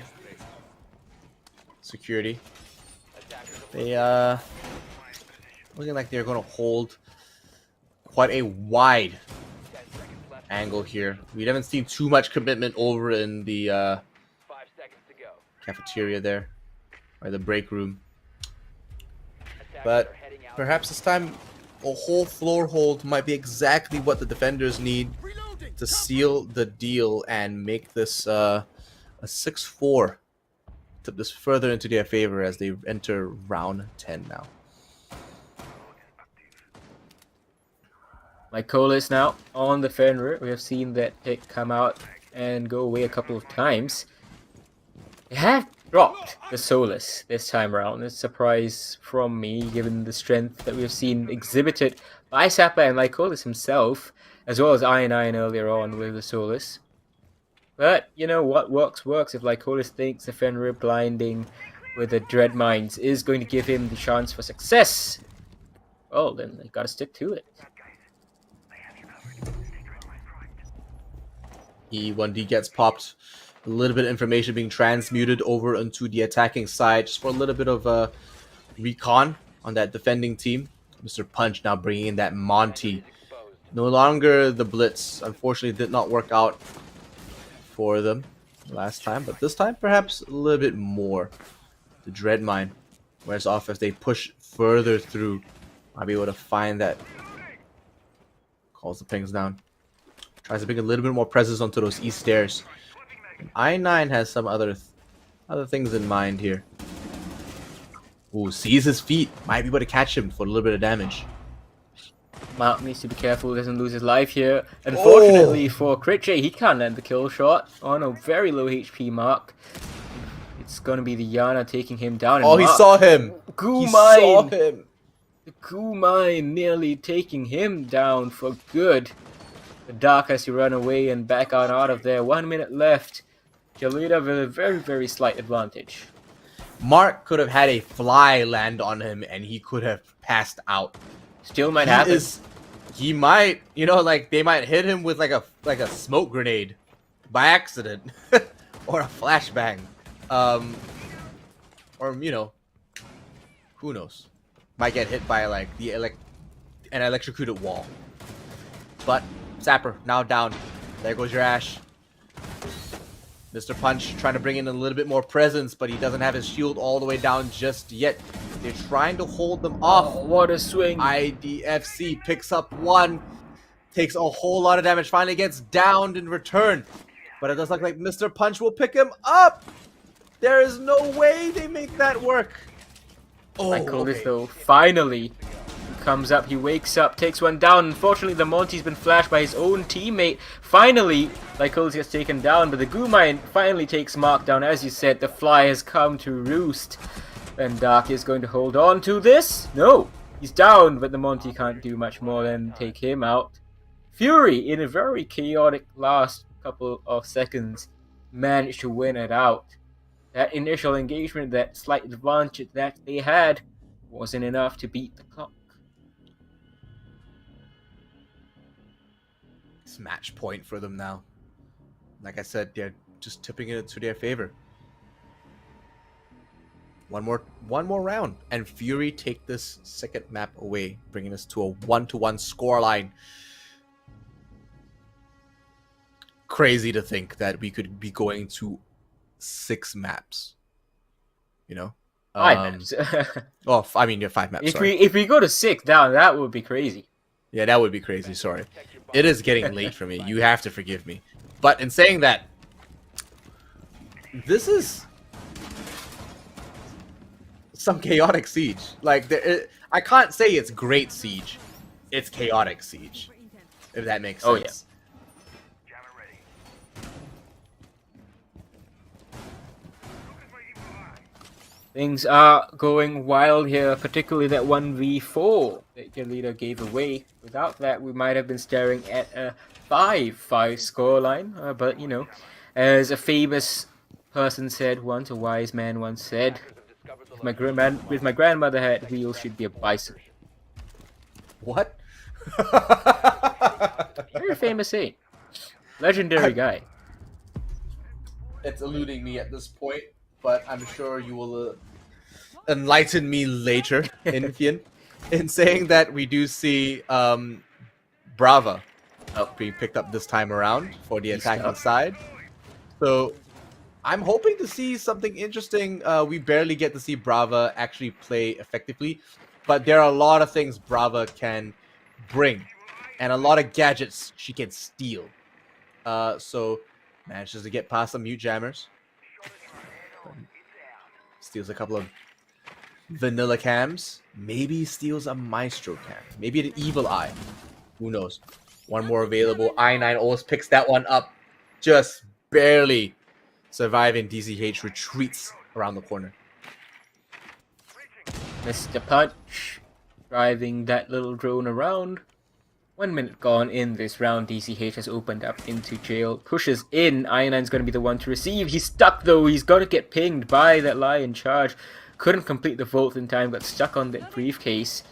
They know where he is. He knows where they are. So right now it's even Stevens in terms of the information game. What can BG Man do? He's supporting here on West Main. Most likely he's been drawn out too. The rest of Fury too. Very much in contention. The site is kind of weak right now. If Jelida are able to quietly rotate, they might be able to make something happen, but unfortunately for their fans, they are engaging Fury exactly where Fury want them to engage. Yeah, there's a minute and 13 seconds left on that clock. Mark's finally pushing in to inspection. Leaves prison. But you're running out of time. You're starting to get found by the defending team, and unfortunately Brava doesn't have any more little drones to steal gadgets with. Sapper takes out Crit J. That's one instrumental player that gets removed from sight. And that's your hard anchor. The Alda off the table. Massive. Huge piece of weaponry. Oh, BG Man. What a Lion off the table as well, along with the ace. 2, maybe 3 attackers might get taken out here, and it is a 2-3 in favor of Fury. We might see game right here, right now. Oh, absolutely, it's happening. 20 seconds left for Sapper. He's on the Zofia. It's a good operator, but, you know, since the nerfs kind of slow, can't really do anything, not without the diffuser. We still have I9 being a menace. Off-site, and now on-site too. He's not even going to get him inside of the building before cutting him down. Fury take the second map. Return to form here on Border after what was looking like a very sketchy first half in a very poorly played Border yesterday. They fixed, if they had any issues, they fixed them all. And now the Mozzie having his time in the sun. Fury take this, make this 1-1. That's crazy. The fact that Fury came back as strong as they did and completely chopped them in half. Galita couldn't do anything. That last round was hard to watch. As soon as the kills started counting, they just started flying. So that 1v4, man, that changed the complexion of this game completely. Yep. But it's a very contrasting performance to how we saw Bank played out, where it was so tight and it was 1-1 at every moment. In saying that though, Galita still had some very strong moments. They had a lot of convincing rounds, and you see the scoreline there. Mark still performed very well, and the kill count is very close. The only real difference here is that they didn't perform on attack. unfortunately, and Fury were just too good on that defense here on border. We've still got 3-4 maps. We'll see how it goes. 3 maps But, left, potentially, at least 2 more. I'm excited to see where this goes because after this we still have some exciting games coming up, starting with Clubhouse. So we saw Clubhouse earlier on in that 3rd place matchup. Now we're going to see the 2 best teams in this tournament left. Try and show us what they can do instead. Clubhouse is one of those maps that we've seen teams really play the most. It's one of the most played maps in this tournament, and in most tournaments, if anything, it's been picked 13 times. Well, 14, 15 times now at this rate. But we'll have to wait for the break to come around so we get to see it played. So don't go anywhere. We'll be right back.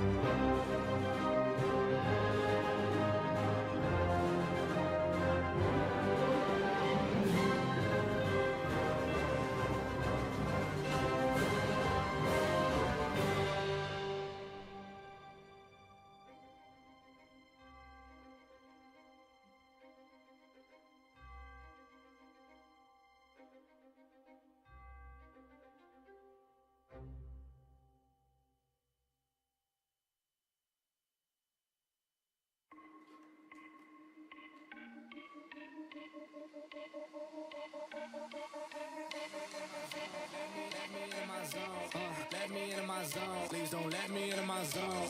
Let me into my zone. Let me into my zone. Let me into my zone. Please don't let me in. Go and play that. Take you down, I'ma say that. Mine need me a couple dollars. Telling you now this payback. So I take that. Ask them now what stage at. I've been going to the top and I got what they not, so I know that they hate that. But I'm on now. All these names gonna zone out. And all these names gonna tell you what I did and they twist and they worse till I fall out. But I know that, so I keep what I'm doing cause I own that. And I stay in the lab and I kill everything, but I don't ever move, I'm a Kodak. So I'm gone, finally back in my home. I'm working like so much, they swear I had me a clone. Can't answer my phone now, just leave it there, that tone. Ballin' can't beat me up cause I'm back in my zone now. Cause I'm back in my zone now.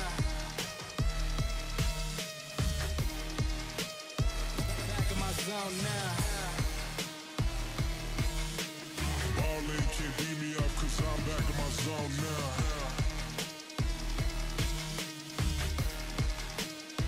Back in my zone now.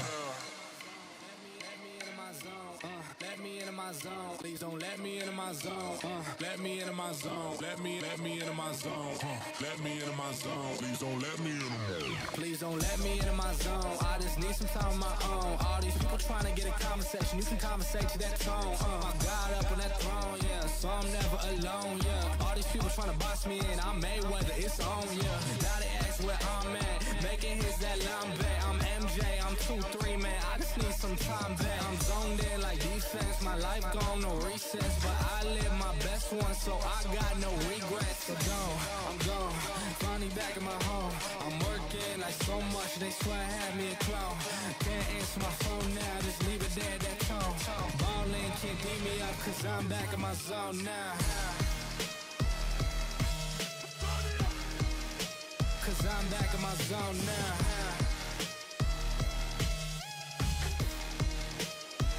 Back in my zone now. Ballin' can't beat me up cause I'm back in my zone now.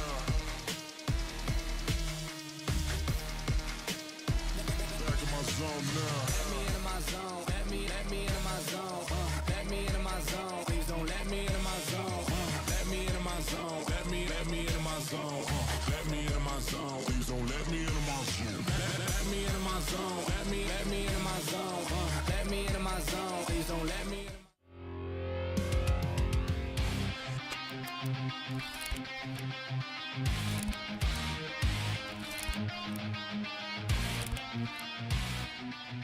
Go!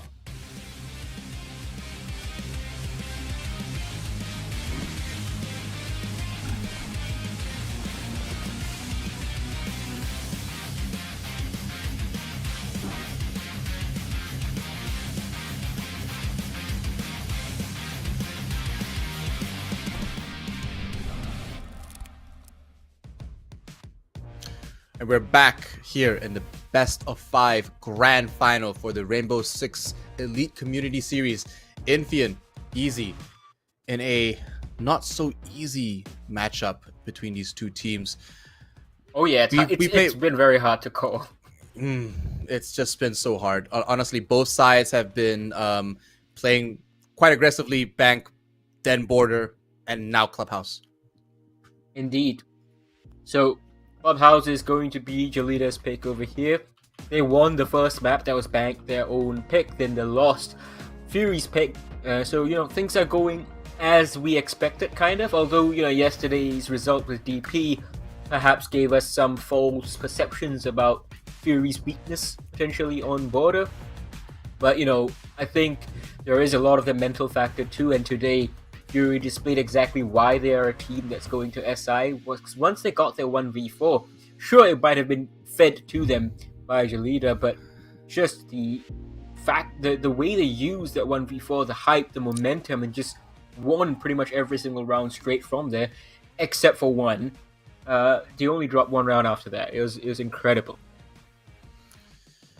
They definitely know how to rebuild themselves up from the dirt and from a hard point, I suppose.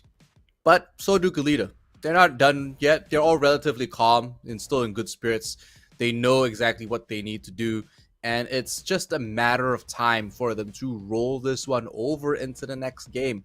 And we're going to a map that we've seen many times before, so it's a map that they've both played, and it's going to be no surprise to see that they're going to be going head to head, and it's going to be close. That's for sure, 100%. Indeed. Hopefully this works out in their favor. We want to see a good match. We want to see a good map, a close one. Look at that. I9's having great time, as is Lycolis, sharing jokes between each of them. Looks like they're ready for whatever comes next, even if their cameras freeze up for a second. A lot more somber looks on Jelita's side. Interestingly enough, they are very much pushing for this top prize. The difference being first and second, $4,000 for first place and $3,000 for second. $1,000 may not sound like much, but it also comes with bragging rights that you are the best team in this community series, this elite community series. Actually, it's $4,000. So, honestly, that's a lot. Yeah. That is like a fair bit. Galita, first ban Habana. Map like this makes sense, but it's like there are a couple of other hard breaches as well. Take your pick, pick your poison. I suppose they're more focused on controlling the hatches for ensuring a strong defense down on basement when they get the chance to roll over into that. Ying getting taken off the board. They saw what it was like playing against the Ying last map in Border. Didn't like it. Take her out. So Ying, of course, we saw her banned quite a few times yesterday. We saw Elevate ban it all 3 times in their matchup against Jelita. So clearly there is some information here that Jelita uses Ying extremely well, and we didn't quite see that in the previous map on Border, nor did we see it on Bank too much. But there was enough, I guess, material on their clubhouse play to give Fury pause. And they're going to finish off with a Tubarão ban, and that's one of the important bans, I think, at this point on Clubhouse, because with him, besides a Maverick, which would still be slow, with him, even after the nerfs, it's very, very hard to get walls open. Especially when you're playing over in CCTV and cash, it becomes almost impossible to take down that CC wall. Aside from the fact that, he's going to be able to stop you from taking to play kitchen safely, to be able to play around that general area versus just being able to walk through casually. Just be able to make most corridors very, very painful to traverse. But that leaves Fenrir on the board for us to see and pick when they go down onto that bottom floor. But not this time around. You're going instead with the Mute, the Legion, the Goyo, the Warden, and the Solace. So all operators that we expect to see here. But I feel like Fenrir just hasn't had a good time for both of these teams so far in the grand final. Not that he's not valuable or, effective. Just that he's just having a bad time. Indeed. DCH now setting up here. So just a reminder, guys, if you didn't watch the matches yesterday, Jelita lost this map 8-7 to Elevate as Mr. Punch goes out for a bonkers run out really far outside, trying to take down any construction players. I9 straight up into second floor. They're making this clear happen fast and furious. Can Mr. Punch stop this? We saw this early on with the other 2 teams between DP and Elevate. That didn't go well for the Amaru. This time I9 predicts it, can't land the shot. He's going to make the right call to rotate outside of the bedrooms, maybe catch them on the rotation. But Mr. Punch has already returned back downstairs. With a map like Clubhouse, you don't have to rotate around. You don't have to stay outside of the site when you're playing basement. All the phones can go off. Dokkaebi can call all she wants, but if you're all on site, it doesn't matter. But they have a blitz. That's a big thing. Because one, Solace can be able to is able to pick up the blitz. Second of all, Warden doesn't care if you're a blitz, right? Moreover, Goyo can deny you entry, and Legion can slow you down just a little bit, punish you for being around. Again, we're seeing here the Goyo deny entry, deny. Specchio sensor on. Mr. Punch moving in, trying to deal with this drone, but he gets baited by the Oh, hatch. Lycolis takes him down. That is poor play from Mr. Punch. Not sure if they didn't have information that this hatch was open. Now I9's below. He gets one more. This is falling apart for Jolita's defense. They have the time, too, the attackers, to slow things down, burn this utility. DC Hitch kills himself somehow as Crit J presumably downs him with an impact in his hand. Freebie for Crit J. Oh, They're onto the blue player. Dark now takes one down, gets down. Sapper, the only member left here behind Minibar. 1 versus 3. We have seen crazier things happen. Oh, rotates around, doesn't catch him just yet. Foothold might reveal his position, but he rotates out just in time. Gets caught on that though, on his flank. BG Man with a long angle over by Garage Storage. Well, Jolita not starting off well here, and if this is a sign of things to come, I would say so, but frankly, Easy, I truly cannot tell you, because the pendulum swings so quickly.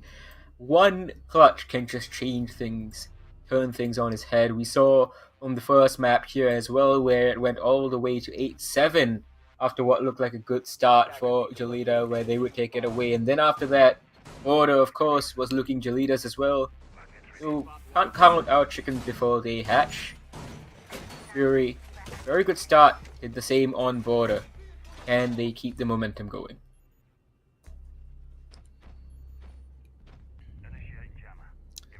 Well, just sticking to the Amaru by the look of it. No changes in this prep phase so far. And still bringing the Blitz. So whatever they were doing before seems to have been working. Actually, no, they are changing it out. Zafia is now instead on the board. That all makes sense. And you're finally bringing a hard breach instead of Ace. They're going to bring the Thermite. Attacker's objective is to locate a bomb and defuse it. Zappa going for the silence DMR/shotgun long range spawn peak of sorts, waiting for someone to come around the corner, but DCH is the one who gets it.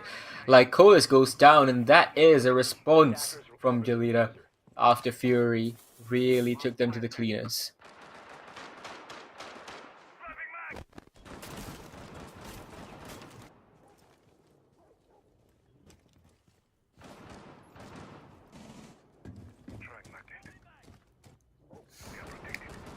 Two minutes 20 left on the clock. Thermite, of course, being taken off would be a death knell in most scenarios, but Fury very wisely have backed it up with the Maverick, who really you got to get comfortable using nowadays with 2 barrels prevalence.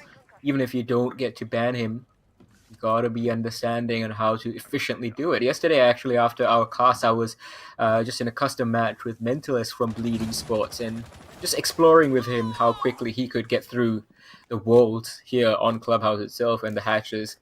And it seems like, we discovered that there has been some kind of a change in terms of how much HP the reinforcements, the metal reinforcements have. So you need a little bit more juice, a little bit more gas from the Maverick to take it down. So that might change the factor a little bit, because you can pretty much only get 2 hatches in a little bit of a sightline. As I waffle on about that, Dark swings in, takes down Marker, and equalizes the scoreline. 1 minute 20 left.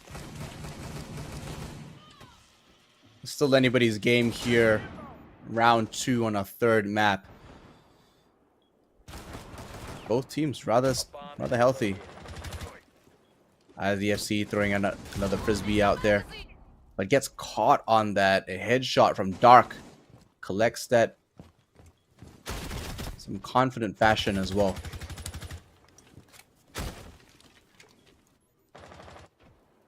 3 versus 4 Fury in the lead this time around. Zappa trying his best to play around the bomb chassis. DCH just spotted out. Luckily, the office logistics hatch is not open. Zappa Manages to land the shot onto I9. Quick trade though. Keeps it in DCH's favor. Sorry, in his team's favor, taking down DCH. Triple kill for Dark, and it's all falling apart for his defense. Sapper in the bathroom, stuck. Flash is coming in. He's gonna dodge them. Can he dodge the fire? Seconds left. Oh, he does take 2 down. Can't get the third. Goes for the finisher. Unfortunately, the wrong decision. And Fury take a second round on the attack. Quite confident fashion as well. Galita just unable to keep up with the push coming through. Getting caught out in some positions as well. So we'll see how that pans out over the next few rounds, but it's not over just yet. Still a lot to do on both sides. At a minimum, we have another 5 rounds. At a very minimum, we're probably here for maybe another 10. Attackers need to locate and defuse as many bombs as they can. ECH now on the Bandit. We are not seeing Fuvero here, of course, because he's been banned. Sapper, that run that replay, nearly made it happen. Should have gone for that finisher. It is what it is, though. Fury with a 2-0 attacking lead. Julita can still bring this back, undoubtedly. But they're going to have to do an old-school Bandit trick, as I said, because Fuvero's no longer here. Sapper going on to the Vigil this time around, not a Solis, even though she is available. 5 seconds left. Let's see what he can do. Switching off his favored operator that he was sticking to very effectively on border. Attackers must locate and defuse a bomb.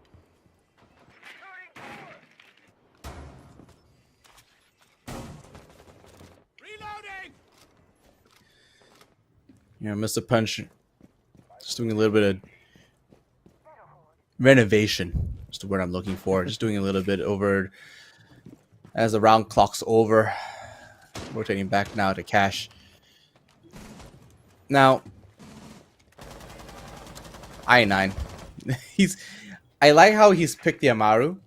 The most action he's done with that is grapple onto the rafters just on the outside of this window here. But he's not pushing. He's just still waiting for the rest of his team. If anything, this is a pick for the gun itself. I9 just wants it. You know, he takes a little bit of damage. Unfortunately, gets picked off first. Doesn't really work out in his favor. Mr. Punch takes a lot of damage in that trade. However, still stands. And that's still a lot of value for the rest of his team. He should rotate off and essentially push back a little bit. But one Toxic Babe goes out and hopefully buys them a little bit more time. I'm not sure where that is, but I'm suspecting it's over by the cash wall, by the CC wall. Good stuff coming out from Jolita here to start things off. 1 minute 30 though. Fury have shown that they can pull absolute rabbits out of a hat. Dark is going to make his way outside, get that rotate safely done to help his team. You can see the Capital, he's brought the Heart Breach tool too, so they have flexibility. Do Fury. They've already used 2 of those charges.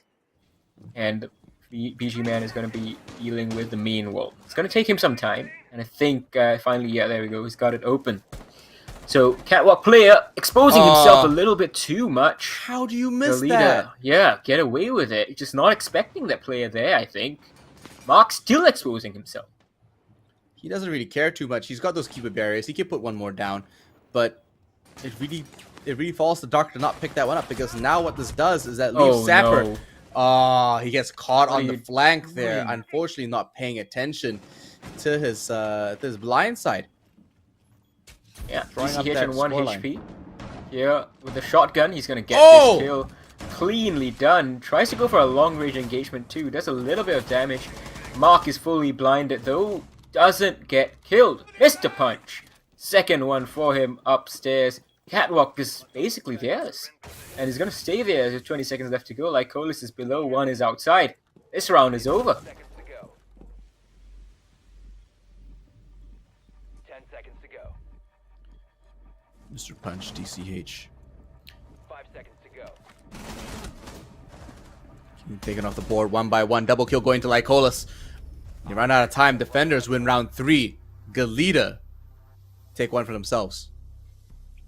Yep, definitely not something that they will be unhappy about, no matter the manner of victory. Now, you pointed out this earlier, defenders win 55.2% of rounds on this map. So basically, that means out of 6 rounds, you want to be aiming for slightly over 3.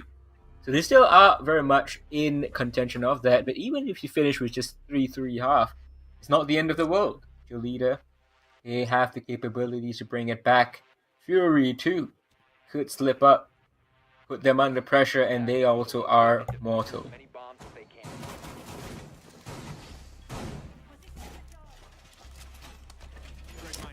And there's only so much they can do.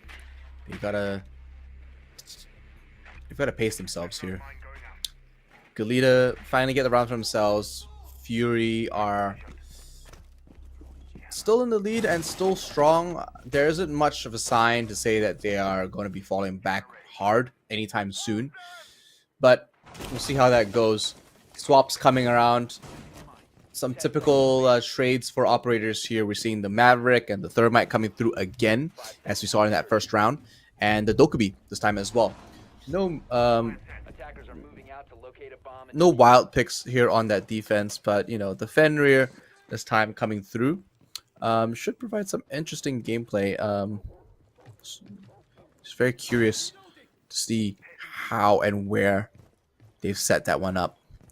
Yeah, it's very On a annoying site with like Fenris this. because, like, you know, a lot of times they are in positions where you can't really clear them out. Even with frag grenades, especially with the recent changes that have come through with frag grenades. So you have no choice but to kind of bait that trap open, you know, trigger it, and then you have to take the risk of getting shot in the process while trying to destroy the trap. And the effect lasts for a couple of seconds even when you're outside of the trap radius or if the trap has been destroyed. So Fenrir's utility, I think, is still being discovered, the full extent of what he can do and how teams can play off him. So far, it's been a good start. BG Man 2, yesterday, he was proficient on the Maverick in many scenarios, although he did have some trouble once. Trying to do the same. They were very efficient. Within 40 seconds, they had gotten walls open yesterday, from spawn all the way into sight. Well, they still have 1 minute and 42 seconds left on that clock, so still a little bit of punting available on their side, but they're slowly making their way through. Finally pick up DCH over by the gym window. And a couple of calls now to make. Fortunately for some, there are no mute jammers to stand in to keep themselves hidden. And Wyatt, nice kill from IDFC over through the Kiba barrier on the right hand side, holding down construction. And BG Man just trying to hold this intersection here. Colas is going to be faced with a very tough problem now. Quick J piles on, Sapper goes down. So this defense has strong positions. But Fury keep on finding picks. IDFC forced to expose himself to try and equalize this man-count advantage. It's a compulsion that players feel they have when they are losing teammates. BG Man with a very clever peek, and then they open the wall. Extremely well played. IDFC frozen out, uses that ability to play behind the Kiba barricade, and Fury take another round. That's 3 for them on the attack. Make that one more, and I put them in pole position to win Clubhouse. It definitely is starting to look that way in Fian. 3-1 is a scary scoreline to come close to on round 5, but you know, touch wood, we saw 3-3 last time around as well. So they just need this one, and it sets a domino effect. It sets the snowball effect into play. But look at this replay here. Switch over from IDFC straight over into the corner with the Kiba barrier. Essentially block the pathing for the attacker. It was a really good play. It's a shame that he couldn't really hang on to it with the rest of his teammates falling to pieces. Just clever play from Fury, outsmarting the opponents over here, and you have to give credit to them. They have really begun playing like this SI team in the past couple of rounds.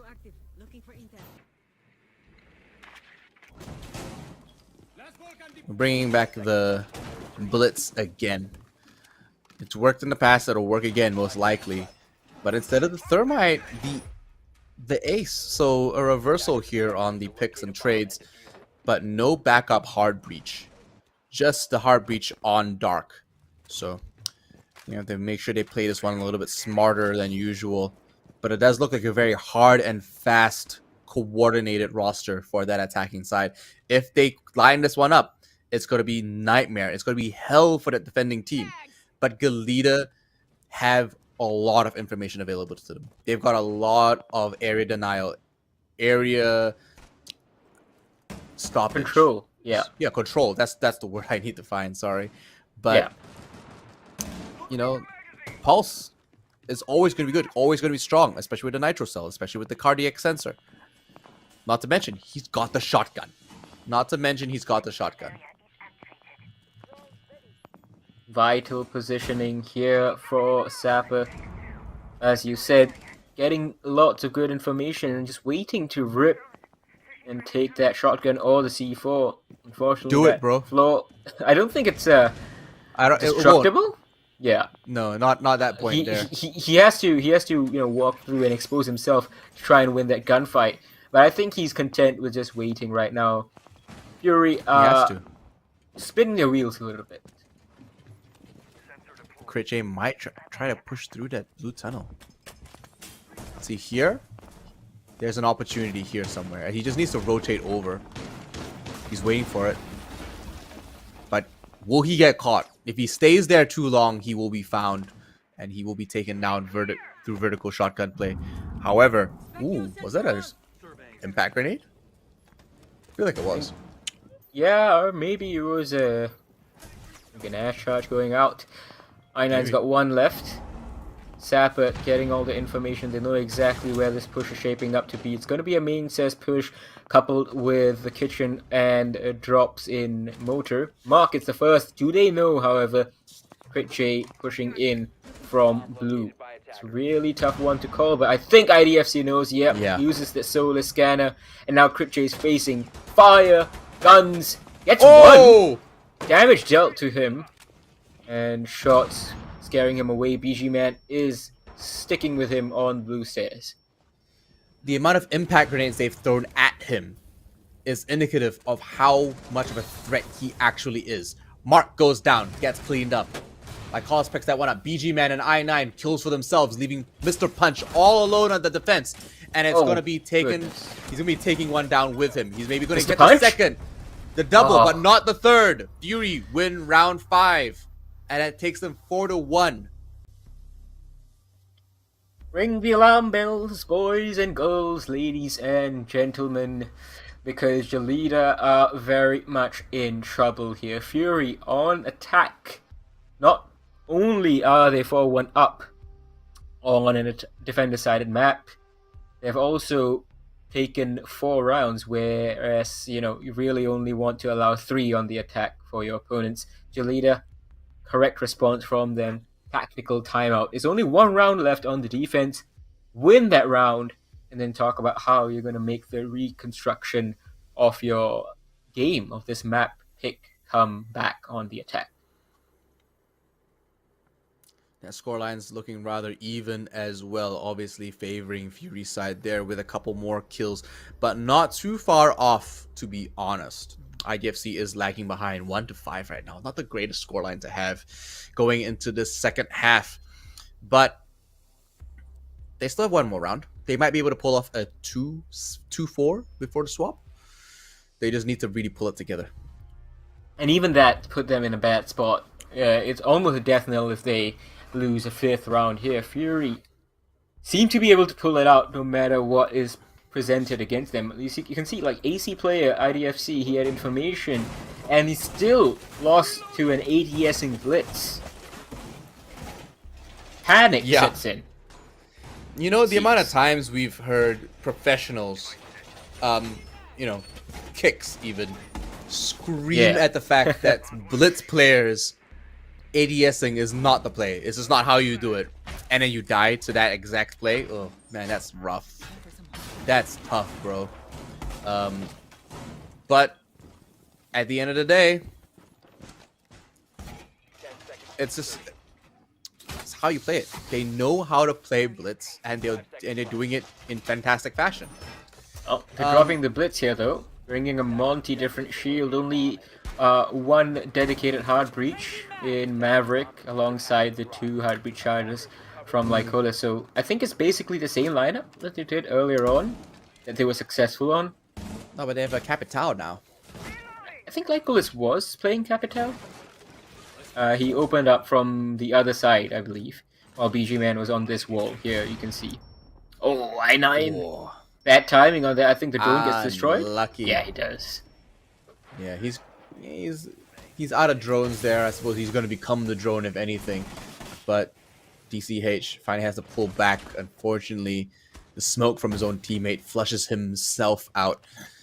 But it's still strong. It's still going to delay some time for them. But like Colas, waiting to put down the asphyxiating rounds to buy them and flush them out, push him into a position where his teammates are going to be able to collect that. He doesn't see the Monty that's coming right up. Whoa! Catches He him does. off, throws the impact grenade behind him. He gets down in the process, dear. but it's not as if his teammates aren't there to collect. Lycolis. Oh, Wow. Sapper goes down as well. Great read on that player inside of that lobby. And now that Catwalk player is not getting picked up at all. He's gonna die a slow and painful death. Mr. Punch, no matter what he does, can't do anything. He's here sitting in construction. 1 minute and 30 seconds left. They know this guy's been dropped. They're gonna go and try and finish him off, I think. Surely. Have to try. There we go. They don't really have to. He's going to bleed out regardless. But here we go. We see them rotate through. I cannot believe the Monty got past that Kiba barrier and then walked straight up. But Oh, yeah. you know, we saw exactly what it was. The asphyxiating round, the chaos as it was, right? But he essentially gets pushed off. It's 3-3 now. Still an asphyxiating round and a smoke arrow available on the Capital. A little bit more utility. Smoke goes down on the top there. Oh dear.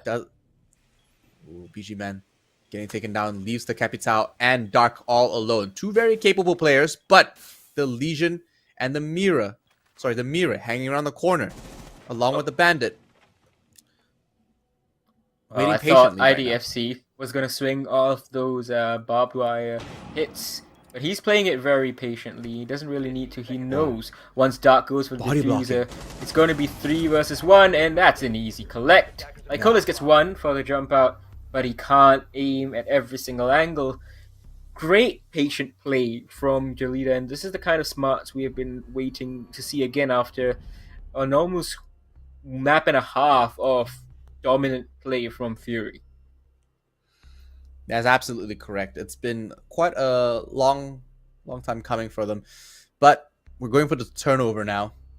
Round 7. Galita is lagging behind. They've got to make something happen. So far, I feel like Galita, like you said, haven't been really playing smart. That was one of the better, more calm, collected, calculated plays that we've seen. And sure, it was kind of in their favor, right? They just had to wait for the plant to go down, but that's exactly how you play defense. Yeah.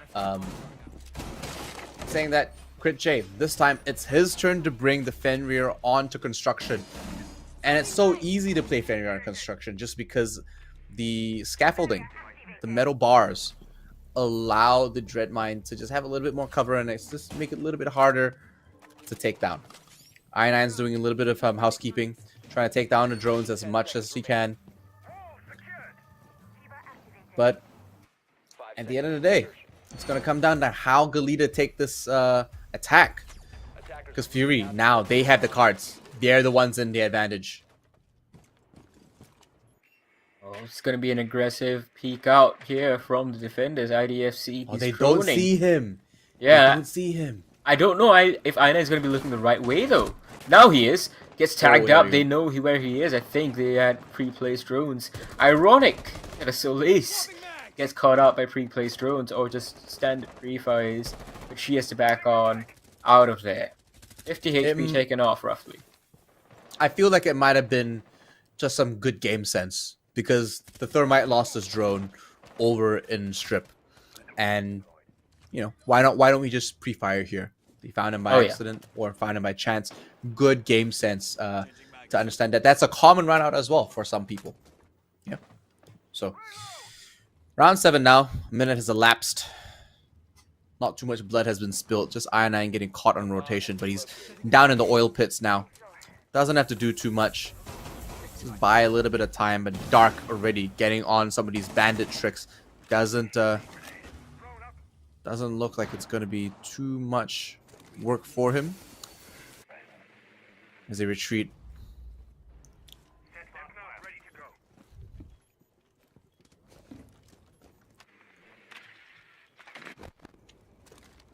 IDFC gets his drone destroyed. A second one as well. Critchay is taking all drones down. Wow. Takes down Mark. I think that was a crazy shot. We I think just about saw it. It's a one tap. That's gross. Whew. Oh Mr. Punch. Gosh. Can he save his team's blushes here? Jalida looking to prevent it from being 5-2. Fury already with the upper hand. 1 minute only left here. One man down for Jalida. Mr. Punch. Missed that flash. TCH is just waiting. He knows there's a rotation coming through on the bathroom. He just needs it to happen. Mr. Punch is just waiting. Trying to find a little bit more information with that drone, but his... Ooh, they find BG Man. Take him down. There goes your Azami. 35 seconds left on the clock. They gotta make it happen. They gotta push in. That's the least of their worries on that defense. Solace gonna find a little bit more information, but like Hollis is starting Toasty. He's sitting between bedroom and logistics. Doesn't have to do too much at all. And the time is ticking away. Oh, Mr. Punch. Trying to move in the best he can. Wow. Unfortunately for Lycolis, he will be successful. TCH gets 1-2, and what was looking like a really good round for Fury has turned on his head. There's not much time. Critchay can do a lot of damage. He takes 2 down. Dirty. A third one that he's going to go for, and defenders win it because the attackers have left it too late to get those 2 kills. They had the information, but they weren't willing to push on that. Unfortunately, they left a lot of territory available. Jacuzzi unaccounted for. A lot of pressure there that just evaporated. Right? Yeah. They got caught on some very unfortunate rotations as well. The fact that Fenrir caught them through the footholds in gym, it's a bit wild. But the one taps coming out that went on to Mark really set the tone on that one because they kind of knew exactly where he was. And again, it's an Ayana player getting taken out, and we didn't even get to see the Gemini clone, right? Oh, so, yeah. I mean, it might have been deployed, but I didn't see it. We didn't get to see it at all. Yeah. So, unfortunate that it is the way it is, but it is the way it is. Easy. Mm-hmm. If a bear deploys a Gemini clone in the woods and nobody's there to see it, did the Gemini clone get deployed? No, it didn't. Well, look, it's like that's how we're going. Yep, it's Schrodinger's cat. If you didn't see the cat, cat wasn't there, right? Or was That's it? one take on it. It's the first time I've heard that. Like who is pinging out the drones on the outside. We start Fury's potential march towards map point. I9 sees that blitz once again from IDFC. Gonna call that out that he's going up. Oh, they're gonna be rotating all over. The information is basically as good as a pulse in many regards.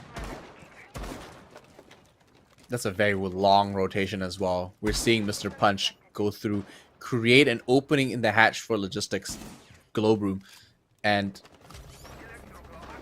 that's a long way to rotate. Dark already gets taken out with a clean hit from the DCH. 2 minutes left on the clock. IDFC just chilling, waiting for the right time to rotate through that hatch because he knows he needs a little bit of droning, needs a little bit more of information. Now making his way through the bedroom, storming his way through. Mr. Punch with the tail, trying to hold down the fort. but they gotta clean the entire clubhouse. And this is how you play attack. You clean the entire clubhouse, right down to strip and right down to oil pits. But they've left I-9 in the garage. None the wiser that Solace is waiting around the corner. Oh, 5 versus 3 now. Mark gets second for him, and this is looking very good for Jalila this time around. They're not wasting that much time, as you said, going for the full clear, but keeping it efficient, especially with the Jackal. And this is something I think I criticized someone for yesterday. I think it might have been Elevate or Jalila themselves. Oh, that's poor bait with the drone. The bait. Excellently played from Mr. Panja and his teammate, whoever was droning there. And this is looking like it's going to be 5-3 with IDFC still up and full health. He's gonna just lay it down. He just knows he needs to push through. Vulcan canisters starting to get deployed. They're trying to buy some time now on this defense. That's a mute, not a smoke. They need to hold down. Hard breach goes off on that kitchen hatch.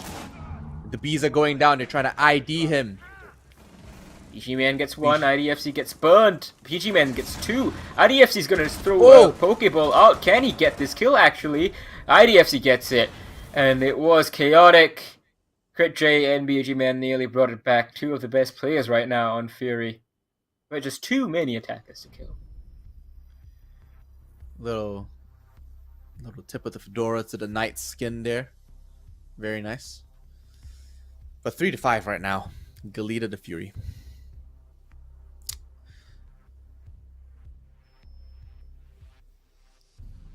I hate that Jackal skin so much. I hate that Jackal skin so much. It's so ugly. The worst part about those skins, and thankfully, you don't see them in competitors, just the cards that you see. But in ranked, you and I don't get that easy identification. Half the time when I'm killing players, I am asking my teammates, was that the Jackal? Was that like the Lion? There's like Rick and Morty skins. There's like black and white Noah going on here. It's kind of funny because we're back. The thing is, right, without the skins, they're all just military guys in operator outfits, right? Yeah. But for some reason, when they have like a giant fish skin or a Rick and Morty skin, you just can't tell who it is anymore. Fish? Joel? Joel, is that you? Joel! Ellie! No, I'm talking about Bleach Fish. Joel. Oh, sorry, man. I thought you were going like, I thought you were... Oh, he missed that. He decides to kill him instead. Takes the pest back. Sorry, I thought you were going down the Last of Us route. Oh, no. I'm talking about Bleach famous fish that sometimes I think, I believe Bleach think is actually occurs at times. Selma going down. Sapper. Trying to do a little bit of work there on the walls. Trying to get a little bit of line of sight, but not open the entirety of those shutters. Crit J. Trying to get some coverage of the drones there. Trying to make sure he denies a little bit of information on those rotations coming through. Sees the rotation, sees the line of sight made in the garage shutters and decides to rotate downstairs instead. A nice call coming in from him. Ooh. Like all this. Yeah, with the impact grenades. I wonder what he's waiting for. Good double. Good double. Loading new magazine. Going down the basement is Crit J. No one's going to be pushing him just quite yet. It's free reign. A lot of these teams, like to use the expansive maps with basements such as villas used for rotation, as Lycolis takes down DCH. They kill onto the Thermite usually, but wall has already been opened up. Need to be careful here from Lycolis though he doesn't overexpose himself through the window. Minute and 22 seconds on the clock. Still have the Thatcher. An operator we haven't seen too much today. But regardless, a welcome sight. Sophia trying to do a little bit of work. Mark not finding a target just yet. Got a minute left. Are they going to make the same mistake they made the other round? Just waste too much time. Mark goes down early to Crit J. That rotation coming in long and fast. Rotates right back into the lounge. Went full Oh, yeah. 360. A really good strategy here with the mirror window to deny the wall getting opened up, because you can't safely Maverick it. You can only try and do a long range engagement, but you can stop that with impact grenades. Mr. Punch punches Crit J, but BG Man is there to take down Sapper. IDFC knows there's someone behind it, but he can't do anything about it. He has no frag grenades. He is just a mere Thatcher with EMPs, and EMPs unfortunately don't kill. Exposed shoulders can though. And nicks him just a little bit. A double kill for BG Man. Fire raining down on him. Picks up C4. another onto the Azami. 7 seconds left on the clock. It doesn't look good for the attackers, and they will be taken out. BG Man cleans that up with a 9mm. Defenders Well, taking another one away. match point for Fury. They are ready to take a 2-1 lead here in this matchup after Jelida came bursting out of the blocks with a very tight first map, 8-7. Might we be in for another 7-4 here? Yeah, we might. Gotta give props, really. I just want to say it again. Fury's strategy, put the mirror window there. It's not something that works twice for sure, but once, definitely can pay dividends. And I think I first saw this back in like 2019 when Hysterics was on Airwolf, when they placed the mirror window there, opened it up. It looked strange. It looked crazy. Back then, it was fresh and novel. And now after Electro sensor on. 5 years, wow, 5 years on from then, as Kix used to say, metas are cyclical. That's true. Specchio looking out. And they will come back eventually. It's just in different forms, right? Mhm. We're seeing it come back in some manner, but it's a different form, it's a different shape. But nevertheless, rearing its head back at us. An interesting way to play the site as well here in 2024 for this last operation, but Fury are just so close to taking away their second map in this matchup in a best of 3, taking them so close to winning this final. But will Galita take this lying down? That's the question, because right now they're 3-6. It's not looking great. They need to take this. They need to take another 3 rounds to push into overtime. We saw it before. They can do it again. Searching for electronics. They just have to make it work.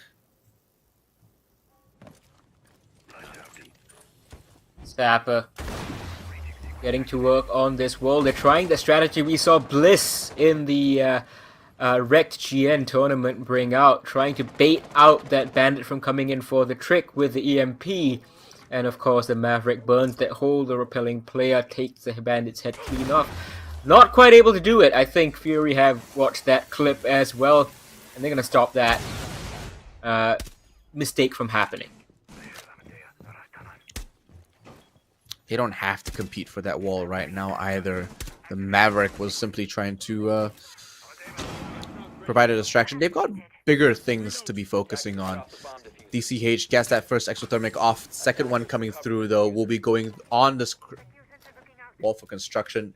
That does leave the exothermic wide open and easy to take down. But they aren't going to be competing for that this time. So, clean wall open here on the construction side. Dark trying to hold this down. Will he get pinched on both ends? That's the question. Mr. Punch trying to push in. They get into construction, jumping in. Surprisingly, works out for them, even with the Fenrir Dread Mine going off. 5v5 with 50 seconds left to go. I think this might be a record here for the longest time both teams have survived without dropping a member. We count down the seconds. Mr. Punch still trying to push in, and that's the first engagement. Mr. Punch wins it out. Crit J can't do it. Mr. Punch not even a lick of damage over on his side. Flashbang goes in. 30 seconds left. They're going to make this execute happen now with the surge. Diffuser is getting put down. Double kill going to Mr. Punch. Bullets are flying all around. The Finka gets taken out. Oh, and the Rekka's Sapper barely gets it down as he takes a little bit of damage. 39 seconds left in the clock and counting. It's all down to I9. Will he be able to do anything with the information available to him? But no, he gets caught in a crossfire over by the stairs. Logistics catches him out, and Thatcher locks that in for his team over on the attack. Well, that nearly stopped in its tracks. I9 just a little bit away from his position, I guess, or maybe unable to find where the diffuser was going down, running out of impact grenades. Whatever the case was, he could have denied the plant even in the late game with the 1v4 happening around him. Could have won it out perhaps as the attackers would have scrambled. But that keeps Jalita alive. Great play from them to explode onto site like that. 50 seconds left. That's when the first kill came out. That was Critchay dying. And Critchay going overly aggressive in my opinion, because as time ticks down it just becomes more and more defender-sided. All you have to do is kind of just hold on to your ankles.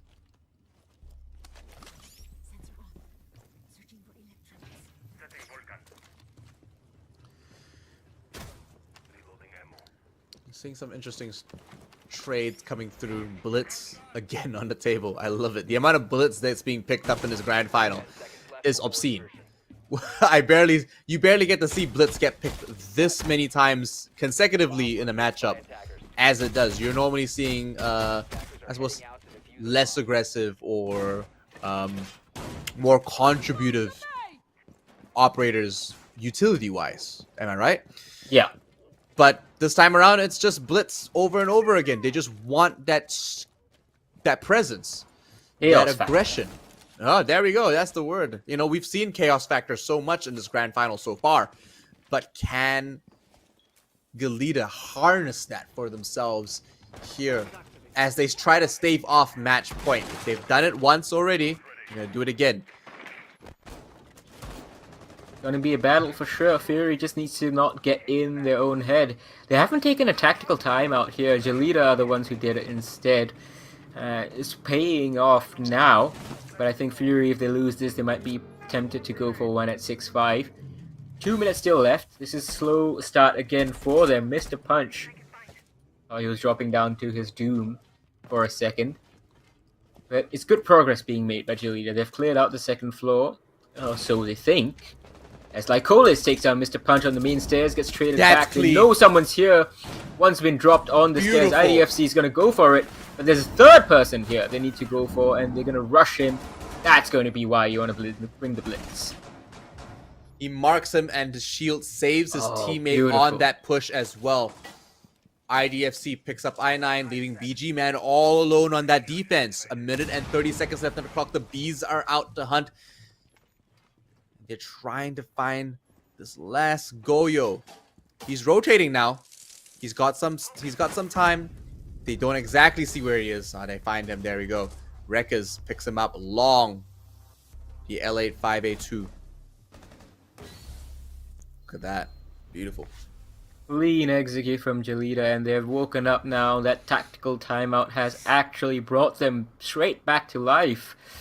And we need to see whether Fury are going to call attack timeout in response. No. Doesn't seem like it. They are content to play on. They are content to keep their faith within themselves, within what they can do here in this gym and bedroom defense. I mean, why wouldn't they? They're doing a fantastic job. Galita are just playing better in some respect. But look at this attack. The first pickup was super clean. And then the blitz just starts chasing them down. Yeah. From the hip fire. And then he's unrelenting. Look at this guy. Right through flashes. Doesn't matter. Picks him off with a shot to the back. And cleans up that one teammate on the stairs. Unable to move. So we're going to see the Fenrir out again on that defense. The Dread Mines are doing a fantastic job, by the way. I think they're buying a lot of time. They're placing the attackers in awkward positions. And in terms of the roster swaps, the trades coming through, 3 hard breachers and a Thatcher. We're really getting this need wall the wall open. Yeah. We're getting this wall open. There's nothing stopping us. If they really wanted it open, though, Habana as well, right? But There's no need to go overkill this time around. So clearly they haven't committed enough, is what you're saying. Hey, they gotta bring the Thatcher. They have to bring that through. Every time they don't bring Thatcher and they try to play with just the Maverick, it's just not enough, right? They've got Bandit on the other side, and they know they have to bring it. They have to play around that. They've got to turn out every single possible avenue of trying to counter the Bandit trick. Been a good start for Gelida once again in this round. They haven't given up much information to Fury. They're getting the walls open. They're keeping their players alive, and I think Gelida thrive in this chaos a little bit more than Fury, surprisingly, because whenever it's come down to the situation where first minute nothing happens, and even you tick down the seconds, somehow on the attack they are the ones who come up on top. And I was saying they were very much in trouble when they lost that first half 4-2. Well, they're close to making it 4-2 on their own attack now.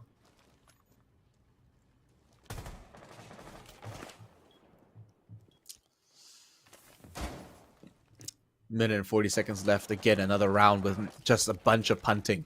No real hard engagement right now. But the attackers, they need to do their homework, you know, cross their T's, dot their I's. Make sure that they get these walls open one side or the other. Maverick gonna do the same trick as he pulled off before. Gonna get this trick going down. The Lion holding on that angle.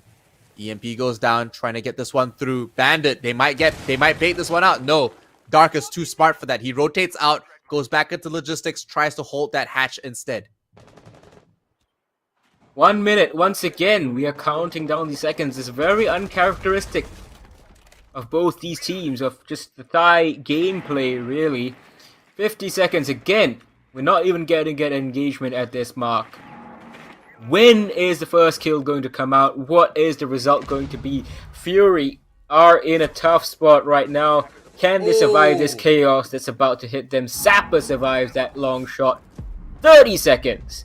The clock goes down. First kill at 32. Mr. Punch onto Dark. DCH onto Critchy. EG Man very low. Oh, And maybe one of the only other members left. Like Collis gets taken out with a headshot, leaving a triple kill to Mr. Punch. I9 all alone, but he will be taken out by Mark. A flawless round for Gelida. Taking this into overtime. Oh, goodness gracious me. That was absolutely scintillating. They, as I said, you know, Gelida, I think they figured it out. You keep your players alive.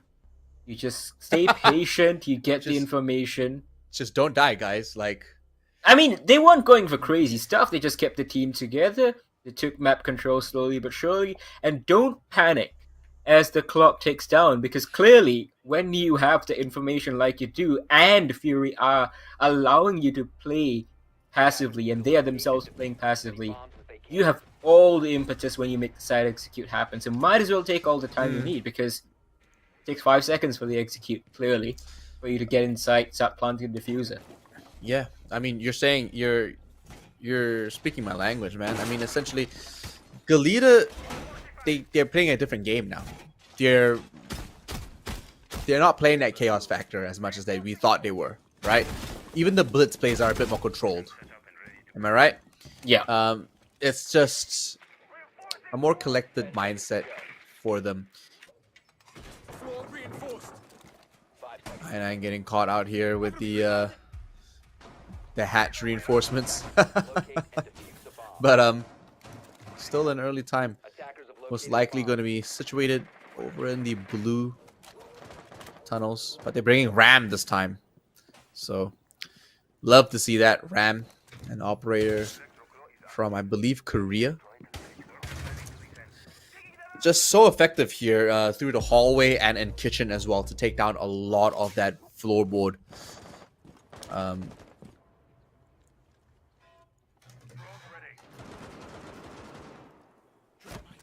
I9 placing some red mines now.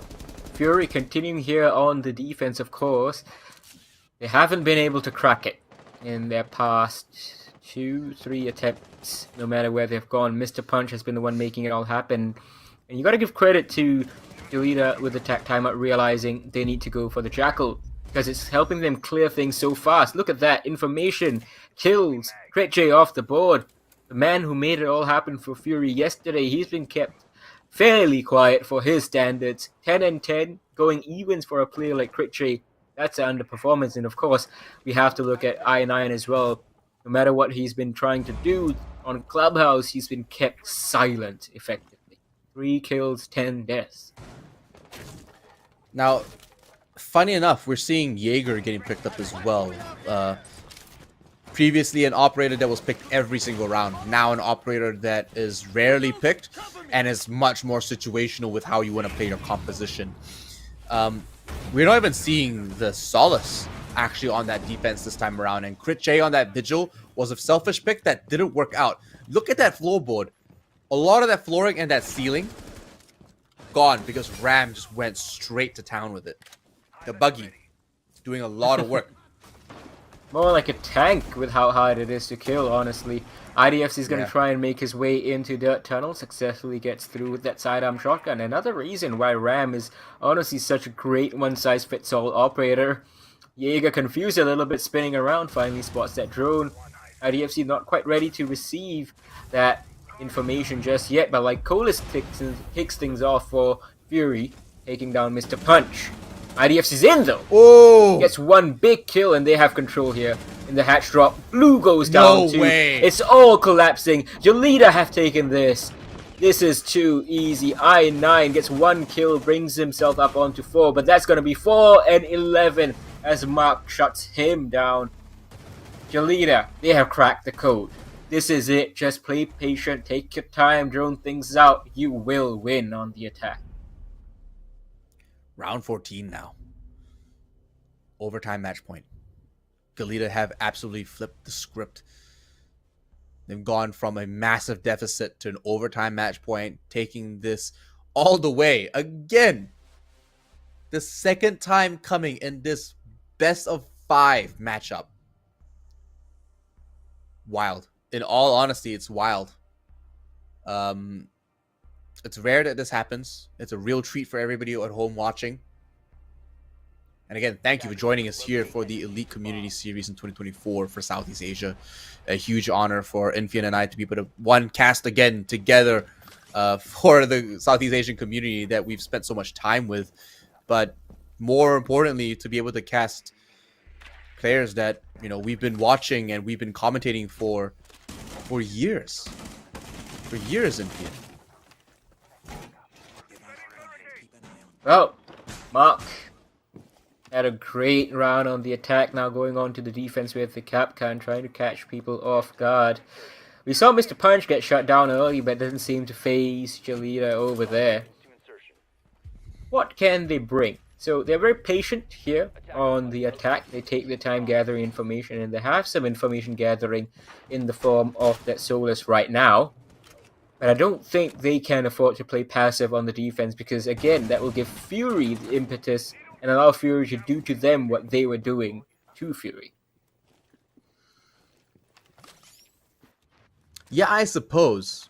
2 minutes and 36 seconds left. Fury do have to get this going. But again, Ram looks like she's going for the same play. Open up kitchen, open up the hallway. There's nothing much else to do. But a little bit of defense and a little bit of information being drawn in here. Some hot droning for Critchay and a couple of cell phones ringing off. They have an indication that one team player on that defense is over in the bar, but no, they're gonna find the one in the hallway instead. Nice. Impacts go out. Mr. Punch collects him. He's on the ground. Oh, he's not out just yet. Goyo trying to survive. He's got a teammate trying to bat for him, but oh no, not with Ram opening the flooring up. Look at that, absolute chaos. 3 members on that defense are now down, leaving it to Mark and Sapper to defend all alone against 4 members of the attacking team on Fury. Well, I think we're going to max OT here. 1 minute 30 seconds for these attackers. They only have 2 defenders to find. Mark and Sapper. Sapper taking a little bit of damage on that church engagement earlier on. I9 hasn't been able to get all the hatches open, but enough lines of sight to keep these defenders corralled into a single position. That shield is actually going to stop bullets, which is Yeah.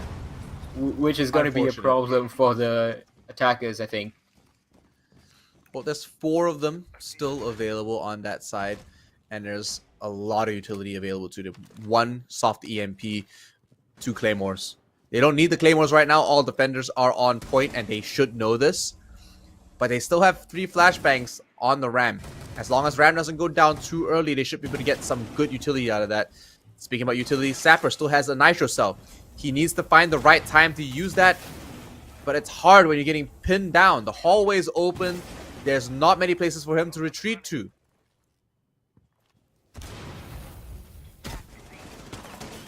Oh my gosh.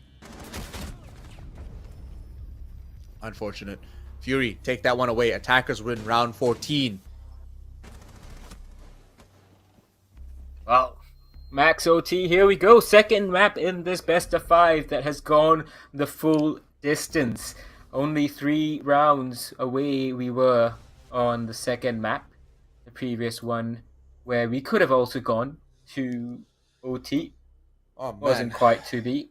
This is going to be a long night, ladies and gentlemen. I feel like whoever wins this one is not going to win the next map. And we're going to go to all 5 maps. Maybe we'll see a couple more. Max OT. To be honest, this is how a grand final should be, right? No matter where Oh, yeah. and what tournaments you are looking at. It's not a grand final if you win 3-1. I mean, it is technically still a grand final. Definitely is. However, it's just not satisfying, right? We don't get the same gratification from watching a grand final team stomp its competition. This is how it should be played. Despite, you know, the fact that it is quite exhausting for us casters with the time difference on our side, of course. But happy to do it. Happy to be here and watching these 2 teams just duke it out. Fantastic. They're pulling off some crazy strategies that I didn't expect.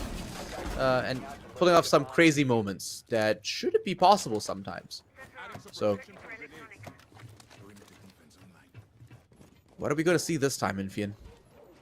Well, Mr. Punch bringing that shield this time around, and it's going to be a Monty, not IDFC on the Blitz. Interesting choice to deviate from what was working for them in that comeback sequence. Crit J, I think, is going to be the critical one to watch. He's 11-11. They've kept him fairly balanced. Not able to really freely express himself. He usually gets traded off really quickly after he gets a kill. So I think the pivotal moment will be Crit J here. Struggling to kill drones right now, not a good sign. But oftentimes, I realize in my gameplay, if I can't kill drones, I always end up killing the players. Weird how it works that way. It's the laws of probability, you know? It's the laws of probability. It's just how it rolls, guys. Just gotta make yourselves feel better once in a while, huh? 7-7 right now, max overtime, match point. Kiba Berry is being pinged out by the rest of the team. Mr. Punch is calling it. Garage is a hard push, guys. We need to make this one work, but they've got the Capitao. They can flush them out. Needs to find an opening in order to make it work. Might be able to come through from the shutters if they get Ace opening that up for them. But instead, they've got the Bees pulling that in. Wamai's Frisbees stopping that one out just for now. Oh, the Doc. asphyxiating rounds. Choke out some, take out some oxygen for the Mr. Mr. Punch. Punch. Finds that on the rotation. Unfortunately, just not paying attention. And again, second time that's happened where Mr. Punch has just snuck himself in, despite being probably the largest operator in the entire game.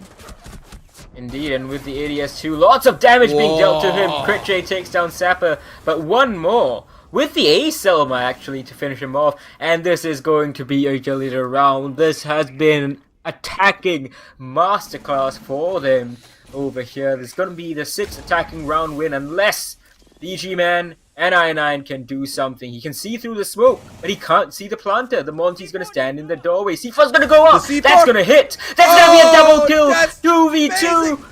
1v2. But IDFC and Mark still managed to clean things up. Rescue what threatened to be the crazy end. And Jelita finally, they crack smiles. 3 players. You can see Mark is absolutely animated. He's pumped. He can't believe how close it's got. Mark is animated. Mr. Punch is screaming. Mr. Punch is off his rockers. The guy looks like he lost and he's about to cry. Oh yeah. Can't believe what just happened. They can't What believe it. a We can't game. believe it. Yeah. I don't think anyone at home believes it either. All the viewers at home seeing that double C4 come out. Perfect timing. Unfortunately, just could not connect with the last 2 kills coming in through from Garage. Such a close final round as well. It was swinging back and forth, and like you said, the pendulum just decided to go the other way at the very last moment. So we're seeing Fury just lose their grip on that last one. Galita taking that for On themselves. attack, Just consistently, just so clean. like from the biggest deficit all the way into overtime again. And it warrants the expressions that we saw on their faces. Mr. Punch about to punch his screen. 16-2. Absolute menace. He is a machine right now. That guy is performing out of his mind.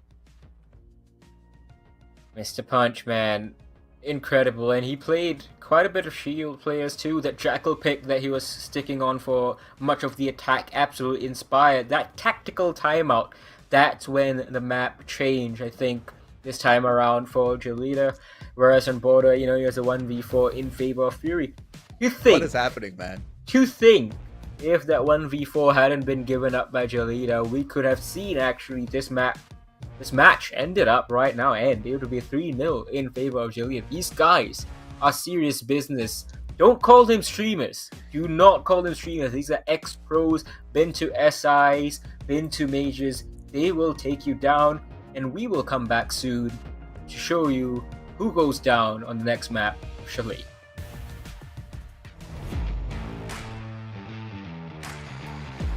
Oh.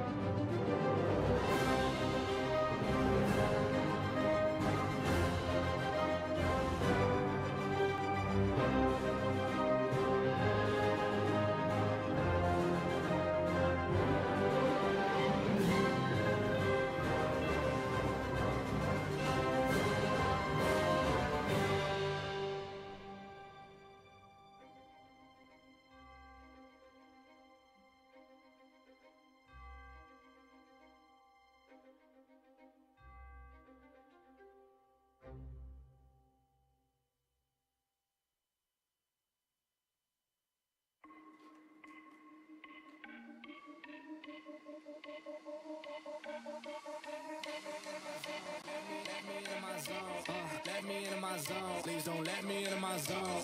Let me into my zone. Let me into my zone. Let me into my zone. Please don't let me in. Yeah. Go and play that. Take you down, I'ma say that. Mine need me a couple.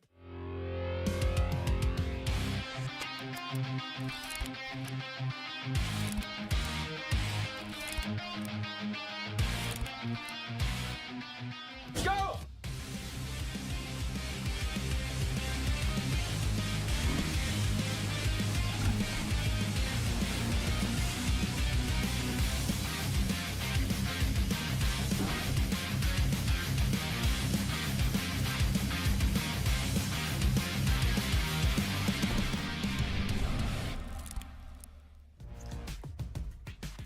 What a crazy map 3 we just had in Vian. A stellar performance from Galita to take that from the trenches all the way to the top. Max OT. Again, second time here in our best of 5 series in the grand finals of the Rainbow Six Elite Community Series. Now we're going to Chalet. We've had crazy stuff. Bank, as you said, 8-7. Border, one-sided. After that, 1v4 clutch on Fury side. Clubhouse 8-7 again. Now we're going to Chalet, as you said, and Chalet is an interesting one. So you just look at the matches yesterday. Both these teams won on Chalet. Fury beat DP 7-3. Galita beat Elevate 7-4. Now I'm going to point out again what I said earlier on in the Elevate matchup. Elevate were playing most of that, except all of that game actually on Chalet, as a 4v5 except for one round. So this may be a map where there's a slight edge to Fury, but honestly, with the way Galita have performed so far today, can you really say that? Not anymore. What I can say is that this is the 9th time that Chalet has been picked this tournament. In this community series, it has been played 9 times. If they know how to play any map, it is this map. If anything, Sapper, what the heck, bro? Hey, at least they've got good spirits, you know. At least they're good all friends. positive. Yeah, absolutely. Like we've mentioned so many times, the Thai community is just so close. They know each other. They've been in the trenches There we go. together. Absolutely. They've very much been in the trenches together over many, many years, and you can see really excited about each other's successes as well, and that's kind of what builds up the community spirit over time, and actually strengthens the situation when you have teams forming and shuffling over the years. Is Elevate, Galita, and Fury all have shared players at some point. Why did I9 have to put the dots like that, huh? Why did you have to say it like that? And anyway, distractions aside, guys. Valkyrie getting banned out along with Azami, Twitch, and Dokubi. A lot of strong operators being taken off the board. Azami finally getting banned here in the tournament. On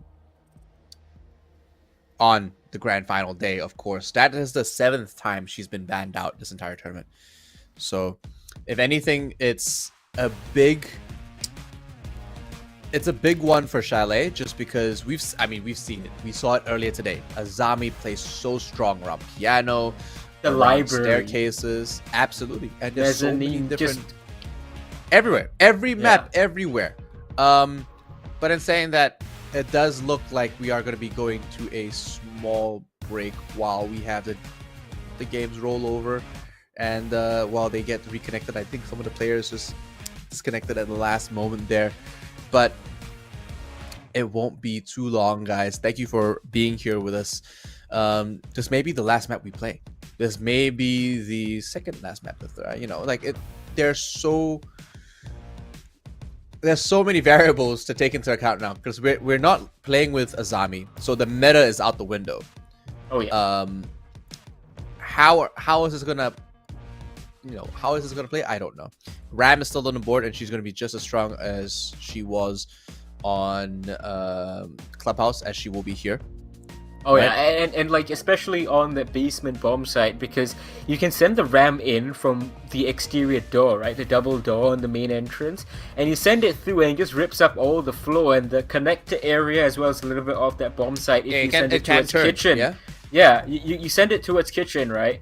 It goes in a straight line, sure, but you just couple of them crisscrossing, maybe 3 of them, the whole floor gets opened up. And it's so annoying to deal with because, yeah, not only is this operator really good and has good utility, but the sound that Buggy makes, that Buki, that tank is just raging up on the roof. You can't hear anything. It's chaotic. And this is when the attackers can move in. And when it comes to teams like Yelida and Fury, both of them have shown they will swing in. They will swing you real quick. So you better be watching. You can't use sound as a reliable cue anymore when that thing is going off. No. But again, more chaos factor for Galita to play with if that seems to be their choice there. But we're reconnected. We're back in the game now. 2-1. Galita. Yeah, no, I'm sure they mean they're rooting for them, like they're cheering. Yeah, I for mean, them. Lycolis corrected him. He's like, R, not L. Thanks, my love. Aww, so cute. Yeah, I'm sure they were teammates at some point. Absolutely. I mean, like I said, they played Scatman, together Lycolis. on so many. They've been playing on the same rosters for like the last 3-4 years. Yeah. Like they've just, even if in smaller tournaments or local, they've paired up with one another over and over again. The latest additions to these rosters would be Mark, because he's the youngest, and maybe Dark in the last few years. But the rest of them are veteran as they can be, There we go. Lycolis, interesting setup here on Library. They, as you said, have the option to bring the Azami. Don't have the option to bring the Azami this time around, so they have to work with what they have. Reinforcements, classic style, are going to go up. No ADSs though, so you always have that threat coming in from mezzanine or from the windows itself. Luckily, with the recent changes, you can't do Vert C4s anymore. Vert grenades, I mean. And those were really a menace because once you get a drone in, a yellow ping, and that would just close things up for you. Zappa with a nice little drone, watching in the garage for anyone trying to rotate out. And as I said earlier on, I think on the clubhouse, both these teams love to use that basement as a rotation option. Critchy might be doing it and might get spotted in a second. Does look like he's trying to rotate through. Was almost caught there on the rotation through the lobby. But I9 taking a jiggle peek here. Won't find anything just yet. And DCH managed to get that drone through. A little bit of parkour. Marcus, of course, going to take a little bit of work. Put the spike traps down. Make sure that cover a little bit of territory. But nothing crazy so far. Crit J finding a couple of Sam Fisher's cameras. But Sam himself not doing too much. Sapper waiting for the right moment to start getting aggressive with the rest of his team.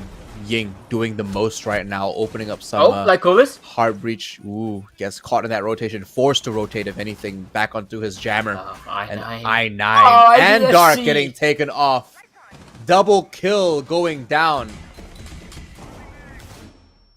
Well, that 2 barrels now off the board. So is BG, man. 1 minute left and only one player left on Fury's side. It's Crit J who was roaming. Now he's got to deal with all these track stingers. He's going to give away his position, take some damage. But they're getting the plant down. This is nigh on impossible. Maybe he could have got the planter from below. But it's a flawless round from Jelly to kick things off. And they are feeling it.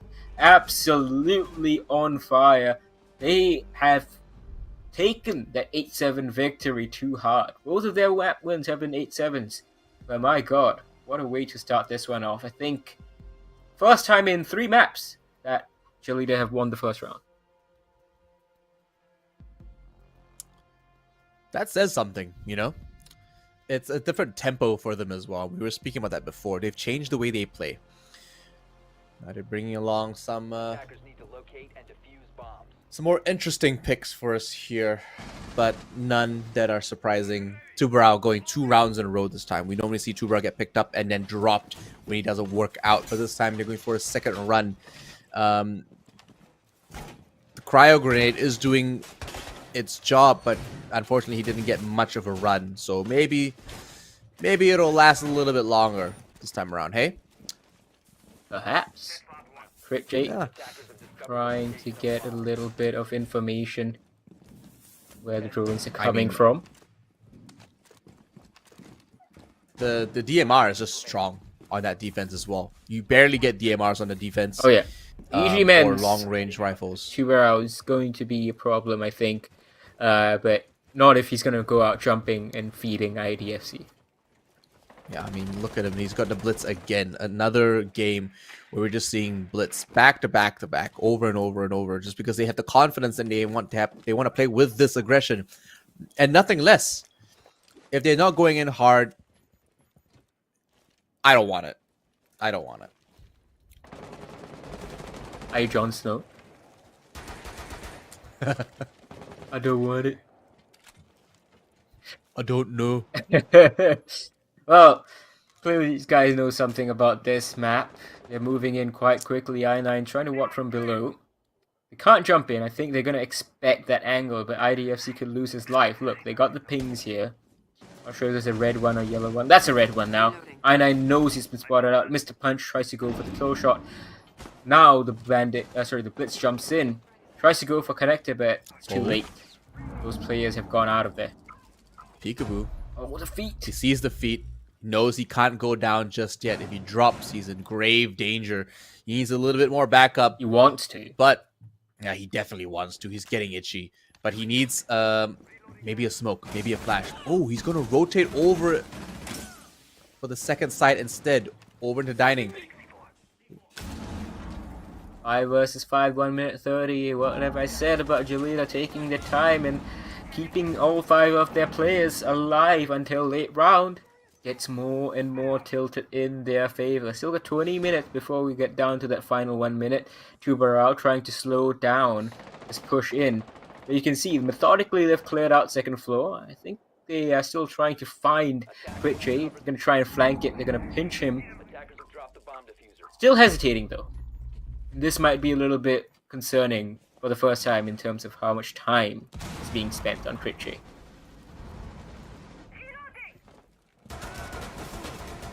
Oh, 50 seconds left on the clock, Oh. and IDFC is the one to go down, even though he popped the flash.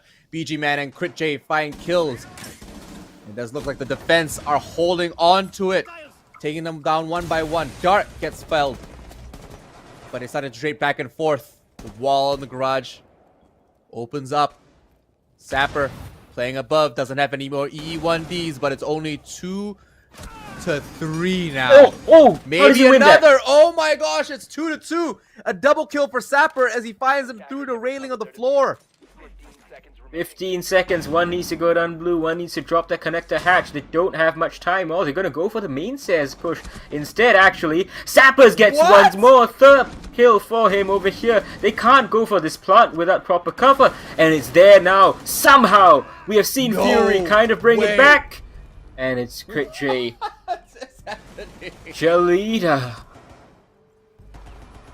They almost wrested it away, but Fury just held on long enough.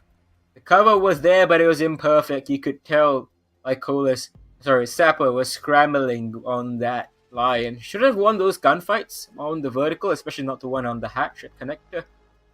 But it is what it is, and Fury equalized things, and maybe we're heading for another 8-7. That was a bit too close for comfort on both sides, to be honest. For the attackers,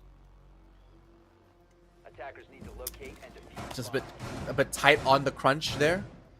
They had their teammates up till the later round, as you said, but their attack crumbled on the defense, and the defense just started belly flopping in the last few seconds, where their team players just started being caught in the wrong positions, the wrong rotations. Great play from both sides of the teams there, but just, You know what's funny? is this going to keep up? Is this going to keep up or not? That's the question. Like, You know what's funny? They spent which one's going to give? They spent like over 2 minutes trying to clear Crit J from the second floor, failed at it, and then died to Crit J coming in at the very last second. They nearly won that round, even ignoring Crit Yeah. J, even losing 2 players on that push second floor. And then Crit J was like, haha, guess who's back again. For a vengeance. I mean, that's what happens when you don't clear the roamers, right? You let them rotate back to site. Yeah.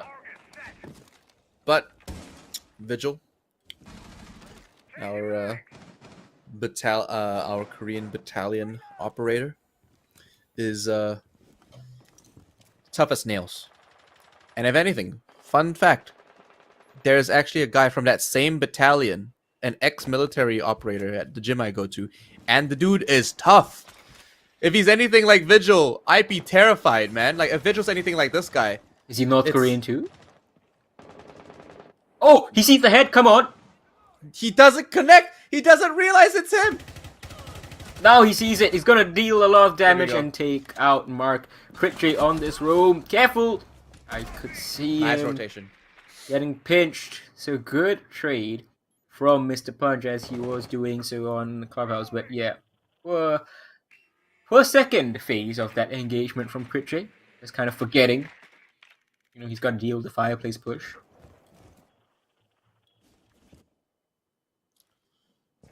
Exothermic getting planted. It's about to pop off now. EMP going out as well. Smoke grenades going down as well, in fact.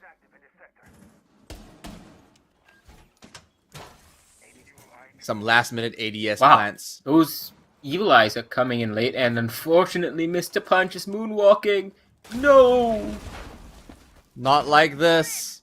Oh, Come on, I guys, think not he's like this. gone. I think he's gone. This is It gonna does be look a like we big might be- problem. Unless IDFC can do it all on his lonesome. Maybe. Hey, it's technically a 3v3 right now. Yeah. Yeah? It's Until, technically a 3v3. ah, Yeah, he's out. He might come back in time. Who knows?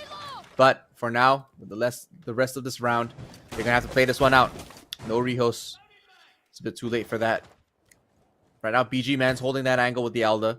Doesn't have to move. It's a very strong weapon, and it's still an even playing field for both teams. 30 seconds. Where's the zero going? He's gonna try come up West Main, but someone's waiting for him. Easy Whoa. collect for I9. 2 versus 3 now, of course. They're gonna take that advantage given to them with their DC. They have to play what's in front of them. Funny artifacting going on over there. Gonna see Thermite try to push in. I9 gets a second. And it's pretty much all over with 7 seconds left. They might get one. They can't even get none. BG Man cleans them up. And we might be heading for a rehost in just a second. Yeah, hopefully we see Mr. Punch. Perhaps. Haven't asked for it though. Not that I can haven't see. asked for. No, maybe he's coming back in time. I don't know. Well, there Yeah, we go. they're calling for the pause. Calling for the pause. There we go. The pause is up, and Mr. Punch should be back in a few moments, guys.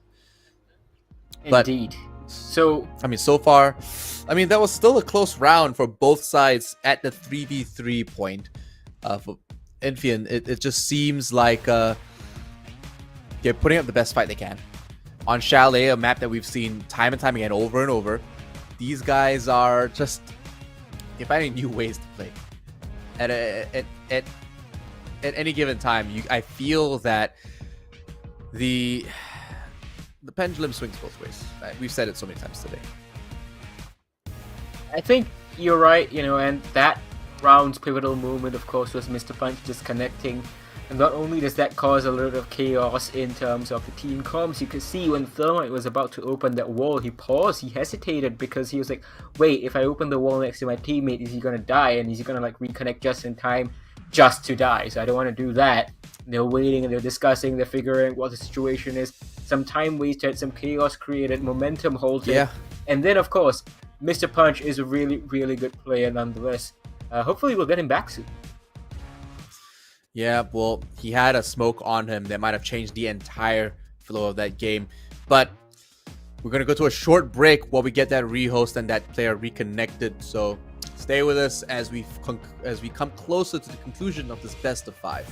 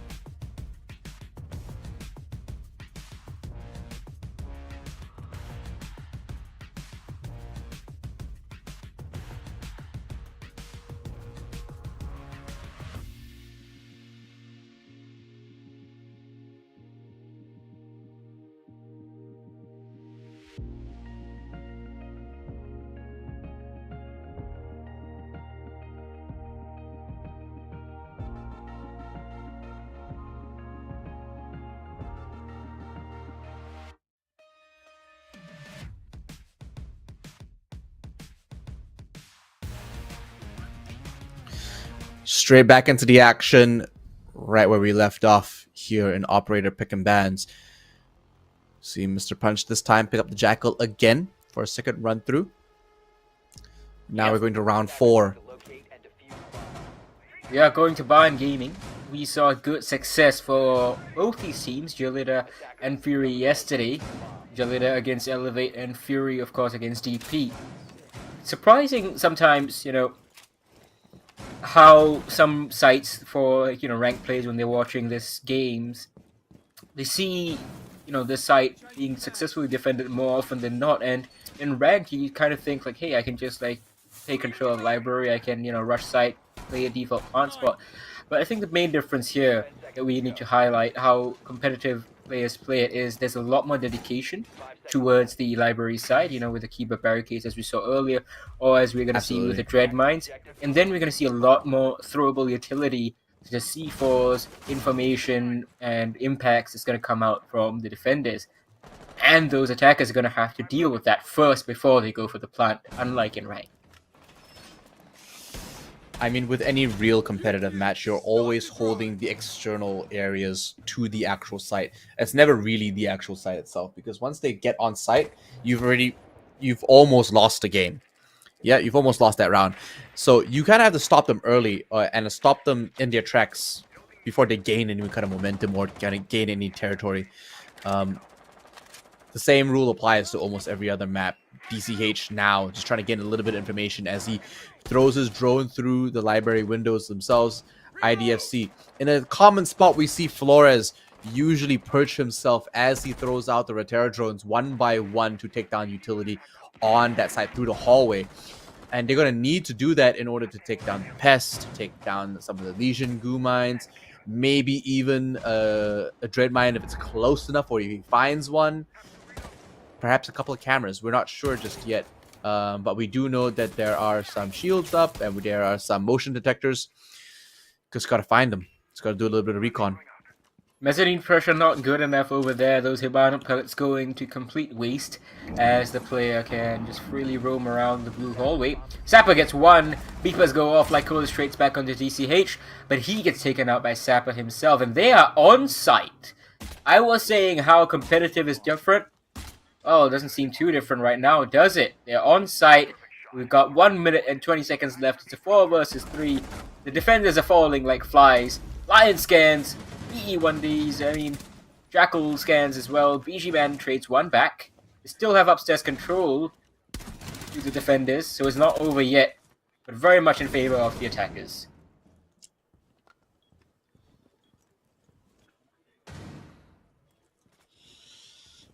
Tension is on. 50 seconds left on the clock and 2 defenders left. Where are they? The attackers are still trying to find their last positions. We've got 1 frag grenade on Mark, 2 hard breaches on Sapper. Is it going to be enough? They've got clear entrance into the building, but... Whoa, nice pickup on Dark. Just a pixel away. And then a nice shot back onto BG Man as he rotates to find the refrag. Unfortunately, getting picked up by Flores here on the corner of the window outside. Round 5 now. And it's starting to look like another even game, really. Yeah, it's going back and forth. Gelida arguably could have taken the previous round, round 3, before the disconnect. But it is what it is, 2-2. They were obviously... yesterday, able to take advantage of Elevate's disconnect. So, fair is fair. Swings and roundabouts, as they say. Dark now coming in with a Legion. I always remark that Legion is a very versatile operator in the sense that he gives you some information, he does some damage. But he's also perfect for, when you're not sure what you want to do. You're not sure what the team needs. You're not sure how to get kills. Pick Legion. And, 9 out of 10 times, you'll be alright. It's just a dependable pick no matter who you are. And time again, not only will the weapon not let you down, it's stable, it's consistent, it's accurate. It's also fast to fire.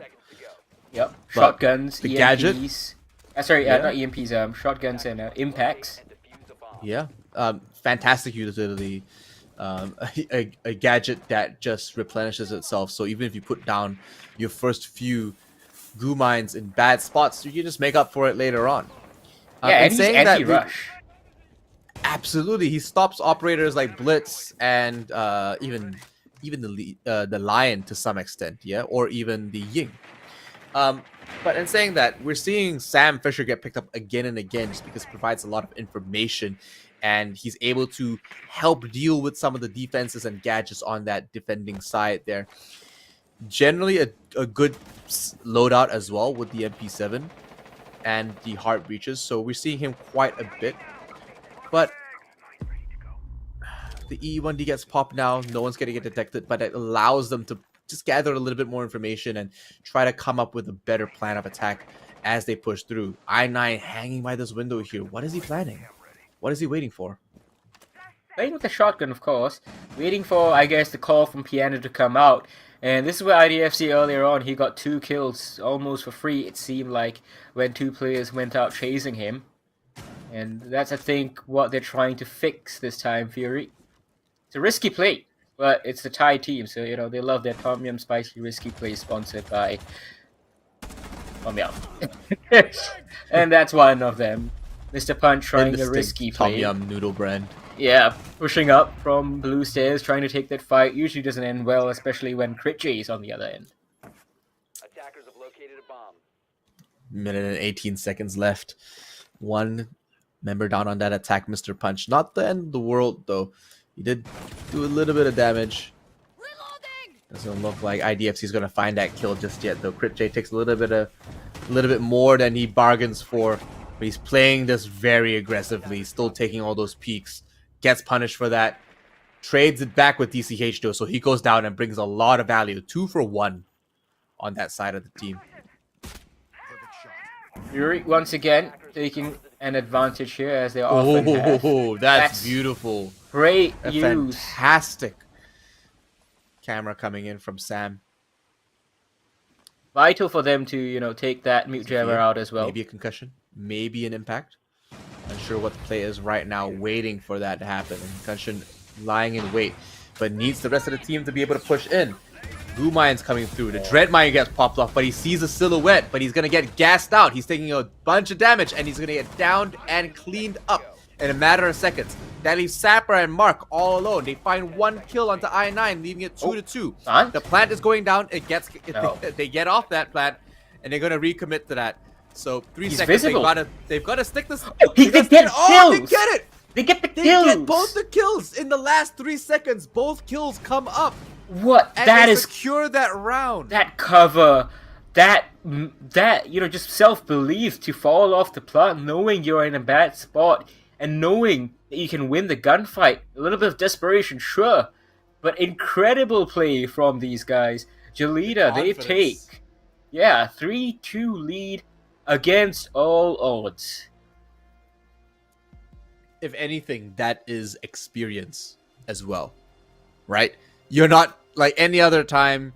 You're just trying to stick the plant and you're telling a teammate, cover me, you get the kills, but not this time. They were running out of time. They needed to get 1 kill each, and they did exactly that. That is the tightest round we've had in a while. Down to the wire, really. But now, 3-2, Galita leading this game. Finally. Not by much. It's honestly, this is the last chance Fury get in order to bring an even scoreline before the swap. They gotta do this just before they head into that attack to make this somewhat of an easier time.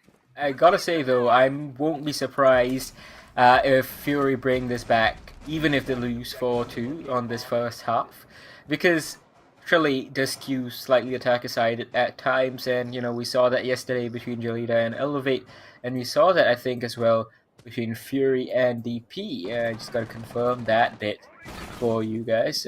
Actually, no, it was basically 5-5 Fury versus DP. So either it's balanced or slightly towards the attack, and I think Fury, you know, they're shown their mental capacity to bring things back from the brink. So have Galita. So honestly, in every sense of the word, I think this is a perfect Clash of the Titans. And Operator, we haven't seen much at all. Alibi being picked up by I9. They're looking to play these soft anchors just a little bit more aggressively, and just to maybe gather a little bit of information just from a stray bullet or two, perhaps.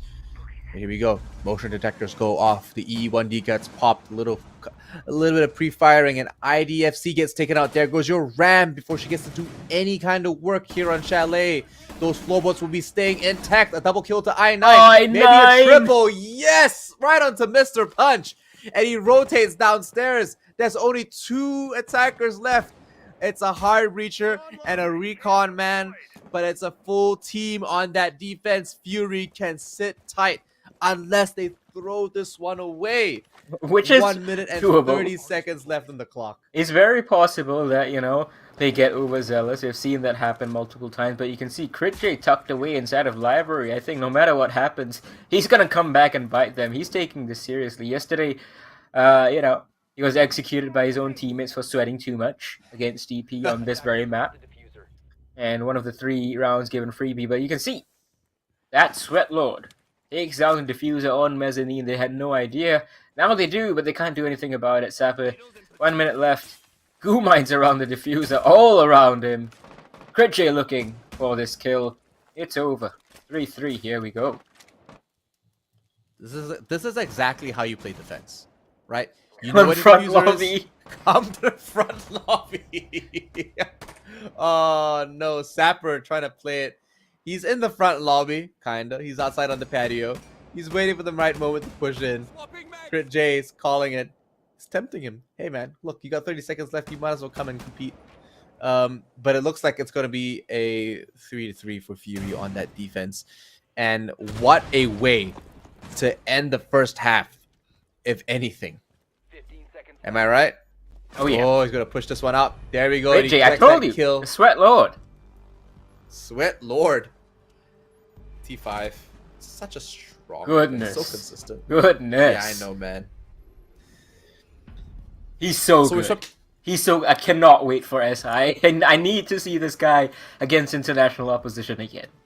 We need to pull that watch party together, man. It's gonna be absolutely lit. But hey, round 7. Yeah. Round 7 now. Switching over. We're playing on opposite sides now. Solace is back on the board, but this time on that defending team for Galita. Nozami? Attackers need to locate and defuse as many bombs as they can. Banned, bro. Yeah, and then I was just saying, there's like Nozami for them to set up those angles we Yeah, saw I mean, in the earlier matchups. Because even here on unfortunate, Chalet, really. between DP and Elevate, you remember that setup that they had, I think it was GP, where it came down to the Yeah. 1v1 with Scarlet in the basement, playing around that. So you're not going to have that ability to... oh, wow. Zappa. Yeah. How do you fight that? How do you fight that ability? You can't. Just 5 seconds. stop using tech. Just go in hard. don't drone, Just- bro. Just What are you don't drone, supposed to do bro. against that? Go in manual. I mean, you could play operators that are You can't drone non-electronic. in the prep phase, essentially. Because if you're on the drone, which you're forced to be during the prep phase, that thing is active. Or you just kind of leave your drones in Yeah, and spawn. just outside the building, like kind of in the recesses of the external site, so that you can save it for re-entry later on. Spend the first 10 seconds re-droning the sites essentially and the entries. It's very particular. Most of the time, it's not worth it just because you're wasting time outside again. But I don't think that was going to work out with that. That frag grenade didn't look like it connected. Does look like the mute jammer's down again. EMP does go out. Well, not an MPS, sorry. A couple of frag grenades go out. But the wall does open up. 2 minutes left on the clock. I9 now rotating down over to the garage to help that entry point through the ski garage. Attackers have located Fireplace stairs. Hotly contested for drones. Solace. And her life story. Oh yeah, but she's gonna get found out Oh from my above. gosh. Great movement from the Gridlock. Absolutely perfect. Jeez. Crit J, as I said, the Sweat Lord is as Sweat Lord does. Just goes in very quickly, drones out the path exactly what he needs, gets that kill, and he's out of there. He's just continuing on what he needs to do as a Gridlock. So he plays utility, he plays the gun skill. He is, I think, probably the best and most important player on Fury in any matchup because of the flexibility he offers his team. Smoke going out there. Candela's through the floor. Poor cover. Horrible rotation. He's gonna No! hard peek that and gonna get punished He's for flashed. it. Double kill to Mr. Punch. Crit J going down as well to Mark, leaving I9 all alone. Unfortunately, these Candelas are not gonna be enough. He's gonna peek this one hard, Dear, it's over. but they catch him on the rotation. They have the mirror windows. They don't have to take these fights head on. They wait perfectly, timing it on that defense. Goyo cleaning that one up with his own vector. Round 8 now. Do you know how you're asking me about, is Osa played much anymore, especially in context of the pro scene? And that's a situation where I think Osa would have been really, really helpful. Well, I'm just saying because we just don't really see Osa. Yeah, You know? and like It's a little such a bit shame. It's a little surprising because if you're gonna try and make such a ill-advised plant happen, you want to at least have some cover.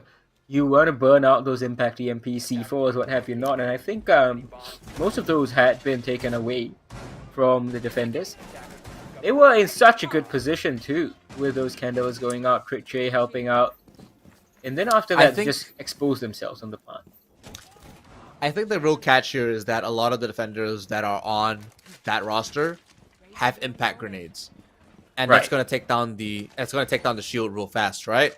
It's gonna just make it more of a moot position where Osa would have to hold the 10 seconds. shield up, the little barricade up, and essentially it's not gonna do much after it gets placed down. Seconds remaining. You're better off picking a Monty in that sense. And the current operators in rotation that are as strong for these defenders are, I wouldn't say hard counters, but make it hard for Osa to play. It becomes more of a situational pick where Osa would, in some sense, be critical and crucial for controlling attack points and chokes. But we're not seeing that come through. That's not a main focus for a lot of these attackers. What we're seeing is that they're focusing on the information, the bare raw basics, and taking a lot of gunfights aggressively. I don't think Thai players really have to worry about playing with Osa. Oh, There we that go. dirty little headshot onto Crit J. That's Big taking him out kill. like Colos Big drops. kill. There goes your Gridlock right off the board. And that's a strong player that we're talking about as well. 2 frag Just grenades. push in. Yeah. On. Huge. Still have 2 left on the dark side, but you can see now Sapper is going to be able to hold on to this position a lot easier. He is a Wamai after all. He's going to catch a couple of those grenades, and once that comes in, the only other thing that can dislodge him from this position is BG Man's flashbangs. He's going to place all of those Wamai discs all around him. He is effectively ensconced well in this position. The only way you can stop him is you have to go in and take the gunfight yourself. Although surprisingly, he still gets concussed and flashed. Yeah, it's Where are the discs? hell raining down on that defense right now. Flashbang after flashbang. Oh no. Sapper getting caught on Cover. the flank. Yeah, unfortunately, I mean, there's not much he can do. He has to hold that angle the entire time because there was someone on the other end of it. But now the defense is starting to fall. Thorn gets taken out. The Wamai already down with Sapper. But it's a 3-for-3. 2 on each side taken out, but arguably the attacking team are on a larger back foot right now. They're suffering a greater deficit considering they don't have the Finka and they don't have the Gridlock. Yeah, I would and take that trade over the Wamai and the Thorn almost anytime. yeah, you still have the Solus up. She's roaming. She's below. She's giving information. Like Colas, the moment he tries and sticks this, he's going to get found out. IDFC is also watching up from hatches. Mr. Punch's mirror window might be disabled, but doesn't mean his C4, well, which is that has gone up, but like, you know, doesn't mean his gun can't swing it. Watching from the hatch, BG Man, they're going to try and get this angle in. It's a tightrope situation from them. Whoa. BG Man predicts the punch. I like how this is going for the plant. IDFC, what can he do? Oh, he stops the Impact plant. goes out, stops the plant, but I9 collects that into IDFC, trades it back. DCH wow. finds that last kill onto BG Man and saves a round for the blue team. Galita clutching that one real close there. The defense win one more round for themselves. Starting to pull away from Oh yeah. that tie. It's just...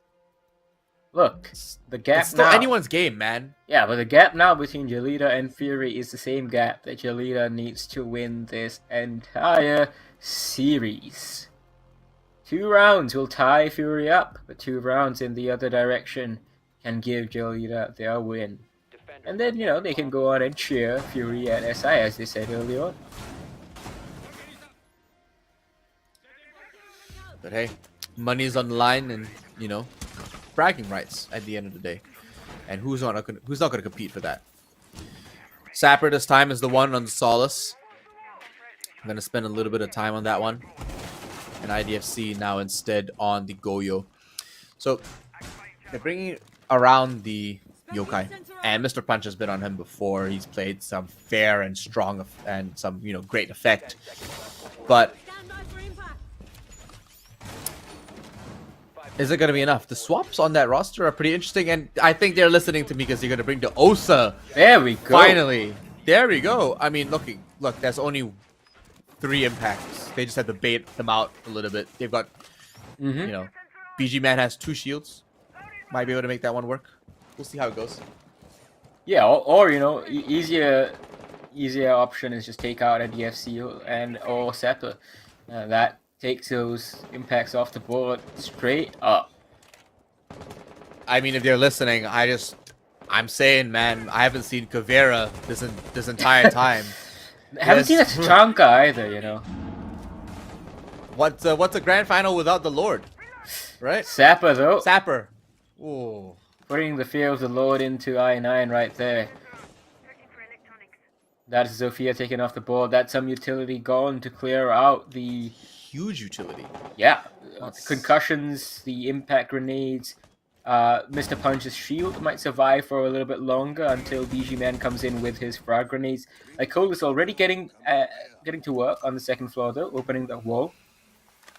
Wonder if they're gonna try and just clear out the second floor entirely before moving on, or will they like just create those sight lines, hold them with drones, for example, let I9 watch that drone, and then move on to the first floor and then deal with like anyone like, you know, I know Sapper coming in on the late flank as and when required. As and when required. Minute 30 now on that clock. Sensor on. Frag grenades going across, trying to clear out any utility holding that wall. BG Man's waiting for the right opportunity for perhaps Lycolis to come through and help open that up. Try to create a foothold here with the shield. Crit J trying to compete right now. Sees Goyo go across. He's going to hunt and push for him. Won't be able to connect. Crossfire, but doesn't go down. Stays up. Flashbang's going out to cover for him as he rotates through, and he makes it across the wall. They don't see him cross. 45 seconds left in the clock. Galita are 5-3 right now, and you're still pushing. You're still holding on to this defense, and Yuri are fighting tooth and nail. The last exothermic goes down on the wall into dining. But is it going to be enough? Can they find the foothold they need in order to get that plant down? 27 seconds left on the clock. Indian, something's got to give. Well, I think it's going to be Fury's attack that's going to give. Mark needs to just Oh, they look saw the upstairs. foot.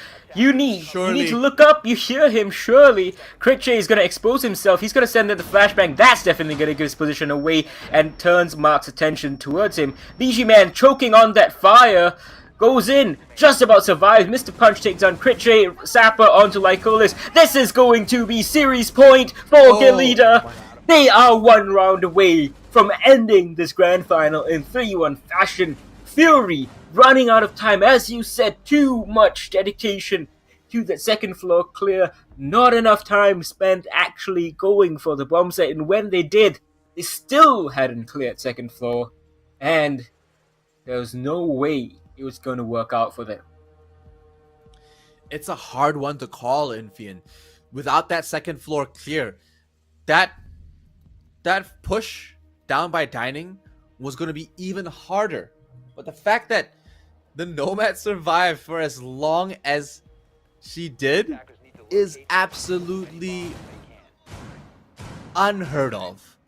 Crossing across those walls and those footholds without being punished, and then just constantly rotating and still not getting the plant down because the Vulcan delayed time, bottom and denied area for so long, forcing the Osa to slowly huddle her way through.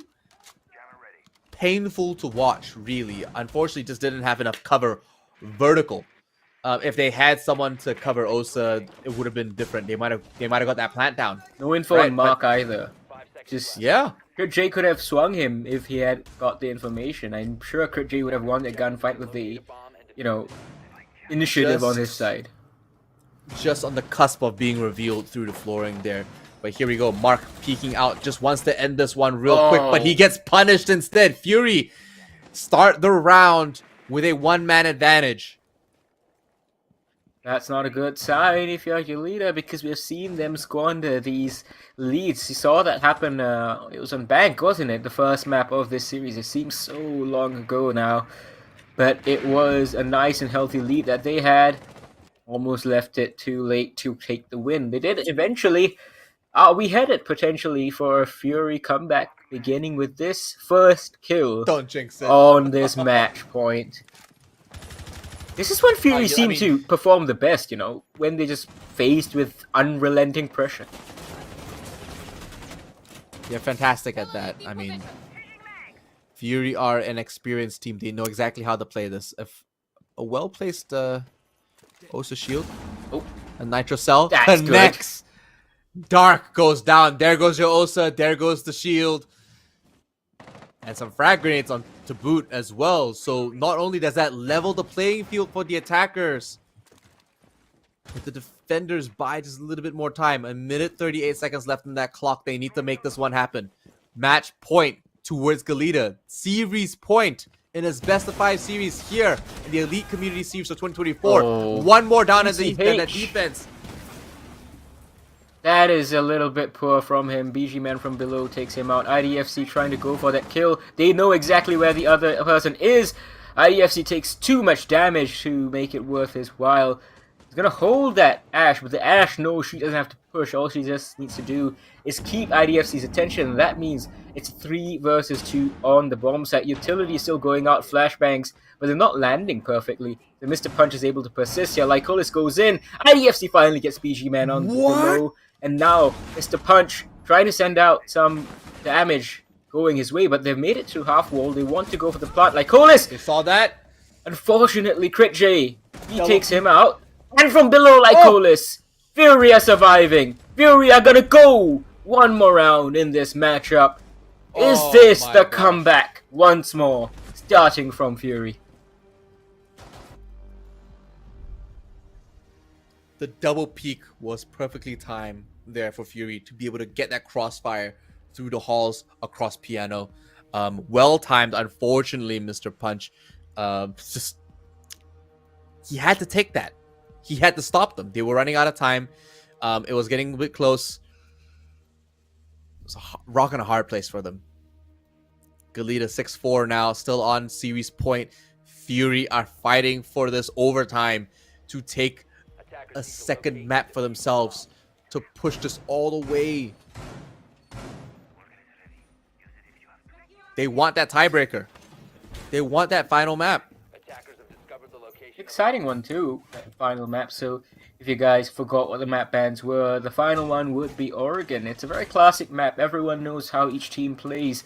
Very fixed ways of dealing with the strategies and defenses. If we go there, which is still, at least 4 rounds away, then you'll see just a raw exhibition, I think, of gunfighting ability, because every team, every player knows how to play Oregon. Attackers are moving to defuse the bomb.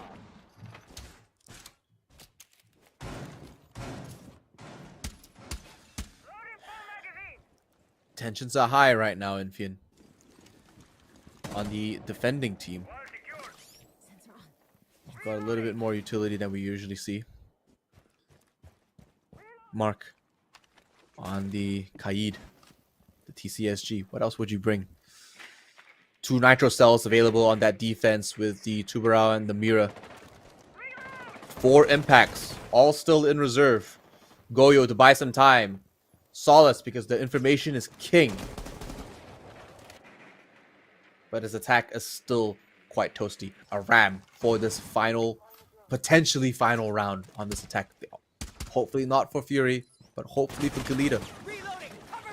Zappa looking to be a menace here on that second floor. So the last time out we saw on the first floor attack, Galita managed to successfully waste so much time, keep the attention of Furies, particularly of Crit J and Lycolis, so they couldn't really hit the site. But you can see the Ram and the Ash, they're going to be doing a lot of damage, those double R4C operators.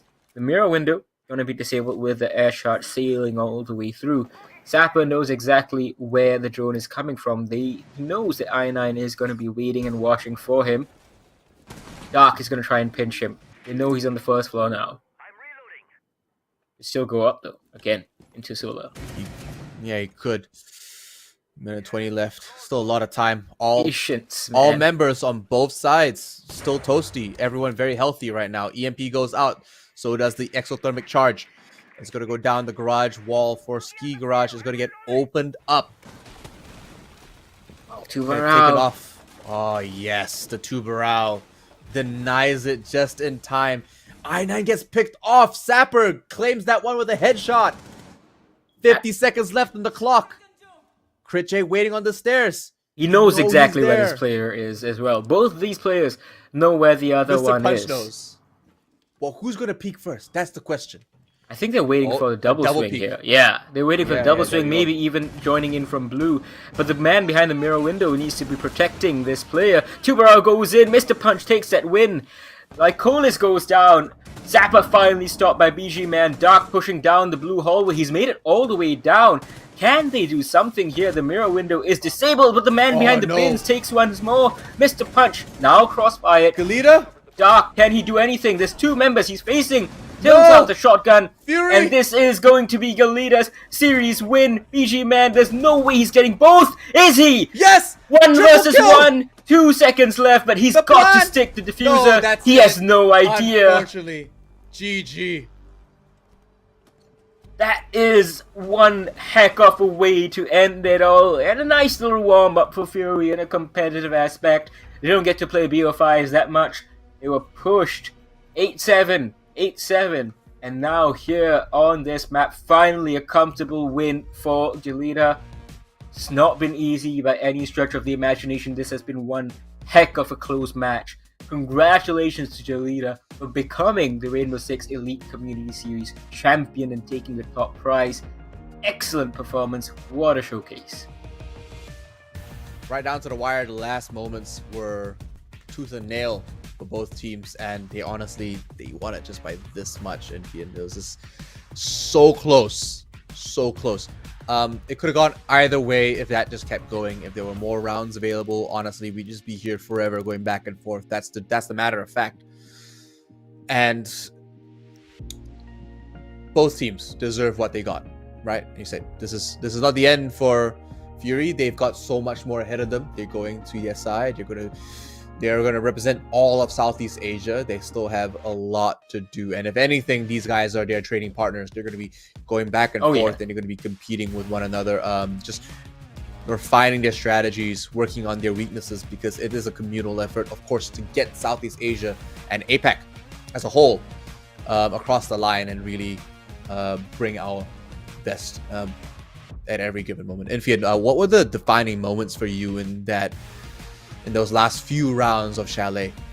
Of course, it's just the way Sapper was playing on that second floor on the extended room, and I think this was a great showcase and a little bit of me eating, my own words when I was talking about how Elevate was stretched a little bit thin yesterday on that 4v5. Sapper, on many of those situations, he was running solo up on that second floor on the defense and just wasting so much time, soaking up so much attention from Fury's side. Now, I hope that was just, Fury taking their foot off the gas a little bit and not actually signs of things to come in SI. But Sapper's gameplay, I think, was what changed it. And of course, you had other team members just nailing their shots at every single time. Mr. Punch disconnected for the one round that they dropped. But I think he was on fire since the previous match. In Clubhouse as well, he was just doing so much good work, bringing the Jackal, speeding up the roam clear process. Same philosophy they brought in here. And I think that Jaleeda's adjustment, unsurprising. Now people are going to say, oh, haha, they're streamers. But of course, if you know your Rainbow Six history, this is X-Elevate that's been to Majors, into SI, and they can absolutely hang with the best. See his scoreline there, just even right through. Unfortunately, Dark getting the short end of the stick with a 1-6 scoreline, but everyone else 7-6, 3-6, over and over and over again. Just tight scorelines for everyone. If anything, Sapper really performed out of his mind. Mr. Punch as well, despite the disconnection. But Galita, Streamer are your number one, your champions of the Rainbow Six Elite Community Series. Second place, Fury. Third, Devil Package. And then Elevate to take that fourth place, leaving with at least 1,000 USD. So still a prize to be held there. Yeah, commiserations to Fearless and Onesie Esports who didn't make it to this weekend's games.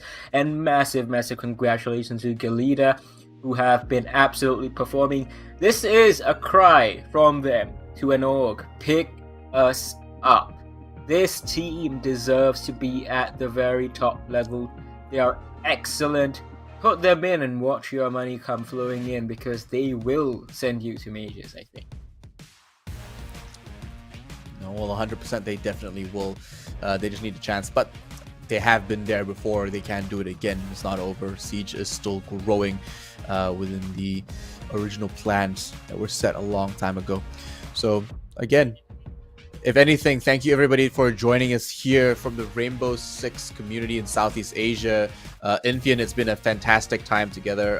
It's been a long time coming as well. Thank you to all the other casters that have been part of this broadcast. My name is Easy. Been joined by Infinity Walk here at the Rainbow Six Elite Community Series. And today we are signing out. We'll see you guys in the next one.